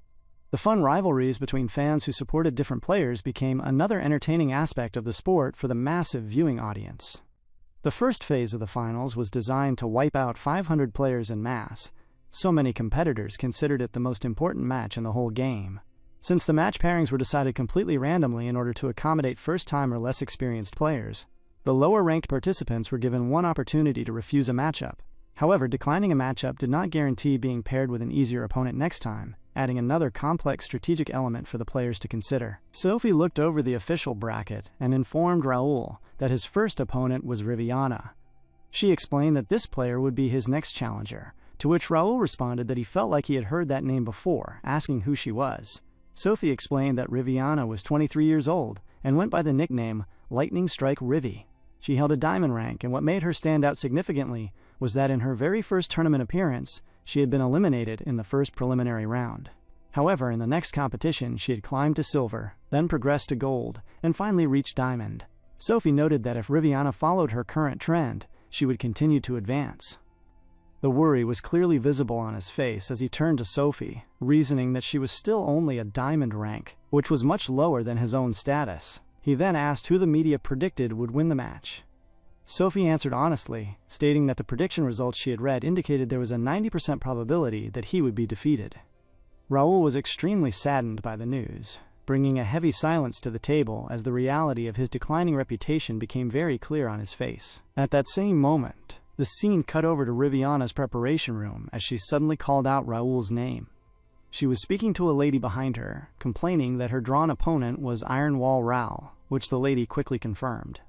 Riviana noted that Iron Wall Raul was super famous, asking if he was not the champion at one point. The lady standing in front of her acknowledged his fame, but pointed out that people were saying he was declining. She mentioned that he had been getting worse lately, meaning he was not that difficult to defeat anymore.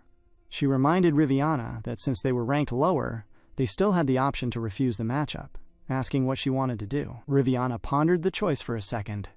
She recognized that there was no absolute need to fight someone so strong right at the beginning of the finals, but she quickly steadied her resolve and declared that she would fight him anyway.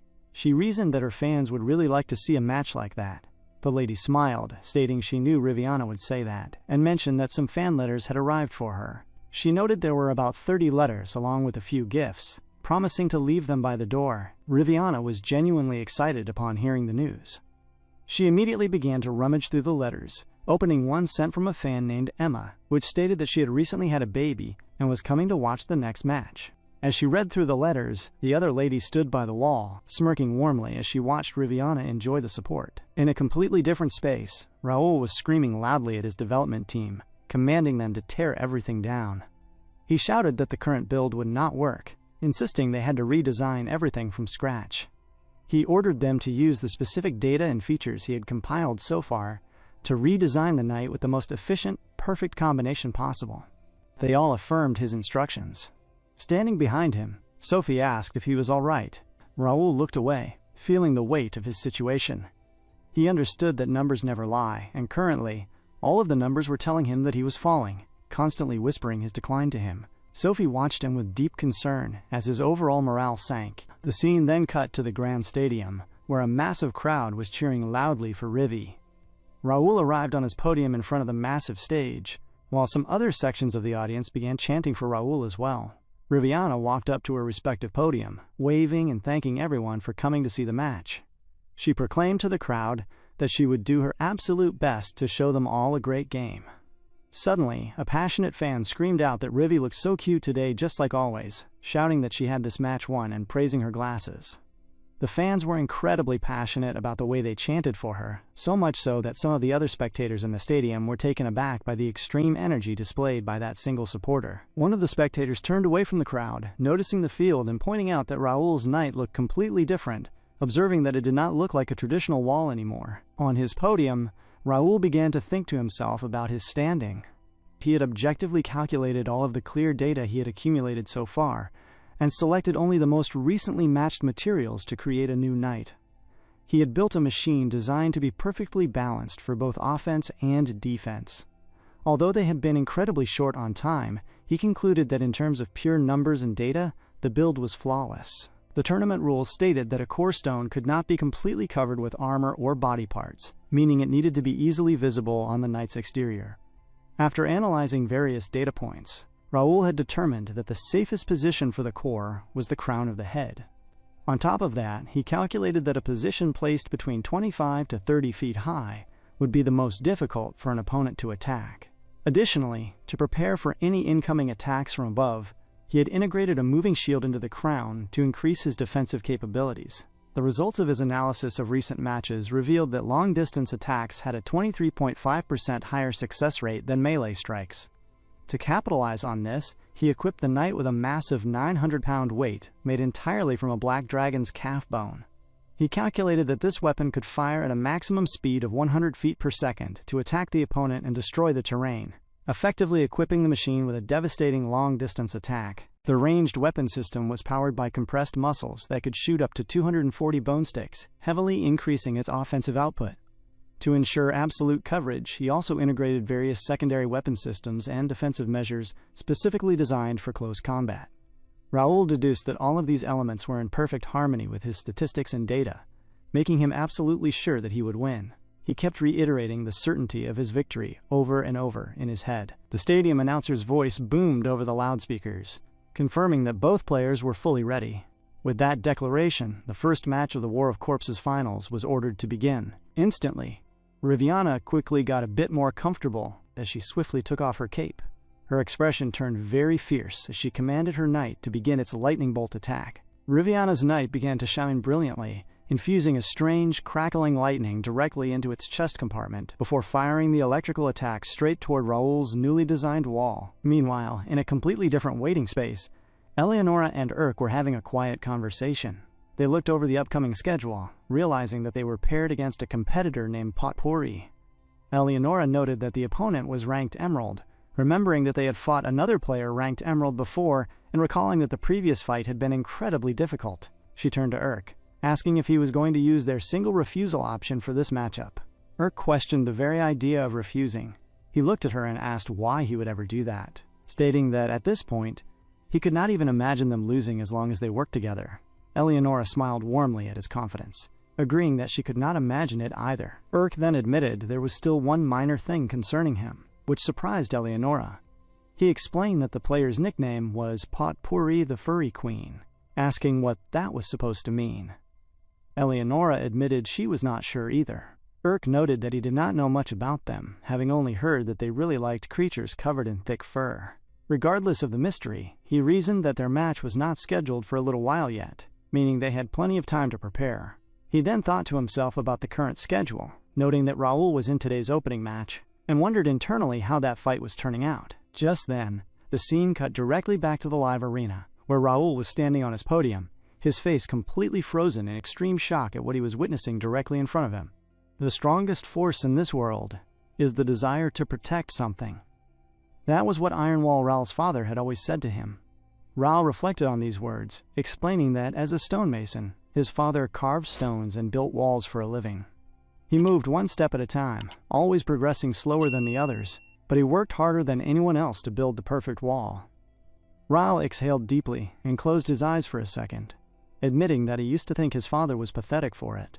Because the older man worked so slowly, he never earned as much money as the other builders, and Ral barely had the chance to see him since he was constantly busy building walls. Then, while climbing a wall to repair a small crack, his father fell to his death, leaving the family behind. He was gone, all for a damn wall. As the memory faded, it was revealed that Ral was currently participating in a therapy session. Looking a bit uncomfortable, he explained to the therapist that one day, heavy rain had triggered a catastrophic landslide in their village. It was truly horrific.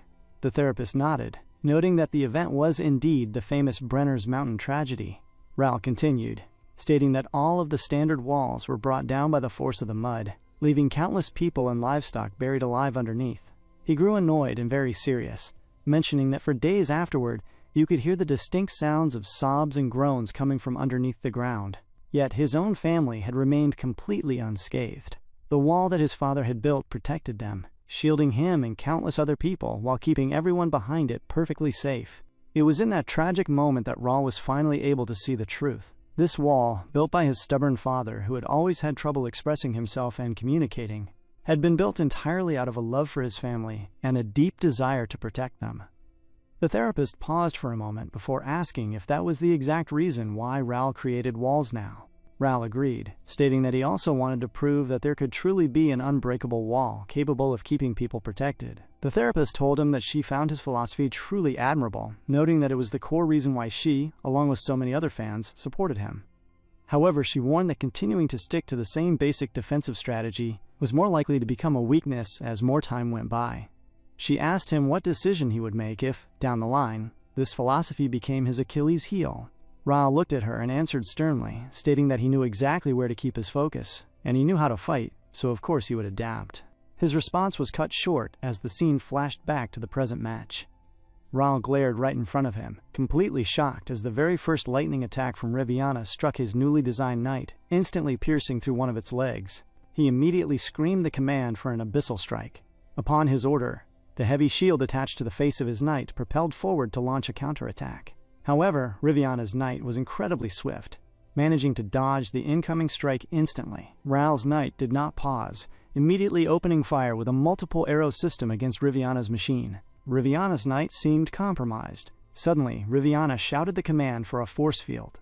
Instantly, her knight began to generate crackling energy in its hands and struck the ground heavily, revealing a massive defensive wall that rose up to protect it from any incoming damage. This unexpected defensive maneuver caused Ral to be taken aback. He reasoned that while she might be able to burn up his smaller, lighter strikes, she would not succeed so easily against an accurate, heavy hit from his abyssal strike weapon.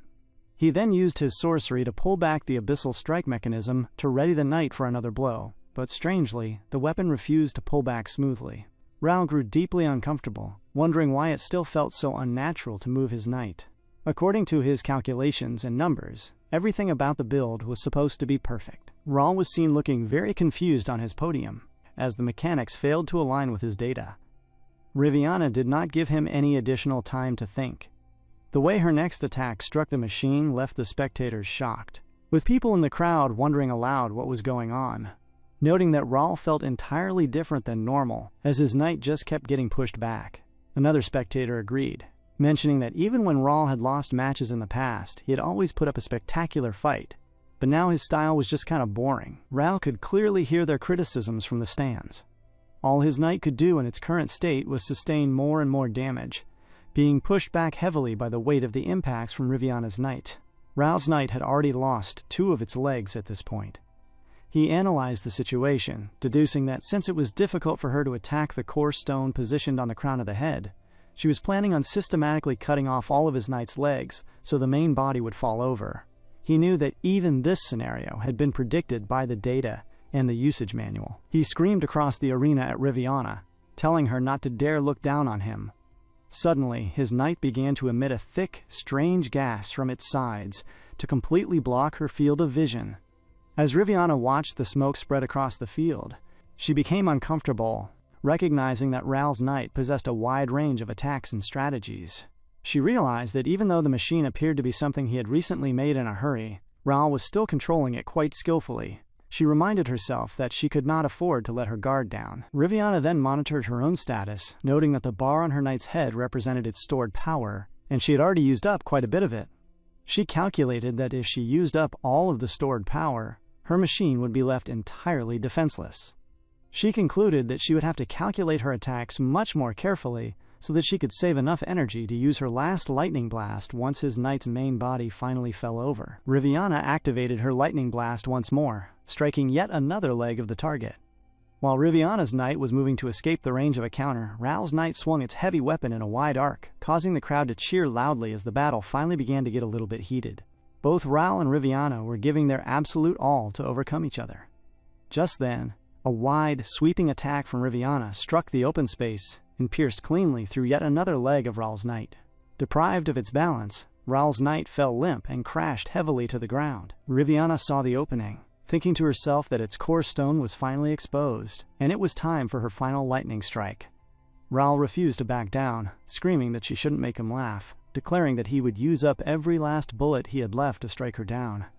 But before he could even finish his declaration, Riviana's knight suddenly twirled gracefully in the air, creating a powerful crackle of electricity in its hand. She fired the attack straight toward Ral's downed knight in an instant. In that exact same moment, Ral's knight opened fire, releasing a massive barrage of arrows that flew out toward Riviana's incoming machine. The entire stadium screamed at the sheer ferocity of the exchange, unfolding right in front of them, thoroughly amazed by the weight of the clash. In that exact moment, the energy in Riviana's knight suddenly went down to its lowest level. The moment this happened, Riviana's regular, stern, composed demeanor shifted, and she began to look very uncomfortable. The incoming barrage of arrows from Iron Wall Ral began to pierce through Riviana's knight, striking it instantly in multiple places and causing the machine to be shattered in a single moment. Ral was shocked at the sight in front of him, but he quickly laughed heavily as he realized that he had won the opening match. Walking away from the podium, he stepped into the back hallways and screamed in celebration while speaking to Sophie, telling her to hear that, declaring that he had won despite the fact that the analysts had the nerve to say there was a 90.54% chance he would lose. He complained that all those critics knew how to do was act small and talk down on people, dismissing the analysts and critics completely as being entirely wrong this time. He turned to Sophie, noting that even though it was a last-minute change, it looked like his strategy had worked perfectly. He then asked her what the public was saying, wanting to know if everyone was amazed by his completely updated knight design. Sophie began to flip through the pages of the immediate audience feedback, explaining that to summarize the reaction following the game, most people believed Riviana had him on the ropes for almost the entire match. She added that the general consensus was that Riviana had simply made a crucial mistake at the very end, which allowed him to secure the victory. Hearing this, Ral was taken aback, pondering the word mistake. He realized the crowd was not talking about his actual skill.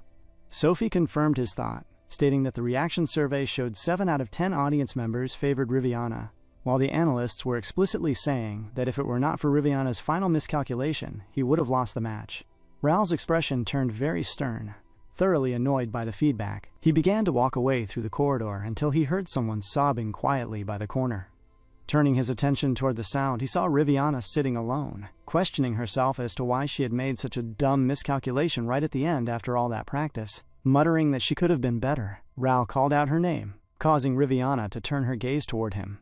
She quickly wiped her face and walked up to him, apologizing for letting him see her in such a state. She complimented him, stating that it was an amazing fight and that she had learned a lot thanks to him. Ral looked at her and asked if she was so upset that she was crying, adding that, unfortunately, the fact that she made a mistake simply meant that that was her limit. He reminded her that the world only remembers who wins and who loses, meaning there was no point in making excuses. Riviana responded that he was right, but clarified that she was not exactly upset or trying to make excuses. Instead, she explained that she was absolutely furious with herself. Ral was confused by her statement, but he remained quiet, allowing her to explain. Riviana shared that a fan named Frank had been sitting in the front row of her matches ever since she was first eliminated in the preliminaries a few years ago, noting he was the only person who had attended every single one of her matches without fail. She added that even though one of her fans was due to give birth in 2 months, she had still traveled with her husband just to see her play, and a local shop owner named Mr. Kalen had closed down his business early specifically to watch the match. As she spoke, she clenched her fist tightly, recognizing that she had failed to be the best version of herself for all the people who supported her, which made her incredibly angry. Raoul glared at her, asking why she cared so much about those people. He argued that supporters were nothing more than shifting figures that moved up and down based on a player's media exposure, and stating they were just predictable numbers within a certain statistical range. Riviana tried to clean away her remaining tears, replying that even if that were true, it did not mean the sincerity of the people supporting her in this moment was fake. She suddenly paused, staring directly at the legendary Iron Wall Raoul standing in front of her, and asked him what exactly drove him to fight his battles. Raoul began to ponder the question for a second, trying to mutter out a response, but he found himself completely unable to say any encouraging words to her. A short while later, Riviana bowed her head in respect to Raoul and walked out of the room. As he watched her turn and leave, Raoul somehow gathered an intuitive feeling that she would return to the tournament someday as an unimaginably powerful player, certain that it would happen sooner or later. The scene then cut to Dora's workspace, where she looked quite taken aback as she glared at Bullock, who was attempting to work on his machinery once more. Dora pointed out that his house was an even bigger mess than before, reminding him that he had advanced to the finals for the first time, and that his final sprint technique had received an immense amount of attention for its success. She asked him what he was doing, to which Bullock turned and confessed that ever since he got final sprint to work in the race, he had not been able to successfully try it a single time. Dora clarified his words, asking if he meant that it was not working, or that he simply could not bring himself to try it. Bullock paused for a second and explained that as he attempted to make his knight's core stone go into overdrive to initiate the technique, he felt a familiar sensation, the exact same feeling he experienced during all the times he had failed in the past. He noted that the first time he successfully pulled off the final sprint, everything had flowed smoothly, but whenever he tried to activate it again, he could feel that things were off, as if something deep inside the mechanism was stuck. Dora argued that the difficulty did not mean he should give up trying entirely. Bullock countered that he had finally gained some recognition, mentioning that people on the streets actually knew his name now, and that he had signed a sponsorship contract for the first time in his life, feeling recognized by the world. He admitted he was terrified of failing now, believing that failing at this stage would mean going straight back to being the trash he used to be. Dora was taken aback by his low self-esteem, assuring him earnestly that he had never actually been trash in her eyes. Bullock told her that she did not know what kind of degrading looks people had given him for the last 30 years, while everyone else moved ahead, and he alone stayed behind. Looking thoroughly disheveled, he explained how painful it felt to become a lonely piece of trash cut off from the rest of the world. He held onto the edge of the table, confessing that he was so deeply afraid of going back to that isolation, that he simply could not bring himself to test the machine, crying out that he could not bear to see his hard work fail. Meanwhile, a vibrant energy filled the main arena stadium as the crowd began to clamor around the space, loudly calling out our boy's name, chanting for Urk to show them another quick knockout. As Urk stepped out onto the competitive stage, he smiled and shouted back to the crowd, telling them that they were exactly right, introducing himself loudly as Urk and telling them to remember that name. Standing at the corner of the podium, Eleonora watched his loud, confident display. She muttered softly to herself that he certainly seemed to be in a very good mood. Hearing her voice, Urk leaned closer to her ear, apologizing for getting so excited. She reminded him that their opponents today were highly skilled players, meaning they needed to focus completely. Urk nodded, noting that Potpourri was a necromancer famous for utilizing beast-type knights that specialized in close-range combat. Every time Potpourri made it into the final round of a tournament, she always prepared a brand new strategy to push into the system, meaning they would have to wait and see what her specific plan was for this round. Eleonora then questioned the opponent's title, asking what exactly a furry queen was and why she was so incredibly popular with the crowd. Just then, a strange, heavy sound echoed into the arena as the opponent entered the field. The spectators went completely wild, screaming loudly for the Potpourri queen, chanting and calling her their true queen. In the midst of the massive chaos and cheering, the unique beast-type player slowly turned her head towards the stage, smirking lightly at the surrounding crowd as the match structure loomed before them.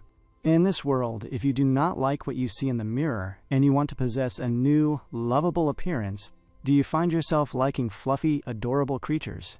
Well, a voice on a television advertisement announced that they had prepared something just for folks like that, introducing furry potions.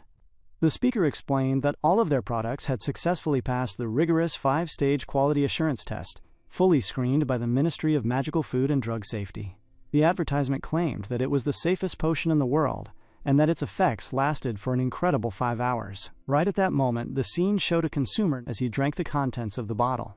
Upon drinking it, he morphed completely into a bear and roared slightly. The marketer continued, stating that anyone could transform with minimal pain by using a furry potion, allowing them to leave their current appearance behind.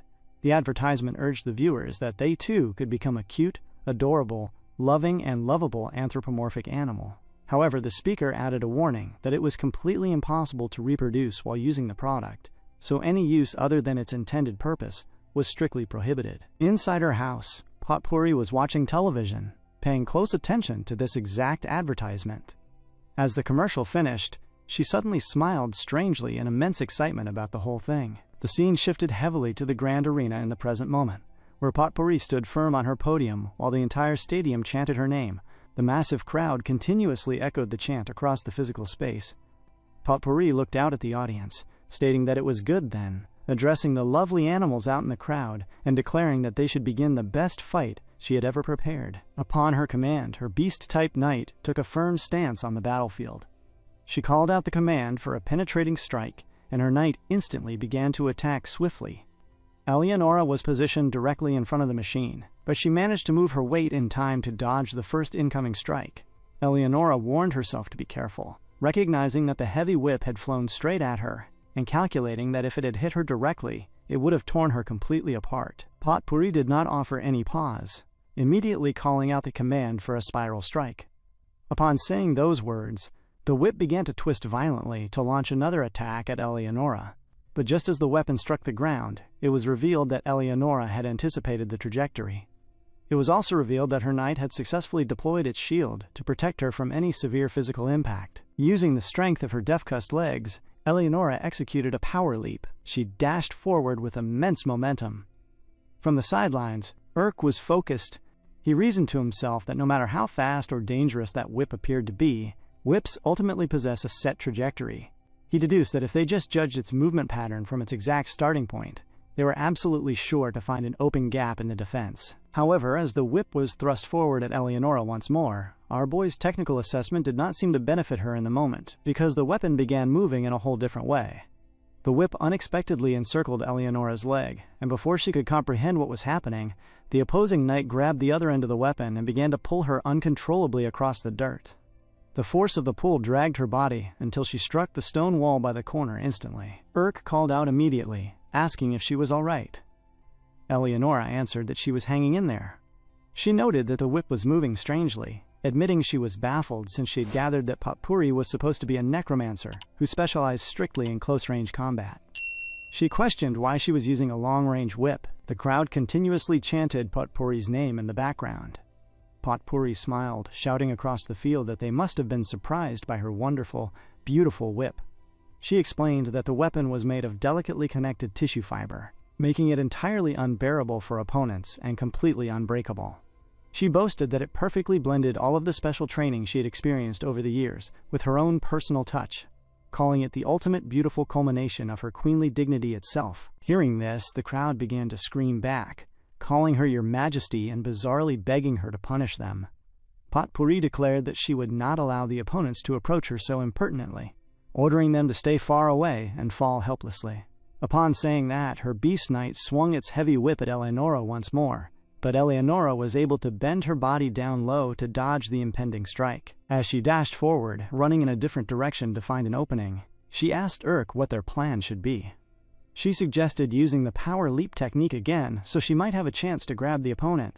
Urk countered, stating that they could only use that technique 2 more times safely during this match, warning that if she got caught again like she just did, it would be a complete waste of their resources. Eleonora then suggested using the one-spot breakthrough technique to disrupt the arena terrain again. Urk reasoned against it, pointing out that Potpourri possessed a much farther bridge than their previous opponent from the preliminary round. He calculated that it would be significantly harder to close the distance between them, warning that they could end up completely isolated without a proper finishing move if they were not careful. Just then, the heavy whip from Potpourri's knight got closer to Eleonora once more, but she managed to bring up her shield to block the attack. She began to wonder internally if they had exhausted all their options. The moment she thought this, Urk began to move his hand on his controls, his face looking very stern as Potpourri glared at them from across the field. In that exact moment, the whip from Potpourri's knight managed to strike Eleonora heavily, pushing her into the air once more as she recognized that they were at a severe disadvantage. Eleonora crashed back down onto the ground. The whip advanced instantly, striking hard against Eleonora's shield. She recognized that it was entirely clear to anyone watching that Potpourri was putting them into a dangerous corner, but somehow, Eleonora was still sure that they would not lose the match. The whip came dashing forward at Eleonora yet again. She dropped her weight into a firm, unyielding stance, knowing that her confidence came directly from the plan they had made earlier. The scene cut to a time much earlier, showing Eleonora and Urk conversing before the match. It was revealed that Eleonora and Urk had already put a massive amount of intense training into this upcoming match. They had invested blood, sweat, and tears into working specifically on Eleonora's legs, to ensure they had touched upon every single possible way of making them efficient, and ensuring they worked in perfect sync and unison. In the present time, nothing could disrupt them, because they trusted each other completely. Back in the present moment, as the whip came crashing down toward Eleonora, she raised her shield to deflect the blow directly. She felt a surge of excitement as their plan finally worked. The teeth-like mechanism built into the middle of the shield was essentially a heavy grapple, and the teeth clamped down firmly onto the tissue fibers of the rope, knowing that the mouth on that shield was modeled strictly from the jaws of a saltwater crocodile. The force of their bite was 150 times stronger than a human's bite. It was a slow mechanism, making it hard to catch an opponent initially, but once it clamped down, it never let go. The moment the trap snapped shut, Potpourri became bewildered, wondering what was going on.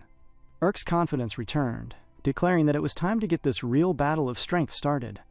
Eleonora suddenly pulled the rope forward with all her weight, instantly dragging Potpourri's beast-type knight into a highly disadvantageous position on the field. The moment Potpourri noticed what was going on, she scoffed, stating that a battle of strength was incredibly arrogant. She began to explain that her whip was 330 feet long, constructed from dense material fiber and a hard, chitinous shell. She noted that it weighed over 2 tons, asking how their small knight could possibly hold on to such a massive beast. Upon saying that, her beast knight began to pull the heavy whip even more tightly. Eleonora did her absolute best to grab onto the line, anchoring her weight to maintain her footing. The mechanical joints of her knight's grip began to crack under the massive strain as Potpourri's machine dragged her forward, making it seem as though she was trapped in a highly disadvantageous position. Despite the immense pressure, Urk told Eleonora to hang on for just a little longer. He reasoned that Potpourri could not launch another attack while her whip was fully extended and turned, calculating that the exact split second when the balance of power collapsed would determine who won or lost the match. Potpourri's knight tried its absolute best to wrench the whip back into its possession. This resistance caused Potpourri to become a bit uncomfortable, as she recognized that the opponents were hanging on much better than she had initially expected. The two machines locked into a severe state of tension, each pulling fiercely in the opposite direction. Urk analyzed the mechanical strain, knowing that under this extreme resistance, whichever machine let go first would cause the other to momentarily lose balance and become entirely defenseless. He deduced that the entire outcome depended strictly on the timing, and he concluded that the time to act was right now. Potpourri's knight took a step and dashed forward. The moment she moved, Eleonora managed to drag the whip instantly.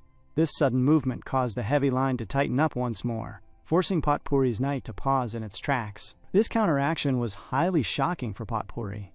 She recognized that the opponents had momentarily leaned forward to maintain their balance before immediately running backward again. She admitted to herself that they possessed incredible focus and sharp reflexes, but she questioned how long they could possibly maintain such a demanding strategy. Potpourri's knight began to run toward the corner, shifting its weight to the left side of the arena, while Eleonora perfectly matched the movement by running to the left side as well. Potpourri wondered if they could truly stay in this competitive limbo for long. While the two knights wrestled across the dirt, Urk reasoned that if they kept the whip tightly turned and bound, Potpourri's knight would remain completely unable to swing it effectively. He signaled that he was fully ready to execute their final move. And when the time was finally right, Potpourri's knight suddenly dashed forward. But Eleonora took a firm, unyielding step with her heavy, death-cussed legs. Before the opponent could react, she dashed backward with all her weight, pulling the opposing knight that was trying to run forward to disrupt her footing. Before anyone in the stadium knew what was happening, the tables were completely turned. This mechanical failure was deeply shocking to Potpourri, who could only watch helplessly as her beast knight fell limp to the ground. In that exact same moment, Eleonora used the momentum to secure a firm stance against the arena wall, launching herself into a fast-forward dash directly toward Potpourri's downed machine. It was entirely clear now that she was the one who was going to win this battle. She clenched her fist, directing a massive surge of energy into the arm to launch a fierce final attack. Potpourri's knight looked up from the ground, only able to see a red-hot fist coming straight toward her form. Our boy Urk activated his special skill, one-spot breakthrough, and the devastating impact literally shattered Potpourri's knight instantly. Potpourri stood on her podium, completely frozen and unable to move, thoroughly shocked by the sheer tenacity and precise calculation of Urk's finishing attack. On the other side, Urk stood victoriously, breathing heavily as the entire crowd began to scream his name and chant for him across the stadium. The trash-looking exterior of his avatar began to clear up even more, revealing a much sharper form. Much later, after the conclusion of the match, Urk approached Potpourri in the back rooms to offer a polite handshake. Potpourri smacked his hand away, declaring sharply that the queen did not need his cheap sympathy, before turning around and walking off. Urk glared in the direction she went, holding his hand briefly as the slap seemed to hurt him a little bit. The scene cut directly to Potpourri's private dressing room. She sighed heavily, placing her hands on the floor as the effects of the potion wore off, causing her to slowly transform back into her regular human form. Sitting in the quiet room, she looked very sad, whispering to herself that she had lost, but acknowledging that the Urk guy was just incredibly strong. She tried to encourage herself, noting that she had done her absolute best. As she replayed the interaction in her head, her face turned slightly red and she blushed, admitting to herself that Urk was actually pretty good-looking. She recalled how he had politely tried to shake her hand, and because she had rejected him so harshly, she wondered if he was now mad at her. She reasoned that since she was in her furry form at the time, she was forced to act that way because the persona of furry Potpourri had to be absolutely perfect, muttering that her regular human clothes felt so embarrassing as she sat uncomfortably on the floor. A bit later, a group of fans clustered together in the hallways outside, conversing loudly. One random man mentioned that he had heard Potpourri's dressing room was located right around this corner, expressing his hope that he might get to meet her in person. While the group was busy searching for her, Potpourri had already changed completely into her normal everyday wear and walked out of the space unnoticed. She turned her head slightly as she heard the fans behind her questioning where she could be, but she paid them no mind and kept moving. It was revealed that a severe stutter and intense shyness had caused Potpourri to struggle in all of her personal relationships throughout her life. However, everything changed when she happened to discover the furry potion. She had gathered that if she wore the anthropomorphic mask, she would be able to act with absolute confidence in front of others, completely unlike her usual quiet self. That was the exact reason she became a furry creator, and the method had turned out to be shockingly effective. Behind her disguise, Potpourri could speak more confidently than anyone else. The public raved about her persona, and as the furry Potpourri grew ever more perfect and beloved, the furless human Potpourri felt infinitely smaller by comparison. As she walked outside into the streets, she wondered internally if she would ever be loved for who she truly was, questioning if anyone would ever love the furless human Potpourri someday. She felt that without her fur, she would always just remain an unrecognizable, regular person. Just as that melancholic thought flickered in her mind, she looked forward and noticed Urk walking a short distance ahead of her. She simply walked past him quietly, realizing that they apparently lived in the same neighborhood, which she had no idea about until now. She observed that he looked quite handsome today as well. Strangely, Urk noticed something familiar about her appearance. He paused in his tracks, turned around, and called out directly to Potpourri in her human form. The moment he called her real name, she jolted in place, turning around to look at Urk in pure, unadulterated shock that he was able to recognize her without her fur. She stated sharply that she was not Potpourri, ordering him to leave her alone. Urk looked at her, entirely certain of her identity. He walked a few steps closer through the stillness of the street and explained that when he looked at people, the very first thing he checked was their eyes, allowing him to accurately predict their behavior and emotions to avoid whatever trash they might throw or any other kind of hostility. He noted that while she looked completely different from before, judging strictly by her eyes, she really was Potpourri. He asked if this was what she actually looked like when she was a human, questioning why she was lying about it. Upon hearing his deduction, Potpourri became visibly uncomfortable. She began to walk away into the shadows of the sidewalk, mentioning that someone nearby might hear them, suggesting they move somewhere quiet to talk. they walked together to a secluded corner of the neighborhood and began to converse. Urk listened as she explained her predicament, finding the entire situation rather strange. Potpourri revealed that she had been teased a lot throughout her life because of her natural personality. She added that he could insult her if he wanted to for being annoying, but explained that she wanted to keep her true appearance a secret for the sake of the people who genuinely liked her furry persona. Our boy looked at her calmly, stating that her dedication was actually kind of cool, an unexpected response that left her thoroughly surprised. Urk added further that, either way, she was actively trying to improve herself, and anyone who put real effort into doing that was great. He assured her there was absolutely no reason for an insult. He then focused his gaze on her, mentioning that personally, whether she had fur or not, he thought she was cute either way. Potpourri was shocked by the statement, glaring at Urk in disbelief. Recognizing her surprise, Urk downplayed it slightly, noting that that kind of thing was entirely subjective, but reaffirmed that he fully supported her efforts. Potpourri hesitated, asking if he really thought she was cute, even without her fur. Urk was taken aback by how deeply amazed she was by his simple words, but he casually responded with a brief nod. Potpourri became extremely excited, a bright blush spreading across her face as she looked at him in the quiet evening. A short while later, Urk brought her along to his own living space. Once she stepped inside the room, she looked around in wonder, noting that his house was incredibly pretty. She pointed out that it was less than a 3-minute walk from her own front door, concluding that they were super close neighbors. She walked over to his workbench, admiring how meticulously he organized his mechanical materials. While Potpourri was busy examining the workspace, Eleonora was staring back at her visitor, looking visibly pissed off as she whispered, asking who this person was. Urk leaned in and whispered back that it was Potpourri. Eleonora was shocked by the revelation, asking if he meant that unhinged fox from the arena. Urk confirmed that it was indeed her. Eleonora shook her head, muttering that there was no way, since she looked like a completely different person. More importantly, she demanded to know why the opponent was standing inside their house. Potpourri walked closer to them, noticing the machine. She remarked that this was Urk's knight, praising the design for being incredibly detailed. She began to walk slowly around Eleonora's physical chassis, inspecting her physique from side to side before asking how the specific fist that destroyed everything actually worked. Before she could lay a hand on the armor, Urk stepped in and stopped her instantly, stating that was enough. He informed her that any technical explanation beyond this point was a necromancer's private know-how and a critical strategic asset. He reminded her that he had already kept his original promise by showing her the house, so she should leave now.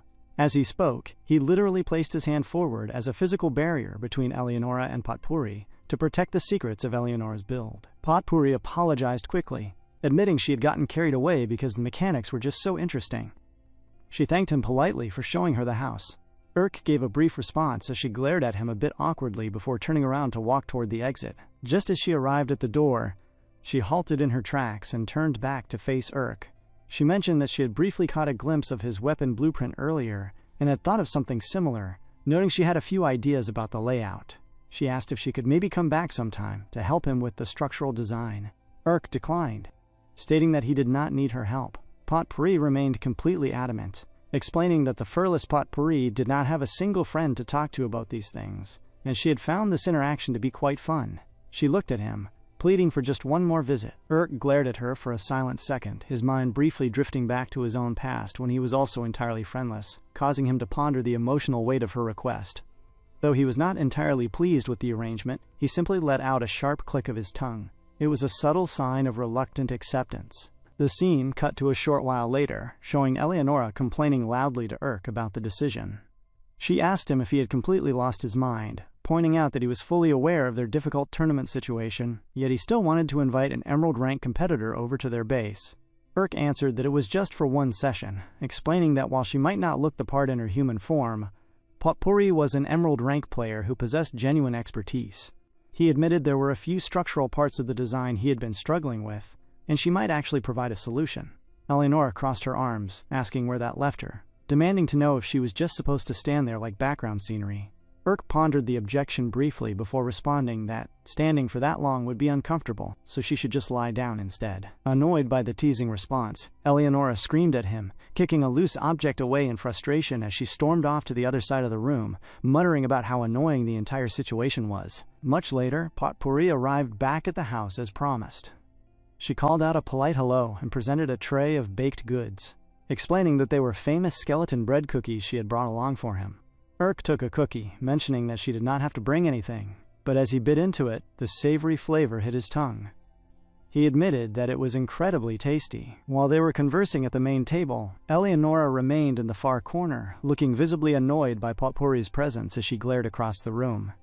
Urk and Potpourri pulled out their notebooks, diving straight into a technical conversation about necromancy and engineering. Urk pointed to a specific section of the blueprint. As they began to exchange thoughts on Urk's design, they continued exchanging technical arguments back and forth, like true intellectuals. Suddenly, Urk focused his stern gaze onto Potpourri, causing her to blush heavily under the sudden attention.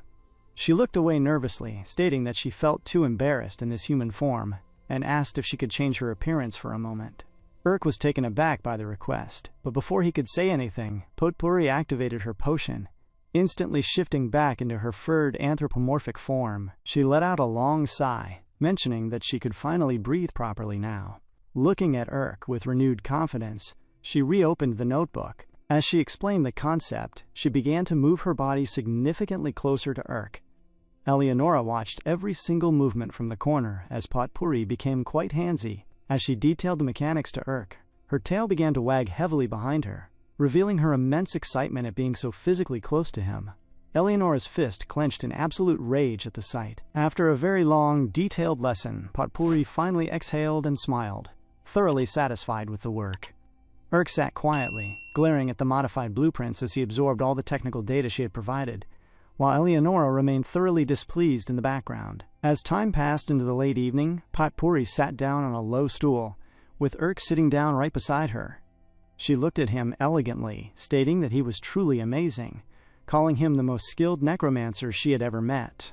Urk accepted the compliment calmly, replying that she was pretty good too, acknowledging that her structural advice had helped him significantly.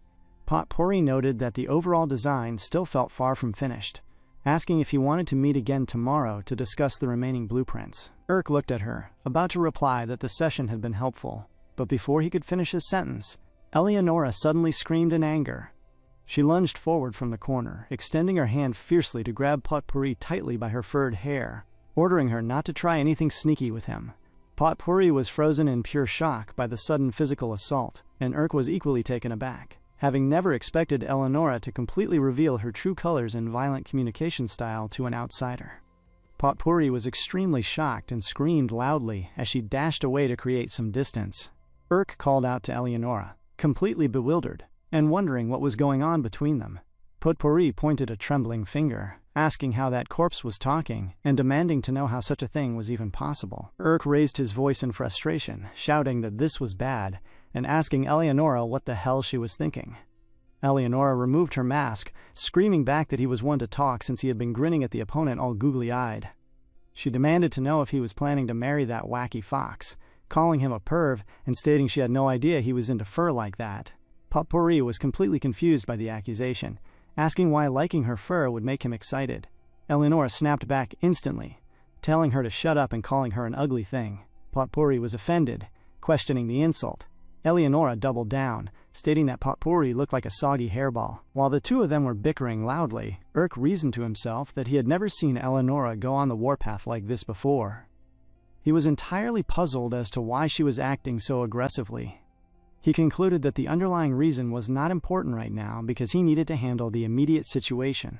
He recognized that Potpourri had just seen something she was never meant to see, and he deduced that they absolutely needed to take care of her to protect their secret. With that intention in mind, Urk began to walk steadily toward Potpourri. She grew anxious, questioning what he was doing and asking why he was looking at her with such a stern expression. Urk did not say a word as he continued his steady approach. A short while later, the situation was brought under control. Urk had used thick ropes to tie Potpourri securely together, placing her in the corner of the room while she loudly pleaded for them to let her go. Eleonora stood over her, noting to Urk that Potpourri had really tried to pull that arrogant stunt in the arena when she was actually this pathetic as a regular human. She asked Urk how they were going to get rid of her, suggesting that they should just bury her somewhere in the ground. Hearing this, Potpourri cried even louder through the cloth gag they had used to cover her face, begging them through her tears not to kill her. Urk turned to Eleonora, asking why she was instantly thinking about ending the girl's life. Eleonora argued that they needed to get rid of the evidence to stay safe. Urk reasoned that destroying a person was way too risky, suggesting they should try their absolute best to handle the situation with words first. He walked up to the corner, telling Potpourri to listen up. He informed her that he was going to remove her gag to explain exactly what was happening, but he demanded a promise that she would not start screaming the moment he did. Potpourri nodded her head slowly in agreement. Urk extended his hand and pulled the cloth away from her face. Potpourri immediately broke her promise, screaming loudly for them not to kill her. Urk instantly went into damage control, desperately telling her to be quiet, while Eleonora shouted from the corner that they should just put her in the ground. Much later, after the panic had settled, they replaced the ropes with a secure metal shackle around Potpourri's leg. Potpourri sat on the floor, looking at the two of them, admitting that she still could not believe a corpse could come back to life, with all the memories of its past intact.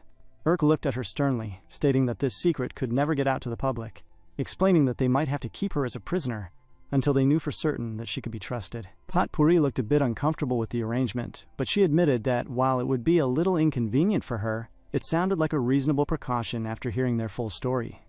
She recognized that if the truth ever got out, they would definitely not be allowed to play in the tournament anymore. Urk nodded in agreement.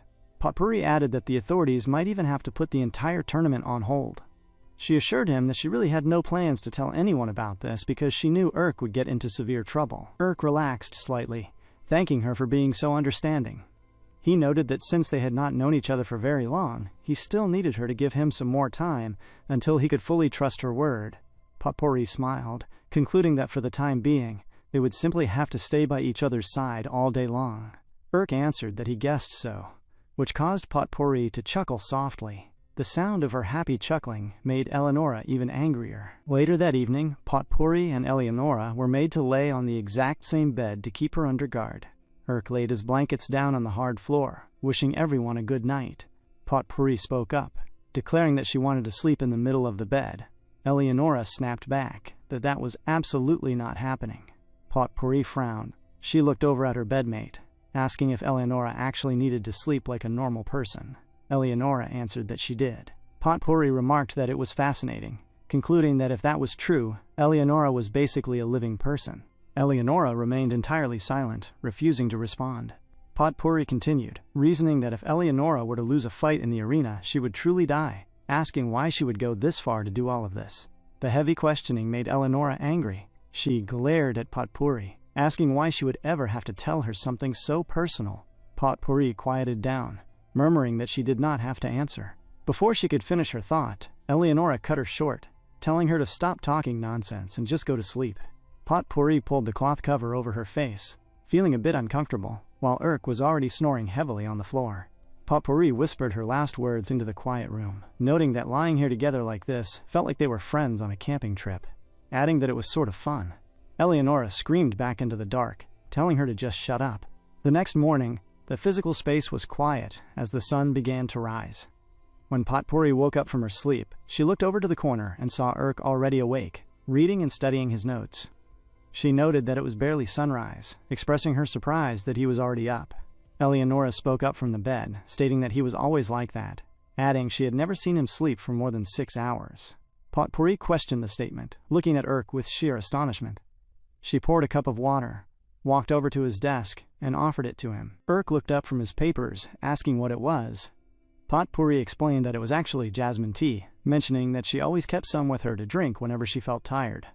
She told him that he really needed to take care of his health, urging him to make sure he rested from time to time. Urk grabbed the warm cup, thanking her for being so thoughtful. Eleonora watched the entire interaction unfold from the corner, thinking to herself that Urk was all smiles for no good reason, grumbling that Potpourri hadn't exactly done him a massive favor. She was clearly jealous of the attention. Much later in the day, they prepared to go outside. Potpourri looked around, mentioning to Urk that it was really nice walking around together like this, feeling as though she had finally made some genuine friends. Urk kept his gaze forward and did not say a word.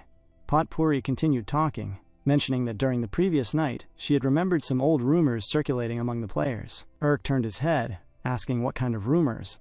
Potpourri explained that there were a few necromancers who claimed they had actually seen the devil, which supposedly allowed them to perform unbelievable miracles. She asked if there was a chance that that exact type of phenomenon was what had happened with Eleonora.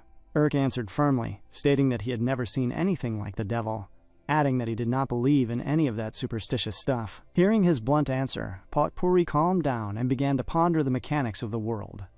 She reasoned that no one had ever truly figured out how necromancy worked on a fundamental level, noting that the very act of reviving and controlling a dead creature completely went against the laws of nature.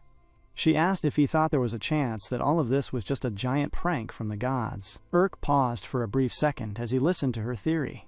He glared at her sideways, stating flatly that he did not care about stuff like that, because all he had to do was win his matches. Upon saying that, he kept walking forward. Potpourri watched his back as she followed closely behind him. Suddenly, they noticed Bullock walking straight toward them down the street.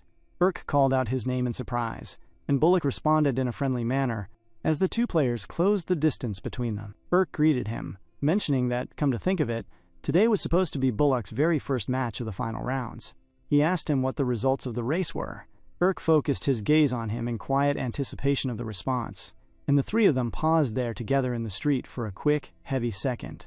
The scene shifted to a different space, entering a memory of the past where Bullock stood under the glare of the lights while people screamed at him from the stands. The crowd urged him over and over to show them his final sprint technique again. Bullock had finally captured the world's attention just like he had always wanted, but the more attention he received, the more he realized that it did not bring him true happiness.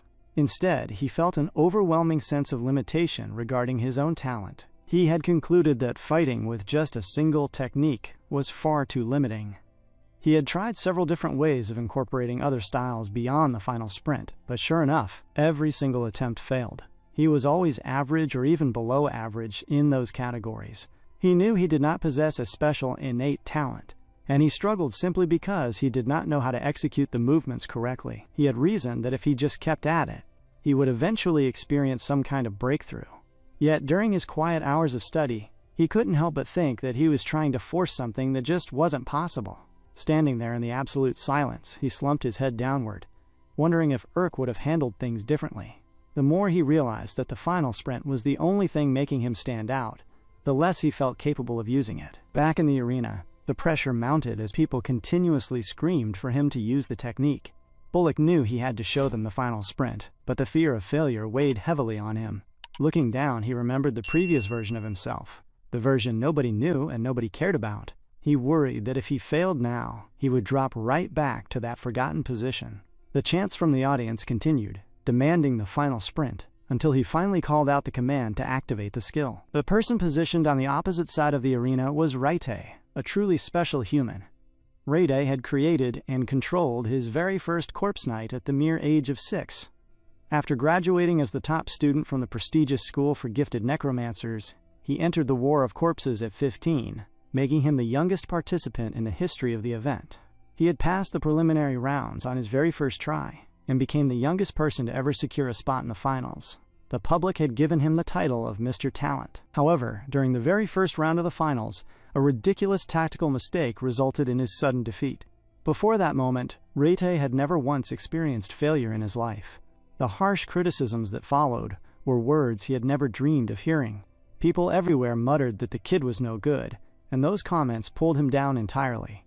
It was the first time in his entire life that he had heard such negative words, and his mind screamed under the weight of it. The criticism became a curse that would bind his confidence for the rest of his life. He constantly strove to break the curse, eventually making his way back to the finals, only for that same haunting voice to echo in his mind, repeating that he was no good. Under the intense gaze of the audience, his heart raced louder and louder. His vision blurred and his hands trembled endlessly on his controls. The new techniques he had meticulously prepared kept failing, and at this peak level of competition, all he experienced was defeat. Raite knew he only had to overcome this mental barrier once. He recognized that if he could just secure a single victory in this first round, he could move past it. He challenged himself endlessly, but his body never rose to the task.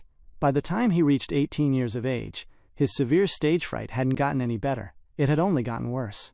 This time, he had prepared 4 distinct techniques, and they had all worked perfectly in practice. Just then, the critical voice returned to his mind, telling him once again that he was no good. This time, Raite fought back against the thought, telling the voice to shut up. But as he looked out at the corners of the stadium, he noticed that the arena was extremely quiet. No one was actually watching him, He realized that he was entirely alone, and the mocking voice was simply a creation inside his own head. The match between Bullock and Rete in the first round of the finals was officially called to order. Rete forced himself forward, telling himself that if he could just win this one time, he could overcome his fear. The announcers announced that the match would now begin. Upon the signal, Rete's knight dashed forward across the dirt. But before the machine could move any further, the sheer anxiety caused Rete to suddenly gag and retch from his mouth. Strangely, his knight lost its connection and fell limp to the ground instantly. The overwhelming thought that he was no good continued to cripple his mind, leaving him barely able to control his machine's limbs. Just then, Bullock steadied his resolve and used his final sprint technique instantly. But strangely, as his machine advanced, Bullock felt the exact same strange, anxious energy radiating from Rete's side of the field. The intense pressure caused Bullock to blurt out and vomit as well. In that exact same moment of mutual disorientation, Bullock's knight and Rete's knight struck each other clumsily, and both machines crashed to the ground together. While Rete lay slumped in his own control corner, he desperately told himself to get it together, urging his body to wake up and move. He could barely manage to say anything out loud. He tried with all his might to force his arms to move, but he barely could. It was an incredibly strange moment, and to be honest, it was a thoroughly bizarre match to watch. While Bullock's knight was wiggling awkwardly on the dirt, Rete's knight was busy trembling on the ground beside it. The two machines could barely even swing at each other. Bullock tried to steady his resolve, rising slowly on his feet while noting that he could barely move his limbs. His hands were shaking violently, and his stomach felt like it was twisting inside out from the nerves, but he told himself that he simply could not lose. He was determined not to go back to the bottom of the rankings. Up in the stands, the small crowd at the corner began to look at the display in complete confusion, wondering what the heck they were watching, and calling the fight absolute crap. Truly, the fight was an absolute mess. The match was so absurd that it was actually laughable to the onlookers. The fans who had paid specifically to see a high-speed final sprint were left completely disappointed. Heavy sighs and sarcastic jeers echoed loudly around the stadium. One spectator complained loudly, asking what the hell this was, and stating that the ticket was a total waste of money. However, the man sitting right beside him disagreed.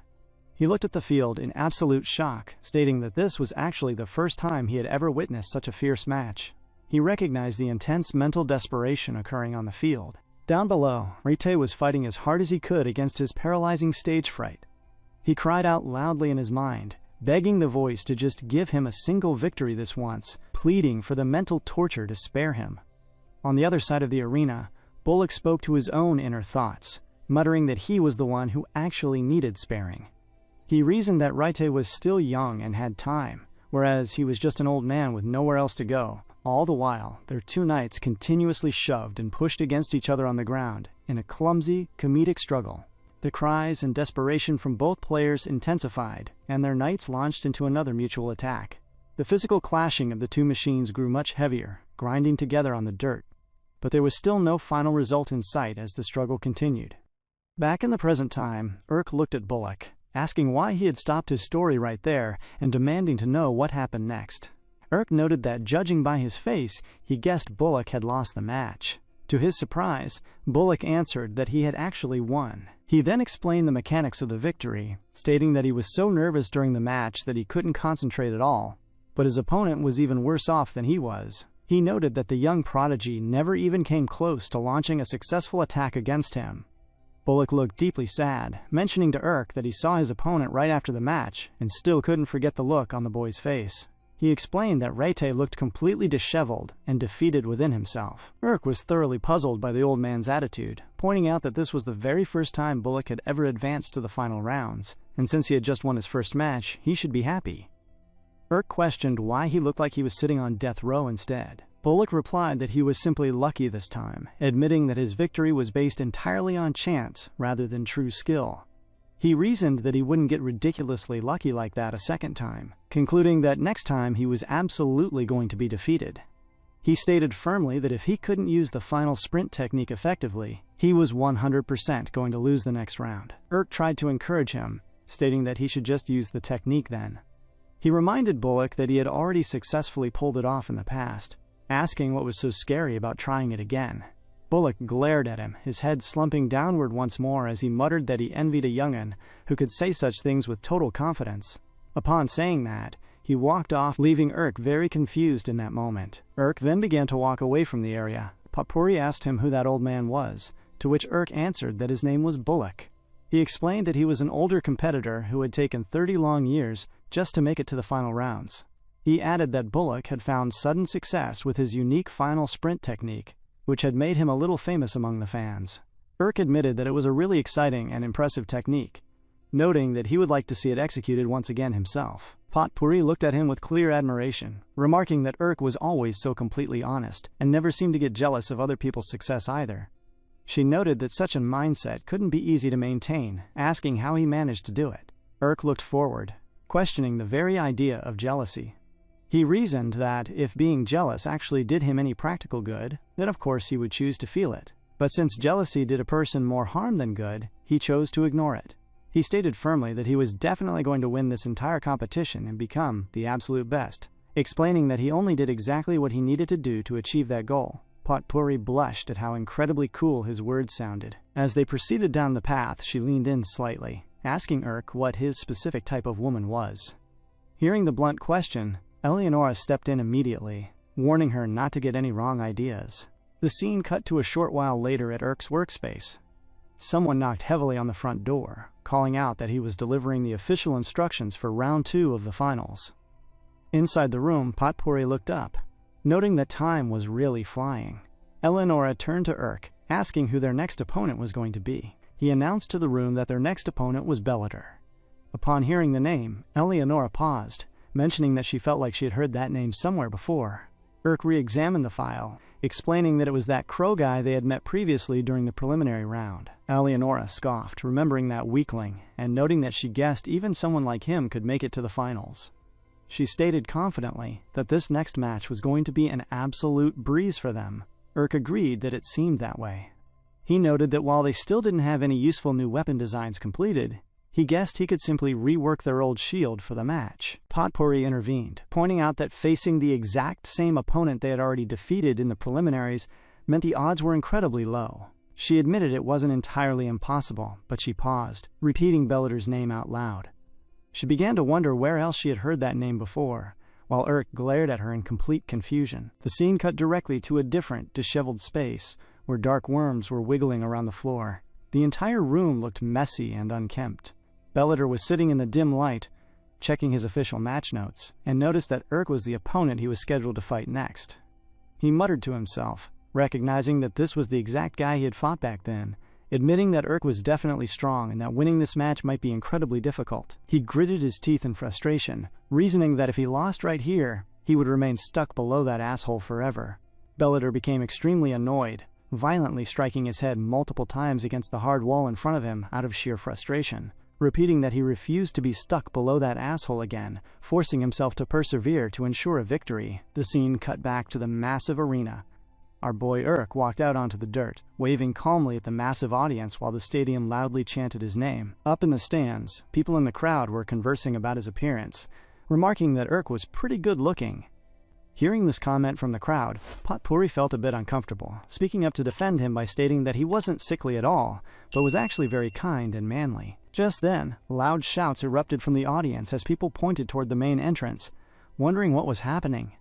They noticed that Colleen Crow was walking steadily through the VIP space, and everyone was thoroughly surprised by her sudden appearance. The crowd praised her as she walked by, shouting that the champion had arrived. The spectators became thoroughly confused, wondering why the reigning champion was here today, questioning if she had come specifically to watch Urk's match and if she viewed Urk as that much of a serious contender. Urk stood in his corner of the field, also wondering why Colleen Crow had shown up. He reasoned that while it would make perfect sense for a player to observe other games for tactical research or to place psychological pressure on the competition, objectively speaking, he still hadn't gotten famous enough for the champion to care about him to this extent. He questioned why the hell she was there, but as he watched her movements, he noticed a crucial detail. She never once looked in his direction. He deduced that she wasn't even here to see his performance, but was actually here to watch Bellator. He wondered why that would be, remembering that when he and Bellator had fought before, the crow guy didn't seem to possess any special strengths to show off. The realization made Urk a bit uncomfortable. In the stands, Potpourri put the pieces together, whispering to herself about the connection between the champion Colleen Crow and Bellator, wondering if that old rumor was actually true. The arena announcers spoke over the loudspeakers, confirming that both players were fully ready for battle. They pointed toward the VIP section, spotting Colleen Crow in her seat, before announcing that the match between Belladere and Urk for the second round of the finals would now begin. Before any regular movement occurred, Eleonora dashed forward with a burst of speed, asking why the champion was watching them so closely. Urk answered that he wasn't entirely sure yet, but suggested that the champion might know something about their opponent that they didn't. He instructed Eleonora not to launch an attack first, advising her to keep her distance and observe the situation carefully. He asked what she made of their opponent's stance. Eleonora looked forward at the crow machine, noting that it was actually a lot smaller than it had been during their preliminary match. She wondered if it was still the type of build that relied on flying and fighting. She examined its framework, observing that it didn't look particularly strong, questioning why the hell the champion would come all this way just to see it. Across the arena, Belladere began to slowly move his fingers over his controls. A sharp grin spread across his face, knowing full well that his opponents had absolutely no idea what his true potential was. The crowd had given Urk a new name, calling him One-Shot KO Urk. He was a rising star in the tournament, and Belladere looked at him sternly from across the dirt, weighing the challenge. She recognized that he was a rapidly growing threat whose knight wielded a powerful, seemingly unstoppable fist. While he was definitely a dangerous opponent, she had gathered enough information about his fighting methods and tactical skills during their previous preliminary match to formulate a counter-strategy. She reasoned that no matter how powerful his machine's fist was, its actual point of impact was only about 8 inches wide. She calculated that if her machine could simply avoid that specific strike zone, her chances of victory would increase dramatically. To maximize her odds of evading him, she had decided to make her own machine as small as possible. She constructed the chassis using a hummingbird's shoulder joint and sternum, combined with a falcon's pelvis and tailbone, allowing the small construct to pull off instantaneous evasion maneuvers, sharp turns, and sudden stops. Her plan was to avoid Eleonora's initial attacks, fly into close quarters, and then fire her knight's head, separating it completely from the torso to stab with its beak at the exact geometric angle she had calculated. The knight's head, engineered using the stabilizing muscle of a woodpecker, was designed to vibrate at a rate of 20 times per second, which would destroy another knight's internal muscles and organs from the inside out. Belladere had poured absolutely everything she possessed into perfecting this single technique. Clenching her fist, she took a firm stance in her corner, telling herself that with this bone warhead, she would definitely prove her worth. With a sharp wave of her hand, she activated her controls, and the bird machine began to move, flying swiftly across the dirt toward Eleonora as the match officially began. Eleonora watched the construct close the distance, noting that it was coming straight at her. She folded her fingers into a fist, preparing to strike the incoming bird. She swung her fist heavily, but the bird executed a swift maneuver, dodging the first attack completely. Eleonora saw the small machine whoosh past her into the corner so quickly that she could barely land a counterblow. The bird turned sharply and came flying back to launch another strike, but Eleonora swiftly moved her frame to dodge the incoming beak. A rapid succession of multiple attacks followed, but Eleonora consistently drifted her frame just enough to dodge every strike at the exact moment she was about to be hit. The ease with which she avoided the onslaught made Belladere highly uncomfortable as she watched from her platform. Up in the stands, the announcer shouted that Belladere's painstakingly prepared evasion strategy was proving to be quite effective in keeping her safe. What Belladere hadn't anticipated, however, was that the defensive strategy she had put her entire life into would be completely bypassed by Eleonora's overwhelming pure physical abilities. Our boy's knight was operating on an entirely different level of raw performance. Talk about a reality check, grinning back at what she saw as a pathetic display. Belladere was thoroughly taken aback by the simple, elegant efficiency of Eleonora's movements. In that moment of growing desperation, Belladere turned her gaze up toward the VIP seats to look at Colleen Crow. The champion simply looked down at her with an expression of pure disappointment before turning around and walking away from the arena. Belladere was left completely distraught by that cold look, realizing her sister viewed her as total crap. Following the departure, Eleonora settled into a firm, grounded stance on the dirt, calling back to Urk that she had now obtained a rough idea of the opponent's health pattern and mechanical abilities. She noted that while she commended their effort, simply put, it was nowhere near enough to pose a threat. Hearing this, Urk took a firm stance at his console as they awaited the bird machine's next approach. The next attack went exactly as the others had, with Eleonora easily dodging the incoming trajectory. But this time, Flexing her deaf-cussed leg, she dashed forward with immense power, following the bird from behind to track its retreat. She swung her heavy fist forward, punching Belladir's knight instantly out of the air. Much to the absolute surprise of everyone in the crowd, the match was instantly over. Urk stood at his station, gasping slightly as he tried to process the abrupt conclusion. He wondered to himself if they had truly just won, questioning why the battle had been so incredibly easy. He couldn't help but wonder why the champion Caleen Crow had even bothered to come out to watch such a lopsided match. Looking across the field, he saw Belladir fall limp to the ground of her platform, weeping bitterly. She tore her mask off her face, crying extremely loudly in front of the entire stadium. As her features were exposed to the light, Urk stared in surprise, realizing her face looked incredibly familiar. The spectators in the crowd began to murmur in confusion, pointing out that she looked just like the champion.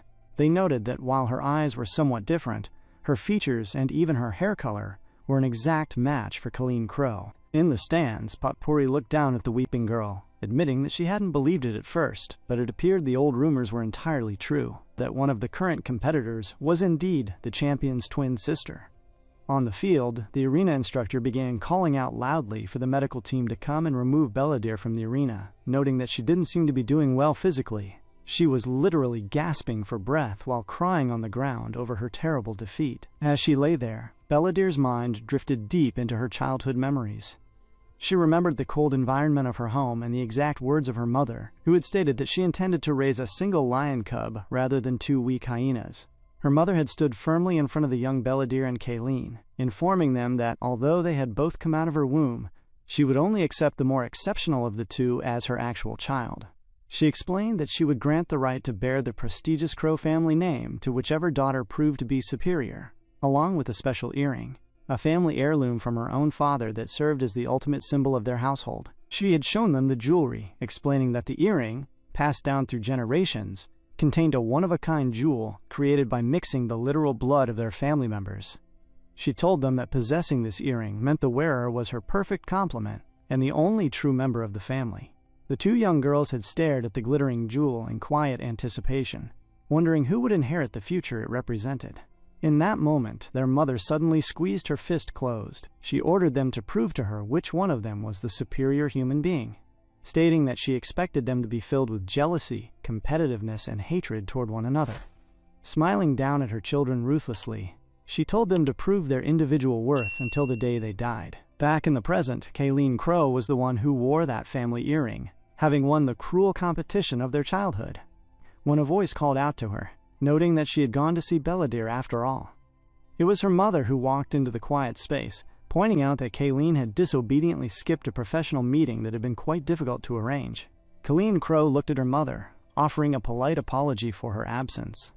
Her mother smiled greenly back at her, dismissing the apology by stating it was fine, adding that a true star needed to know how to follow their own desires from time to time to be worthy of the spotlight. She then questioned if Caleen had properly tidied up her outfit and hair before going out to see her sister. Caleen confirmed that she had, mentioning that she always made a mandatory visit to a specific salon before going out in public. Her mother nodded approvingly, stating that it was good, reminding her that she must always be deeply concerned with how others perceived her. She ordered her never to forget that she was the absolute jewel of the family and her mother's perfect other. Caleen Crow promised that she wouldn't, turning her body to walk away down the corridor.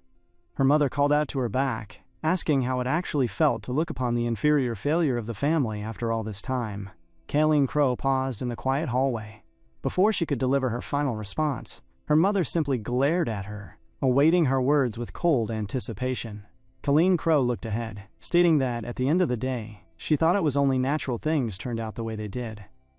Upon saying that, Caleen Crow firmly affirmed that in every single way, from her physical reflexes and spatial awareness to her quick thinking and coordination, her sister was completely inferior to her. She noted that from the very moment of their birth up until now, Belladir had always been inferior. Caleen Crow added that she was the only one who could truly be her mother's perfect other half, declaring that she was the only person in the entire world who deserved to be recognized as the greatest. She stated that that was how it had been so far, that was how it would continue to be, and she promised her mother that she would prove it in the matches ahead. Those bold words deeply touched her mother, who began to tear up in absolute astonishment. She clapped her hands loudly for her daughter, praising her performance as perfect, absolutely perfect. She remarked that it was a true blessing from God that a jewel like Colleen Crow was born into this family, smiling warmly as she asked her dear daughter if she knew just how much she loved her. Her daughter nodded, answering that she did. Her mother then turned and began to walk off, instructing her to get ready to do some stretches before bed, noting that a true star must always maintain a perfect form of self-care. The scene then cut to a different room, where Colleen Crow was diligently performing her stretching routine. Her training instructor guided her through the movements, telling her to imagine extending her collarbones outward while slowly lifting her upper body. While the training was underway, the mother stood by, glaring forward at all the prestigious achievements that her daughter had already brought back to the household. She looked intently at the glowing opal rank stone mounted on the wall. In that moment, Colleen Crow finished her stretch and stood up straight, while her mother just glared at her and smiled, looking like a very proud mother. The scene cut back to Belladere in her own scrawny, miserable-looking space, where literal trash was scattered everywhere around the floor. While she was violently banging her head against the hard wall, she muttered repeatedly to herself, begging her mother to please look at her too. She pleaded in the emptiness, stating that she was still alive over here. She recognized that she had gotten the shorter end of the stick in life, while feeling incredibly bad for herself. But she calculated that she still had exactly one more chance left to survive in the tournament. She reasoned to herself that the gold rank bracket starts at 300th place, and since 250 competitors plus the champion advanced by passing the second round, that accounted for 251 people. She calculated that the remaining 49 open spots would be pulled from the pool of people who were eliminated in the second round, who would be selected through the high-stakes Losers Revival bracket. She noted that the exact format of the Losers Revival changes every single time, making it completely impossible to keep watch or know what the rules are until the actual day of the event. She told herself that if she could just fight her way through the Losers Revival, she could keep advancing through the competition. Upon saying this, she turned her eyes to the corner of the messy room, looking at her broken knight's body. She questioned if she would actually be able to keep advancing with these mediocre skills alone. She recognized that she had always been steps behind Colleen Crow, admitting that she was inferior to her sister in every way, no matter how hard she tried. She realized that she would never be able to surpass her twin, but she knew that if she couldn't surpass her, she would never be recognized by her family again. These dark realizations made her more and more distraught. She bent over completely, screaming loudly in the empty space and crying heavily as she wrapped her hands tight around her own body, pinching her arms in absolute despair at her own lack of skill. Just then, a voice called out through the quiet room, addressing her as child. Belladere looked up in shock. Standing before her was none other than a creature that looked like Lucifer, the devil itself. The entity looked at her, stating that it understood her deep suffering. Belladere stared up at it, asking directly if it was the devil. The ram-like creature didn't say a single word in response. Belladere pressed further, asking if it was trying to offer her a tempting deal in exchange for her soul. She declared that if that was the case, she didn't care if she had to burn in the fires of hell for the rest of her life, begging the creature to give her pure power. Glaring at the entity through her heavy tears, she stated that she wouldn't mind being completely miserable for the rest of her life if it meant she would finally obtain the strength to defeat Colleen Crow just one single time. Upon hearing her plea, the ram slowly tilted its head, answering that it did not wish misfortune upon her, but it did not wish for her happiness either. Belladere was taken aback by the neutral response, demanding to know what on earth the creature actually was. The ram answered that it could easily kill 1,000,000 people, but it could save 1,000,000 lives as well. It stated that it could be anything and do anything, explaining that it was the love linked with the infinite possibilities of humanity. It told her that it was simply an opportunity that had been presented to her. As it spoke, its head literally opened up, revealing a massive eye that glared directly down at her. The creature asked her one final question, demanding to know what kind of human she truly wanted to become. Belladere continued crying softly, glaring back at the entity and beginning to say that she wanted to change. But before her words could continue, the scene abruptly cut away. The narrative shifted to a completely different space where Urk woke up from his sleep, his eyes feeling heavy as he blinked. He immediately sensed a strange, heavy sensation on his chest. Realizing that Potpourri was laying completely flat on top of him, he called out her name, asking what the hell she was doing. Potpourri looked at him, asking if he was already awake.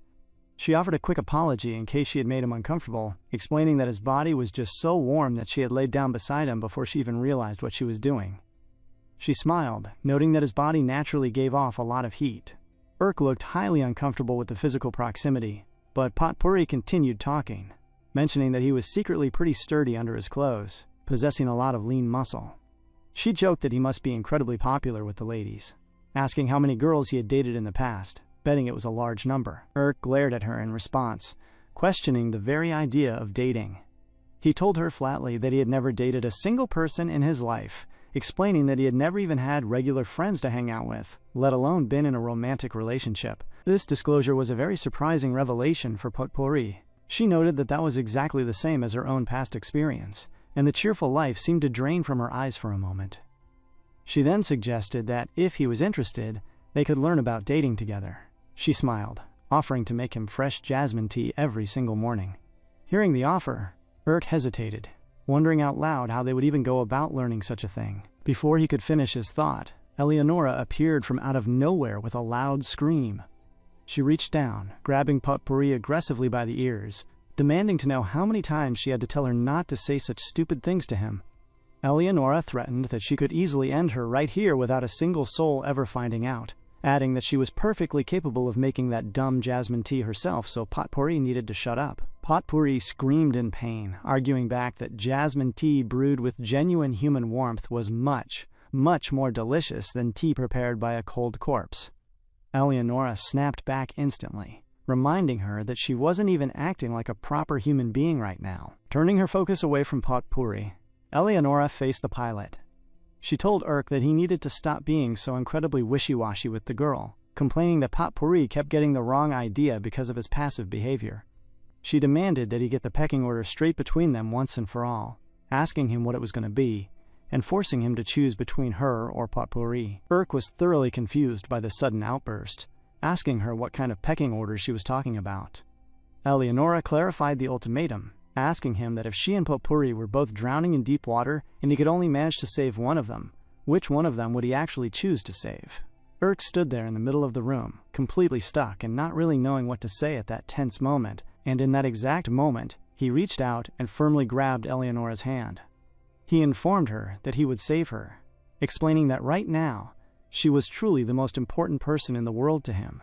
Those direct words cut right through Eleonora's defensive exterior. A soft pink color rushed to her cheeks, causing her to blush deeply as she looked away, muttering that such a choice was obvious anyway. She turned to Potpourri, telling her to listen closely to the truth, repeating that Urk had openly stated he would let her drown in that scenario. Having laid the groundwork, Eleonora placed her hand confidently over Urk's shoulders, asking Potpourri if the situation was finally clear to her now. She emphasized that Urk and she were deeply bonded by the experience of fighting for their lives together on the battlefield, concluding that no matter how hard Potpourri tried, she would never be able to come between them. She smirked broadly as she delivered the declaration. Potpourri was thoroughly taken aback by the boast, but she quickly recovered her composure, arguing that Urk must have simply been talking about her status as a crucial teammate. She countered that she, on the other hand, was talking about becoming his future wife, arguing that it didn't matter how close the two of them were as friends, because people simply didn't marry their regular friends. She turned her head directly toward the consul, asking him flatly if he was actually planning to marry Eleonora. Urk paused, looking back and forth between the two of them. He admitted that, to be perfectly honest, he had never once thought about getting married or anything of that nature. Eleonora snapped instantly, screaming at Potpourri to stop saying such incredibly dumb things. She then turned the question right back on the girl, asking if she was actually planning to marry Urk instead. Potpourri answered firmly that she was indeed going to marry Urk. Eleonora grew highly annoyed, screaming out to demand why anyone would ever want to get married to this, pointing a condescending finger directly at Urk's face. Potpourri defended her stance, explaining that Urk was the first person who had ever truly appreciated her for who she was without her fur. She admitted that even though he seemed a little upset-minded and wacky from time to time, he was fundamentally a deeply caring individual. She added that he always listened closely to her opinions during their conversations, concluding that she thought the way he always tried his absolute best was amazing, which was the exact reason why she liked him so much. Eleonora was thoroughly annoyed by the sentimental speech, screaming at her to stop saying total crap that she didn't even actually mean. Potpourri fired back instantly, stating that she absolutely meant every single word she had just spoken. Our boy was completely left out of the loop. Talk about awkward. He looked at them with total disorientation, speaking up to tell them to wait because he honestly did not understand what they were talking about. Ignoring his confusion, Potpourri stepped even closer to his side and grabbed him firmly, looking directly at Eleonora. She stated that Eleonora and Urk could go ahead and fight hard alongside each other as teammates for their entire lives, noting that she was perfectly fine with that arrangement because she was going to marry him regardless. She took a deep, steadying breath to calm her tone before addressing Eleonora again. She stated clearly that she was genuinely interested in Urk romantically. Upon hearing the blunt admission, Eleonora paused for a silent second. A deep blush spread across her face, and a look of intense annoyance mixed with embarrassment took over her features. She looked away quickly, stammering that she had something to say, but before she could continue her chain of thought, a heavy knock rattled the front door. A voice called out from the hallway, asking if Urk was inside, and announcing that he had brought the official information regarding the next stage of the competition. They stepped toward the entrance, and Urk grabbed the printed paper from the messenger before retreating back into the safety of the room. He scanned the document, informing Eleonora and Potpourri that the organizers were planning a special event for all the players who had successfully passed the second round of the finals. He read the details aloud, explaining that it was an official handshake and autograph meet-and-greet session. Potpourri's face lit up with excitement, mentioning that the tournament hosts did that from time to time during the final rounds, stating that they sell raffle tickets to the fans so they can shake the players' hands and receive personal autographs. She added that the tournament would give the player 15% of all the money generated from those raffle ticket sales, making it a pretty profitable venture. She noted that it was also an interesting chance to see exactly how large his fan base had grown. She informed him that participation wasn't strictly mandatory, meaning that a lot of players would likely feel intimidated and decide not to go at all. She looked at him, asking if this would be his very first time meeting his fans at an official event, wondering what he was going to do. Urk had absolutely no idea that this kind of public event was ever going to happen. The sudden realization that he would be meeting face-to-face with people who loved and supported his journey was quite hard for him to process initially.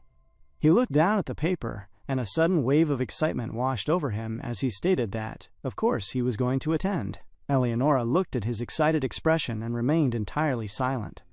Potpourri added a crucial detail, reminding him that the fans always want to see both the player and their respective machine, meaning he would need to take his knight along with him to the venue, asking her if that arrangement would be all right. Urk was a bit uncomfortable. He deduced that it meant she would have to stand completely still and pretend to be a mindless, inanimate knight all day long in front of a massive crowd of people. Recognizing the burden, Urk calmly stated that he would hold off on the autograph sessions instead, concluding that the ordeal would simply be too hard on Eleonora. He reasoned that, ultimately, the most important thing for them was focusing on doing well in the competition matches. Suddenly, Eleonora broke her silence, telling Urk that it was perfectly fine, pointing out that he had looked really excited about the opportunity, so if he wanted to go, she was fine with it. She murmured that she could tolerate that much for a single day at least. Upon her saying this, the overall mood in the room dropped into a heavy, quiet stillness for a brief second. Then, Urk's eyes suddenly brightened up with renewed excitement now that Eleonora had given her permission. He deeply appreciated her sacrifice, thanking her sincerely for her words, and promising that he would give her 95% of all the profits generated from the raffle. He announced that he would start getting ready immediately, walking off to the side to prepare his attire. His departure left Eleonora and Potpourri standing alone, glancing at each other with mutual annoyance. Much later, at the bustling site of the official event, Urk had attempted an interesting, completely new hairstyle on his head. He was looking around nervously, asking his companions if his hair looked okay, and mentioning that he had spent the entire morning working on it. Potpourri didn't say a single word in response, simply staring at him with a thoroughly weirded-out expression. Eleonora didn't hold back at all, stating flatly that, to be perfectly honest, it looked pretty bad. Urk gently patted his head, feeling a bit down at the immediate rejection. Eleonora then asked him where exactly he was going, pointing out that the corridor they were walking down wasn't the correct way to the designated meet-and-greet spots. Urk answered that he had decided to go check in with Bullock first. He explained that since it was the very first time he had ever done something like this, he felt it would be best to go to the event together with him. Eleonora questioned the plan, reminding him that he had stated this event was strictly for the competitors who had passed the second round of the finals. She asked him directly if that old guy had actually passed his match. Urk looked down, admitting that, to be perfectly honest, he wasn't entirely sure of the results. We finally arrive at Bullock's place, raising his hand to knock firmly on the wooden door. The door slowly cracked open, and Bullock's face was revealed slightly at the corner of the opening. Looking out at Urk, the old man revealed the grim truth. He stated flatly that he had lost, adding that it was a really bad defeat too. He explained that he couldn't even manage to launch a single counterattack before getting completely shut down and defeated on the dirt. This heavy news caused Urk to be taken aback, feeling incredibly sad for his friend's tournament run. Bullock continued speaking, mentioning that what made it even worse was that he was originally matched up against a high-tier diamond-ranked player, which caused him to refuse the matchup out of fear. But even after getting a rematched game against a regular silver-ranked player, he had still lost hopelessly. Urk literally had no way to respond to the confession. Trying his best to offer some comfort, Urk spoke up, stating that it was okay because Bullock still had exactly one more chance left. He reminded him that he had heard the remaining 49 players would be coming back to compete through the loser's revival bracket. He urged him to just give it his absolute all, just like he had done that other time, promising that securing one more chance was still entirely possible. Bullock stared at him, repeating the words "one more chance" back to him in a deeply questioning, bitter tone. He stated that this was truly the last time for him, admitting that it was honestly the absolute end of the road. He looked down, muttering that he had wasted so much time thinking about this competition, and after 30 whole years of trying, there simply was no more time left for him. As he spoke, he slowly began to close the door, glaring intently at Urk through the narrowing gap.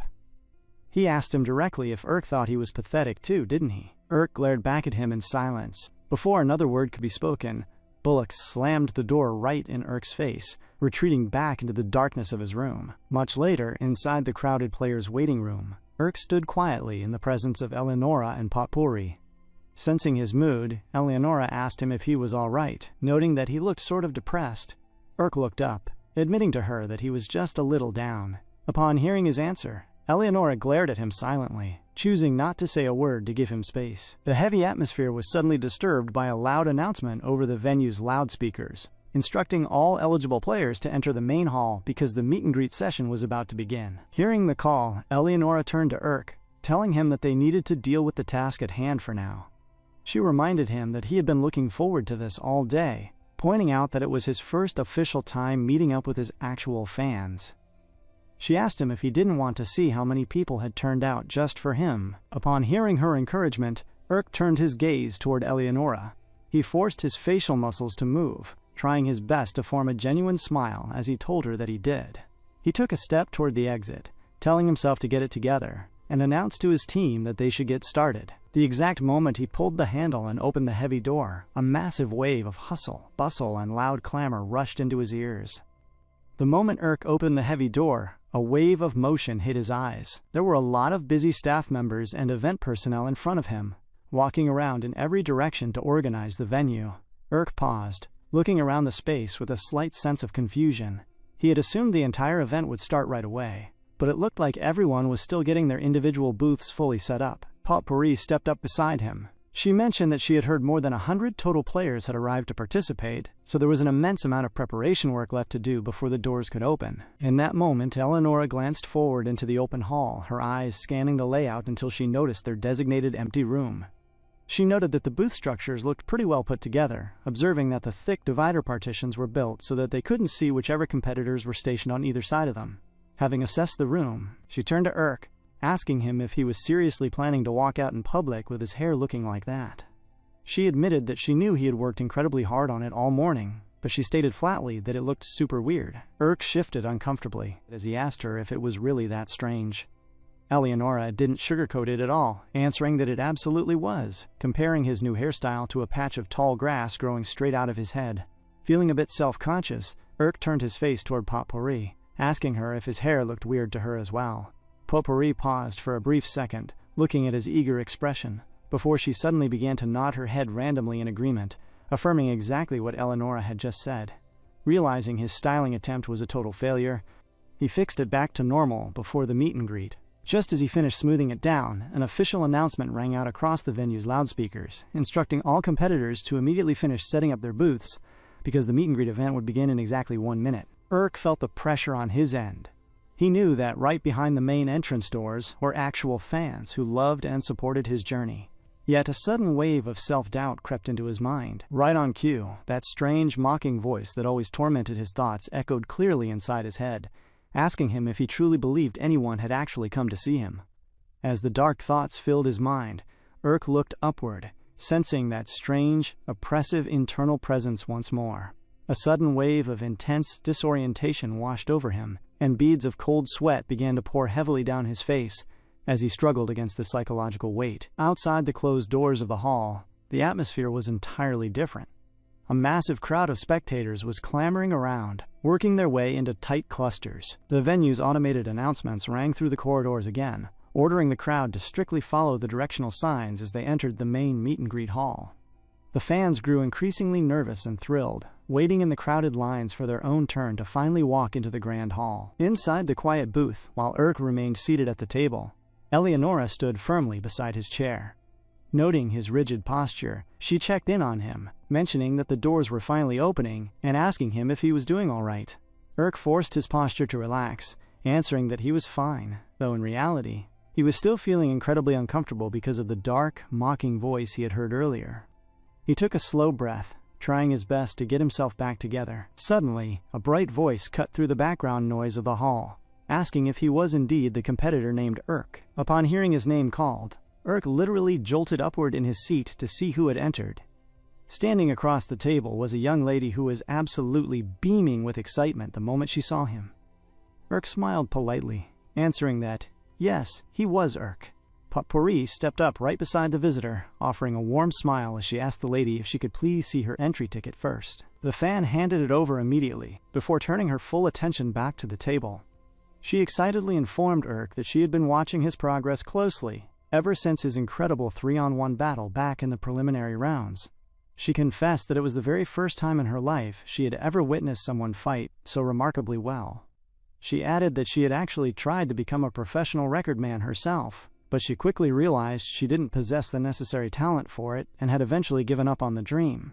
She looked at him with admiration, asking if he had any special tips or secrets for fighting so efficiently. Urk looked at her sternly, offering a completely simple and honest answer, stating that he didn't have a secret, he just worked his ass off every single day. The fan gasped in awe, remarking that such a grounded response was exactly the reaction of a true, innate genius. Urk took her paper slip, signed his signature smoothly across the surface, and handed it back to her. The lady clutched the paper excitedly, declaring that she was going to keep cheering him on from the stands, urging him to get out there and win the entire tournament. Urk smiled genuinely at her enthusiasm, thanking her and promising that he would do exactly that. As she walked out, another fan stepped into the booth space, looking at our boy with a deep sense of familiarity. He mentioned to Urk that from the exact moment he first saw him fight on the screen, he had gotten a distinct feeling that Urk was exactly like he used to be when he was young. Urk smiled, signed his paper, thanked him sincerely, and handed the document back. As the hours passed, more and more people continued to stream into the small room. They offered similar words of heartfelt affirmation and praise, and Urk maintained his routine for every single one of them, signing their papers and making them feel genuinely good about their support. The positive rhythm continued until a man wearing thick glasses suddenly walked into the booth. He looked at Urk, stating quite bluntly that when he evaluated him from a completely objective standpoint, Urk was not particularly cute or exceptionally good-looking. The man quickly continued, stating that regardless of his looks, he must sincerely acknowledge Urk's tactical skills. He pointed toward the mechanical frame beside the table, remarking that the absolute attention to detail evident in his knight was especially amazing. As he spoke, the man stepped forward and, very strangely, began to sniff closer and closer to Eleonora's armor plates. He asked if he could observe the knight a bit more closely, claiming that his premium entry ticket explicitly included full access to examine the mechanical constructs. This strange behavior made Urk incredibly uncomfortable. He glanced up at Eleonora, silently checking her comfort level, but she gave him a subtle, reassuring nod, indicating that everything was going to be perfectly fine. Urk turned back to the visitor, warning him that as long as he didn't actually touch the knight and just looked at the framework for a brief moment, then it was fine. The man thanked him, leaning his body in close as he deeply analyzed Eleonora's build. He muttered that it was truly amazing and elaborately crafted, remarking that the machine honestly seemed alive. Throughout the strange inspection, Eleonora was visibly annoyed, glaring down coldly at the man who was analyzing her physical figure so closely. The man finally stepped back, reiterating to Urk that he sincerely respected his technical skills, and urged him to make sure he kept climbing to the very top of the rankings. Upon receiving his signed paper from Urk, the man walked out of the booth, leaving Urk smiling faintly at the bizarre interaction. After that, someone else walked in and went through the normal routine, followed by another guy who looked a bit sad but made sure to tell Urk that he was rooting for his success. It turned into a very long, exhausting day. At the peak of the event, so many people were clamoring in front of his table that Urk became genuinely excited and happy to realize he had acquired so many real fans. But after a long while, the physical toll caught up, and Urk began to look very tired from the non-stop interaction. Finally, as evening approached, the wave of fans had completely come and gone, leaving Urk alone in the quiet booth with Eleonora and Potpourri. Potpourri leaned against the table, noting that there was hardly anyone coming down their corridor now, suggesting that he could finally take a well-deserved break. Urk paused, his eyes drifting toward the partitions on either side of their room. He could still hear a massive amount of loud hustle and bustle echoing through the walls, noting that the booths right next to them clearly still had massive lines of people waiting. He questioned why his booth was already completely empty. Potpourri tried to comfort him, explaining that they happened to be surrounded by some incredibly famous, established veteran players. She reminded him that for a complete rookie, a remarkably large number of fans had turned out to see him today. Despite her kind words, Urk began to feel incredibly small as the loud sounds of cheering fans echoing from the neighboring booths filled the space. Right then, that same crippling internal voice that had tormented him earlier returned, whispering mockingly into his mind. It asked him if he had actually thought he was special, just because a couple of random people had said they thought he was cool. The voice looked down on him ruthlessly, telling him to know his place and calling him a living piece of garbage. It hissed into his thoughts, asking if he could hear the crowd ignoring his presence, stating that absolutely no one thought he was the greatest. It screamed loudly inside his head, calling him a nobody with the shortest line of fans in the entire hall, describing him as nothing more than a pathetic sideshow act that only existed to make the other competitors look even better by comparison. The intense psychological pressure caused Urk to squeeze his chest tightly as a sudden, suffocating feeling choked him. The internal noise grew louder and louder within his mind, until the overwhelming stress caused him to suddenly retch and vomit right there in the booth. Just then, Eleonora's steady voice cut directly through his panic, stating that when a person is fighting a massive number of opponents all at once, getting distracted by outside noise can be incredibly dangerous. She explained that a fighter needs to maintain a perfectly clear sense of who they are actually fighting and what they should be focusing on. She admitted that even she wasn't entirely sure what she should be fighting sometimes, asking where a person should place their focus.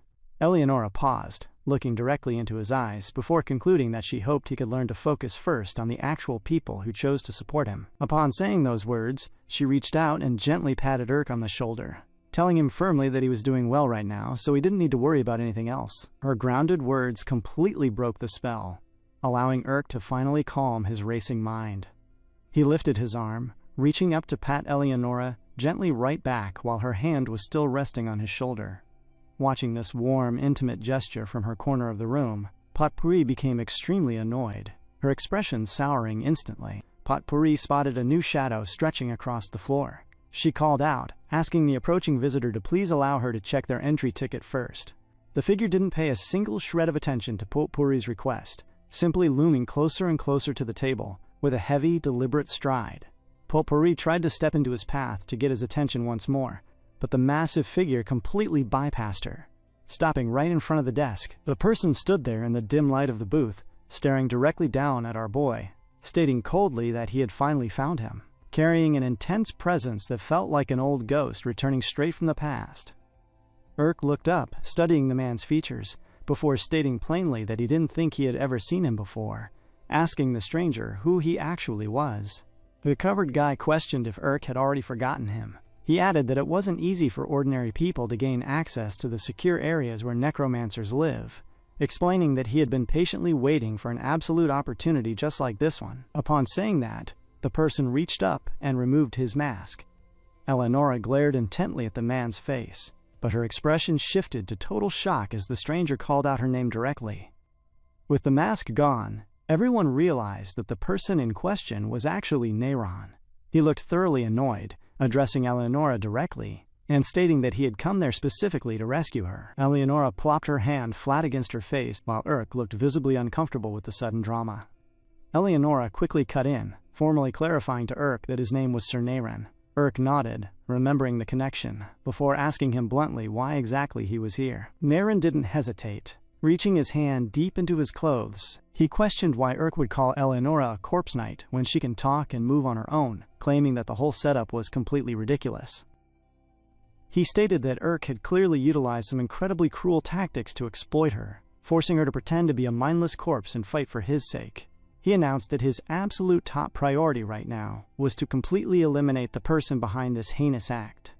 As the words left his mouth, he pulled out a weapon, aiming it directly to fire an arrow straight at Urk. Before he could pull the trigger, someone suddenly struck him heavily right on the top of his head. It was Potpourri, sending him crashing heavily to the dirt floor. She stood over him, demanding how he could ever dare to launch an attack against Urk. Nayron literally fainted right there on the ground, leaving Urk to glare down at his unconscious body in utter confusion. Our boy simply looked up at Potpourri and gave her a silent, approving thumbs up, which caused her to blush instantly from the sudden praise. Much later, the scene shifted to find Nayron securely tied up to a heavy wooden chair. He glared defiantly at his captors, stating that even though he might have failed this time, they shouldn't think for a second that this ordeal was over. He claimed that the entire world would certainly find out about Urk's heinous crimes. Turning his eyes away bitterly, he added that this might be the absolute end of the road for him personally, but someone else would surely fill his shoes and fully reveal Urk's evil deeds to the public. Urk sat across from him, barely able to even form a response to such an unhinged accusation. Breaking the silence, Potpourri looked up and asked if it was finally time to just bury him in the dirt. Eleonora stared at her, suddenly realizing just how completely unhinged the little girl could be. Urk jumped in immediately, telling them to wait, urging everyone not to blow the situation entirely out of proportion, making it clear that they were absolutely not killing anybody. Urk then turned his full attention toward the chair, stating that he fully understood Naren was deeply concerned about Eleonora's well-being, but he assured him that the situation wasn't at all what he thought. He offered to explain the entire truth in complete detail, but Naren snapped, cutting Urk off mid-sentence. He claimed he had heard enough nonsense, declaring that no matter what Urk said to him, he would always care about Eleonora, and absolutely nothing would ever change his mind. The standoff lasted for some time, but the scene eventually transitioned to much later in the evening, where a noticeably calmer Nayron sat staring forward in complete disbelief. He gasped softly, asking if the story was really the absolute truth. Eleonora responded directly, confirming that it was, telling him to just take a good look at her body. To prove her point, she began to loosely waggle her hand back and forth, asking him what kind of living human being could possibly detach and reattach their own limbs like this. Nayron stared at her frame, asking nervously if that glowing red object inside her exposed chest cavity was really her heart. Eleonora nodded, telling him that if he still didn't believe her words, he could come closer and inspect the physical space for himself. Nayron looked incredibly uncomfortable at the offer, quickly turning his head away and stammering that he didn't think their relationship was quite at that level yet. Eleonora exhaled slowly at his awkwardness. Naren managed to build up enough confidence to turn his face back toward her, arguing that if this was her actual condition, it meant she was putting her real life directly on the line every single time she fought in the arena. He asked her how she could possibly do something so incredibly dangerous. Eleonora answered simply, explaining that she had already put her life on the line and fought for raw money as a mercenary in the past. She reasoned that if she could just win this tournament, all of her massive debts would be completely paid off for good. Nayron paused, silent as he absorbed the explanation. Urk's voice cut through the quiet room, asking Nayron if he fully understood their actual situation now. He stated that if Nayron truly cared about Eleanor's future, he would stop wasting everyone's time with these attacks, and instead help them out so they could win the competition. Urk looked him dead in the eye, promising that he would personally risk his own life to ensure Eleonora never got hurt on the battlefield. Hearing the absolute weight behind the promise, Nayron exhaled slowly and gave a firm nod of affirmation. Much later that night, the entire group was sleeping inside the exact same room. Eleonora spoke up, asking if they were seriously doing this, complaining that the room didn't look like some casual camping trip. Meanwhile, Nayron was busy complaining directly to Urk on his side of the room. He asked Urk if he meant to say that he and Eleonora had been sleeping alone in the exact same room, just the two of them, this entire time, calling the arrangement completely weird. Urk answered plainly, confirming that, yeah, that was basically how they did it. Nayron grew even more vocal, demanding to know what the hell the two of them were doing alone together. Urk looked at him blankly, affirming that they were literally just sleeping. Naren began to question his character even more, asking how he could possibly do absolutely nothing but sleep while being left completely alone in a room with someone as exceptionally beautiful as Eleonora. He pointed out that they were a man and a woman, demanding to know why he wouldn't do anything at all. Urk simply exhaled, completely unfazed, asking how them being a man and a woman changed the reality of the situation, reiterating that they were just there to sleep. Naren paused. Eventually, the weight of tiredness took over, and Naren turned over to slowly fall asleep, thinking to himself that this was honestly the very first time he had ever seen her smiling so much. He concluded internally that Urk turned out to be a much better man than he had initially thought, though Urk didn't actually take those passing words to face value. Much later, the room grew quiet, and Urk turned his gaze toward the dim light of the window. His mind flashed back to the events of the meet and greet earlier that day, remembering how the fans were crowding the other booths, telling the famous players that they were the absolute best, wishing them victory, and showering them with love. Right on cue, the mocking voice inside his head returned, whispering that his line had been the absolute shortest in the hall. Urk replied sternly in his thoughts, telling the voice to shut up. He told himself that it wouldn't be long now. He reasoned that if he could just secure a total victory in this tournament, he would become vastly stronger than the presence plaguing him. He promised himself that a day would come when everyone would queue up just to see him, and when that happened, even the voice wouldn't be able to look down on him ever again. He smiled faintly as he finally stood his ground against the internal torment. The voice simply smiled back at him within his mind, asking him if he really believed he could accomplish it, reminding him that he was absolutely nothing. Much later, the story moved directly to the grand arena, where the loud voice of the announcer boomed over the loudspeakers, welcoming everyone to the venue. A massive lineup of men in their respective machines were stationed all around the dirt floor of the arena. The announcer explained the structural format, stating that this was the official losers revival bracket. He clarified that a grand total of 250 players had made it to this stage, but only 49 select players would successfully pass this brutal round to gain a second chance in the tournament. Up in the crowded spectator audience, Eleonora sat quietly beside Urk and Potpourri, asking them what was going on and why they would ever come all this way just to watch someone else's match. Deducing that Urk was only here to watch Bullock's performance, Urk answered that Bullock was definitely part of the reason, but he added that from this specific point onward, there were incredibly high odds of him facing these exact players as future opponents. He reasoned that he wanted to get to know his potential adversaries well before stepping onto the dirt with them. Eleonora took in the weight of his words, letting out a soft hum before she suddenly pointed her finger straight toward the arena floor. She announced that Bullock was standing right down there. The view zoomed tightly into the arena floor, focusing directly on Bullock's physical form. His facial expression looked incredibly serious and heavy. It made the group wonder if the old man would actually be able to fight properly this time, knowing clearly that if he suffered a single loss here, his tournament run would be completely over for good. Eleonora broke the silence again, asking Urk how the organizers had still not announced the specific rules for this match. Urk agreed, noting that with all 250 players gathered simultaneously in one singular location, it looked like this would be no ordinary traditional matchup. Potpourri reached out, firmly grabbing Urk by the fabric of his shirt. She urged him to look closer, telling him to see that specific player down on the field. Urk shifted his gaze to see exactly what Potpourri was pointing at. The moment he looked forward through the crowd, his eyes locked onto a very strange, menacing creature on the field. He began to wonder about the identity of the machine, realizing with a sudden shock that the opponent was actually Belladere. It was truly her, standing tall on the arena dirt, fully prepared to secure her absolute redemption in this final second chance that had been awarded to the losers of the preliminaries. The announcer shouted across the arena, explaining that the total number of participants in the losers' revival who had been eliminated in the second round of the finals was 250. He then screamed that exactly 49 players would successfully rejoin the main competition here, declaring that the results of this special match would be determined through a completely rule-free free-for-all. The announcer continued with his declaration, saying that these 250 players would fight one another inside this stadium with